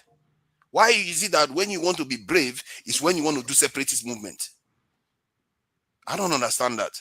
But I said, in terms of Elon Musk, the madman that keeps talking about all this population nonsense. You know, our people, they don't value population. I see how Elon Musk is quaking at his boots that Nigerians have got 4 million more people than Europeans. Because population does matter. Our people are seeing it like a problem. Like, oh, we shouldn't have population. We shouldn't grow at all. No. Population is power. When Africa gets to its threshold population that the world cannot stop anymore, that's what people like Elon Musk is afraid of. Many Europeans, many people around the world, Africa is the only continent that is growing significantly in population right now. And we should be capitalizing on it. We should be using it to defend ourselves. We should be using it to better our laws so that we can go back to our country and enjoy it. This thing that we keep going overseas every time, thinking that overseas is the solution. I noticed that Dr. Dabages was a little bit scared that Mr. James was saying everybody should go home. Are you afraid to go back to Nigeria? No, it wasn't that I was afraid. I just felt that we needed to. No, I was just joking. I know you're not afraid. No, you see, that's why we're on this forum. We're trying to say that Nigeria will be better. For those of us who want to go home, we can go home. That's the reason. Truly, and the thing is that, and what the was it Oni of Ife, what he was saying about Nigeria improving, what he didn't say was those things that is making Nigeria improve. It's not this government that did it. And this is why I don't like when they do this. They will just try to claim the advantage of Dangote refinery, Buhari refinery, all this. Nigeria is going to improve. There's going to be improvement, and that's the thing people should understand. And maybe that's what is giving Tinubu this confidence that he has right now, because he knows the currency is going to get stronger. You notice that the Oba said the same thing, because the value-added manufacturing that is going on in Nigeria now, that is why we are getting more reserve. And our oil output is also increasing. Iran war is increasing crude oil prices. You can see all the omens, even before he came into office, everything was favoring this president. As a matter of fact, the fact that people are not calling him the best president of all time shows you how much he has squandered it already. All the omens was favoring him. Buhari left a lot of good things for him. Buhari didn't get anything like he got. Buhari came into office, crude oil price was, there was a time crude oil price went to zero under Buhari. During COVID-19, as a matter of fact, it went to negative under Buhari. That is what, and yet Buhari still managed to leave all these legacies for him to build upon. And the fact that people are still seeing him as a failure now shows that he himself has failed the kind of vision Buhari had for him. Because I said he had it in his power to be the greatest president Nigeria has ever seen. Nigerian GDP should be heading towards $1 trillion right now, instead of languishing somewhere below 200 and just going to $300 billion. This is a guy that came into office with the Nigerian GDP at $477 billion. Right now, we are struggling to get back there. We are struggling to get back. I don't think we are going to get back there in his first term. We are going to get back there maybe after 5 years if he's in office in the 5th year. So that is what we are talking about. I don't like when people do that because nobody actually checks the numbers to say, you know what, all this you are saying, he's not the one that did it. Give me one policy this president has done that generated income for Nigeria. Give me one policy. Let them come and tell me. But forefathers, you want him to be president in 2027. You want him to continue. I don't want him to be president. Why would I want him to be president? Your narrative suggests that. No, I'm describing the reality. I know, not now, but I'm describing the reality. The trajectory of your. No, it's not him. It's not. See, you have to understand. It's not him that is doing it. It's Dangote, Boa Refinery, all those things. Those are the ones doing it, not him. All right, we have to round up. I have Dexter left, but let me hear Mr. James. He has to go. He's in Gambia. It's night. Mr. James, go ahead. You said you wanted 2 seconds. I want to say one or two things about the center in South Africa. You remember there was a time Buhari said that Nigerian youths are lazy.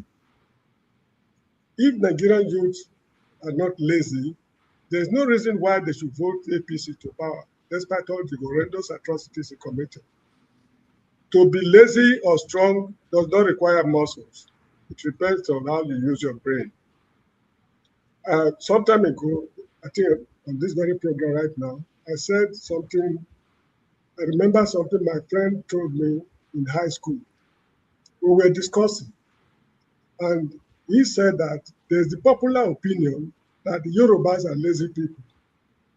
Then he said he disagreed because the only Yoruba man who has been able to confront the military headlong is Fela Nicola Kwakutu.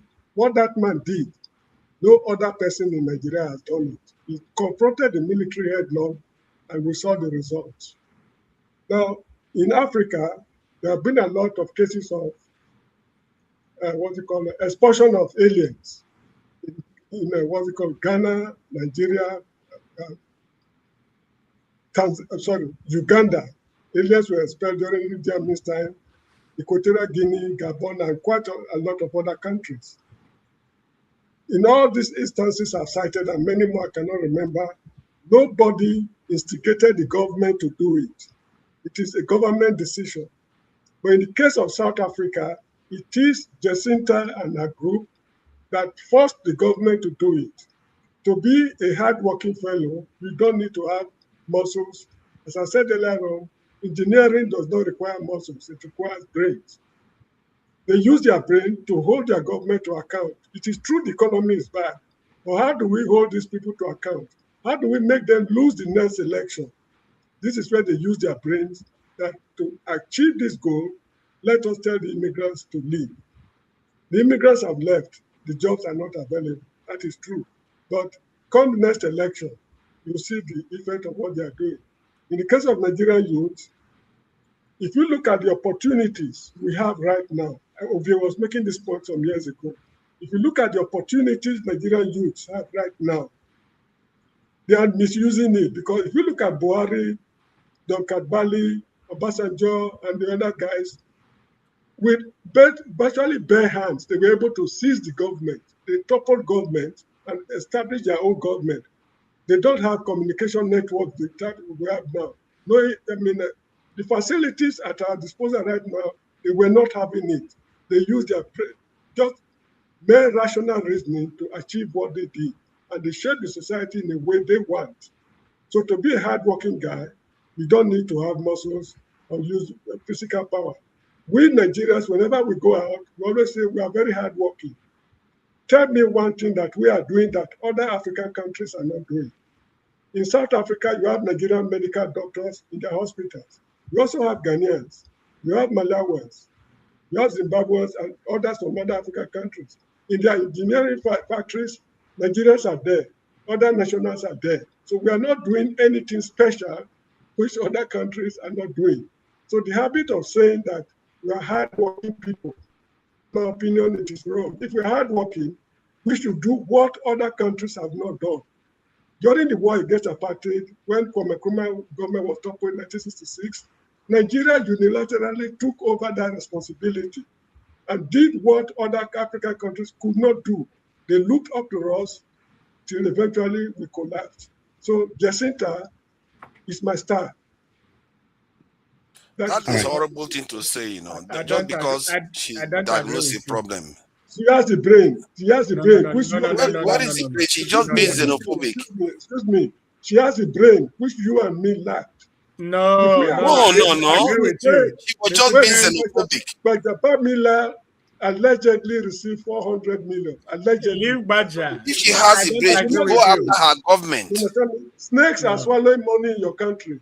Crude oil is being stolen every day. That is true, but if Jacinta had brain, she will go after her government, not go after innocent pregnant women. You and me, to take the government to task, which we have not done. We're a bunch of lazy fools. No, you can, you can call us all you want, but I'm telling you that Jacinta is not a genius. Excuse me. When I say we, I'm included. I understand. I'm not part of that economy. That is not genius. You and me, we are a bunch of lazy fools. This is why. See, that's why I'm here. I don't mind if you call us lazy fools, but I'm just telling you that Jacinta is not an Einstein. She's destroying her country's economy. She's destroying her country's image. She's not going after her government. What are we talking about here? She's going after pregnant women. All right, guys. We have to go. From Dexter. Dexter, go ahead. Hi, Dr. Dakiji. Good afternoon. Good morning. I've been listening on the background also. So my rant. You know, I think we are mentally enslaved in Nigeria. And everybody that was born, I'll say after, I listened to Edmond Obilo today, and there's something he said. He said, macroeconomics means nothing. That you only know Nigeria is changing when the policeman on the road does not stop you to collect money. When the civil servant stops asking you to tip him off, that's when the country is changing. And that is the metrics you would use to know whether the country is changing. It's not all these reserve has increased, or we are all those topics, those GDP, all those things don't matter. It's the real life of the people that you would know change has come. The second thing he said is that one of the things the colonial masters did was that they didn't make us think that the education they delivered to us was not to make us to think. It was just to make us to read, pass exams, and get degrees and get certificates. That's why you have many Nigerians, they come today. I have many friends got scholarships, NDD scholarship, ESO scholarship, Commonwealth scholarships. They came to the UK, went around the world, they didn't do anything with the degrees they came back. I met a friend, I said, where is your master's? Have you finished your PhD? She said, oh yes, I finished it. I said, bring the work, let's commercialize it. She said, no. I said, why? He said, no, it's going, that there are some works that you can't make anything out of it, it's just for the library. Our mind, and I can see it when I listen to some more comments here, I just see that the mindset, we can't think. Some people find out the condition that some of us, and you know the way the colonial masters made it, they didn't make us exactly. You are literally indicting yourself. We can't look at something objectively and interrogate it. We can't. But what we want is either we are doing a copy and paste, or the ability to look at situations and interrogate it and try, what if we go this way, what if we go, that is how societies grow. But the way the average Nigerian, and the truth about it that a lot of people you see from the generation after 1970, they don't have the capacity to think. That's why somebody will come here and say, it's as if somebody that has not won an election, somebody that has never contested a local government election, who is the one that wants to tell us how the strategy to win election. This person, the way this person is doing it is not how. And the military government also helped to that, because of the way military systems work. It's either their way or there's no other way. So you have a group of Nigerians that have gone into the ability to think has disappeared. You know, the fact, see, forefathers talking about the UK, but he doesn't realize that you cannot layer the UK parliamentary system on top of Nigeria. Don't you realize that? You cannot layer it. But your mindset is already like that. You already conclude that Tinubu has won the election. You're not even thinking of what is the arguments we can bring to the table. What are the realities that are on ground? People don't even care about the people. Some of our comments just show that we don't even care about the people. It's just because maybe many people that come here, your life is good. Your life is good. The kidnapping doesn't affect you. The death doesn't affect you. The people, forefathers keeps talking about living in river states. This guy never went to the creeks. This guy never went to where you get water and you hold it for How dare you? How dare you? Have you been to the creeks? How do you know I've not been to the creeks? You have not been there.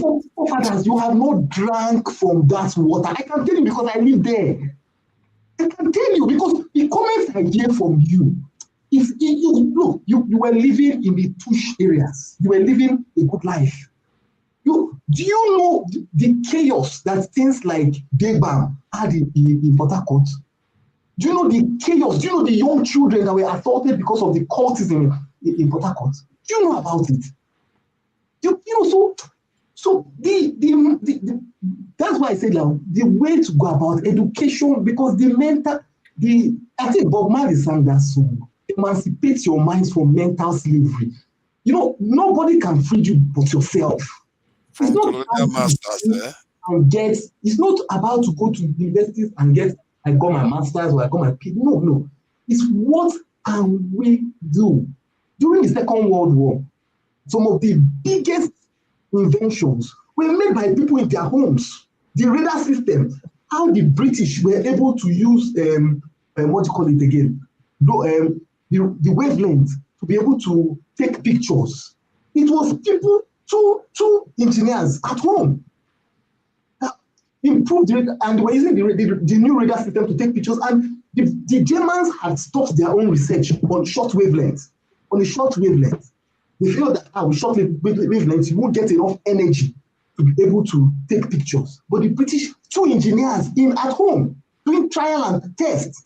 My point is that what is the hope for the young Nigerians when the older ones are bereft of thoughts? You have young Nigerians hoping, looking at the global system and hoping that their country will change, hoping that their country will give them something better. Some of us come here and say, oh, they should just accept that Tinubu is the best thing after sliced bread. Oh, because of the political narrative that has been drummed into their heads since 1983, that, okay, except the establishment chooses somebody, the people have no option. And what Mr. James is telling us is that the people have option. That is what Jacinta has done, whether you like it or not. What she has proved that is that the people have option. That is what she has just proved. Nigerian people have an option, but they have to stand up. People, not all this gaslighting, as if, okay, no, he has to do like this. Some of us are just sitting down here waiting for in the Bible, where the angel turns the pool, waiting for their turn to enter in. That's what some of us are doing here. Okay, wait for your turn when it's your turn. No. I don't support her. But what she's showing us in Africa is that if we want change, like he said, people are looting money and people are sitting back at home.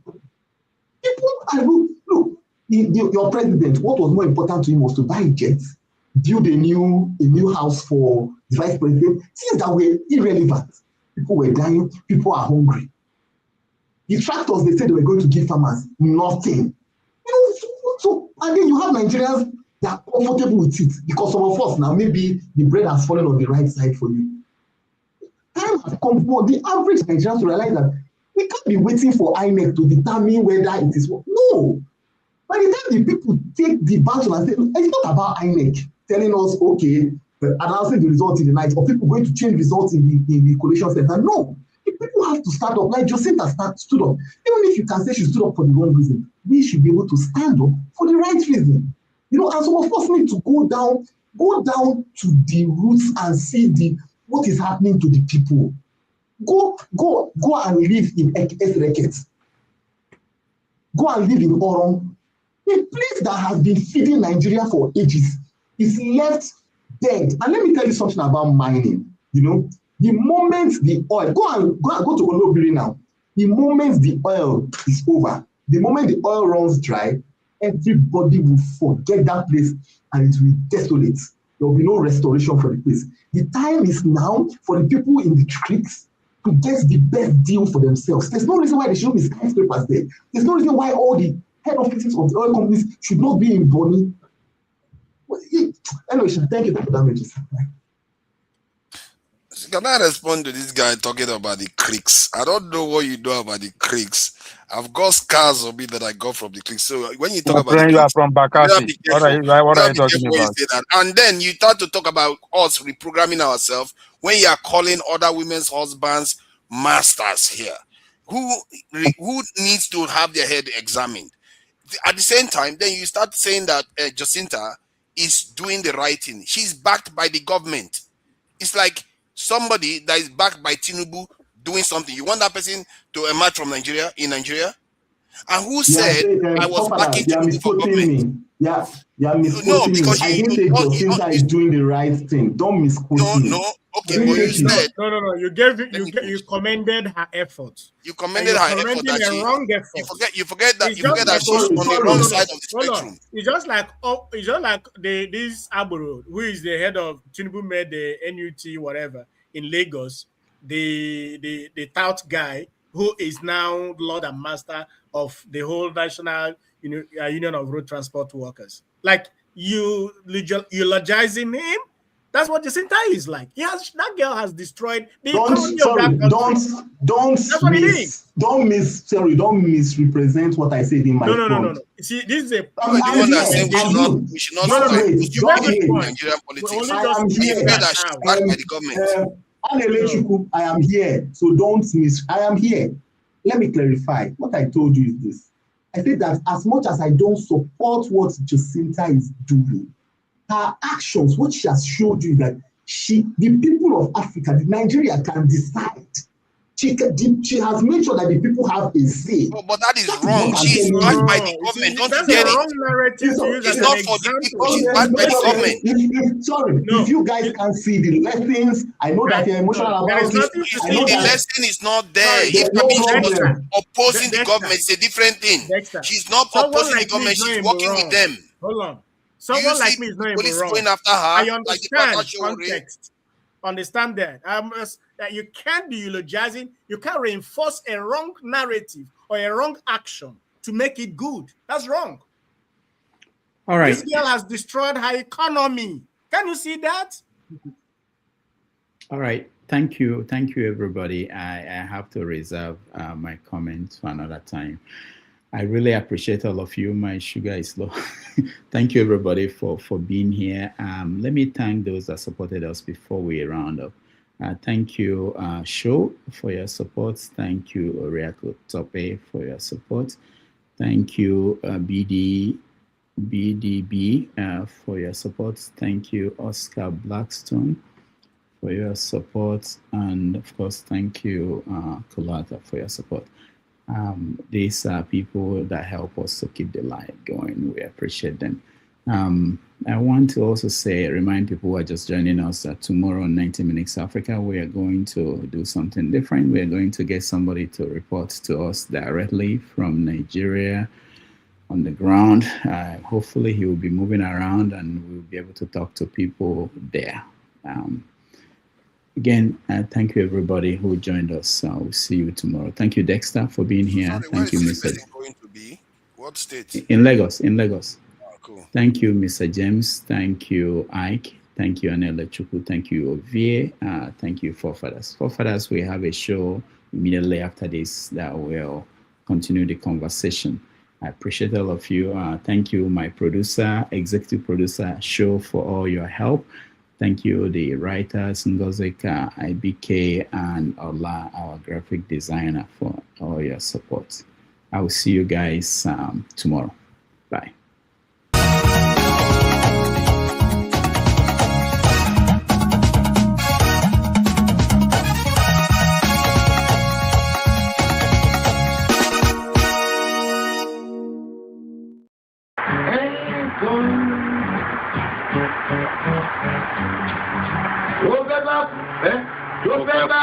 tó fẹ́ kú torí ẹ̀.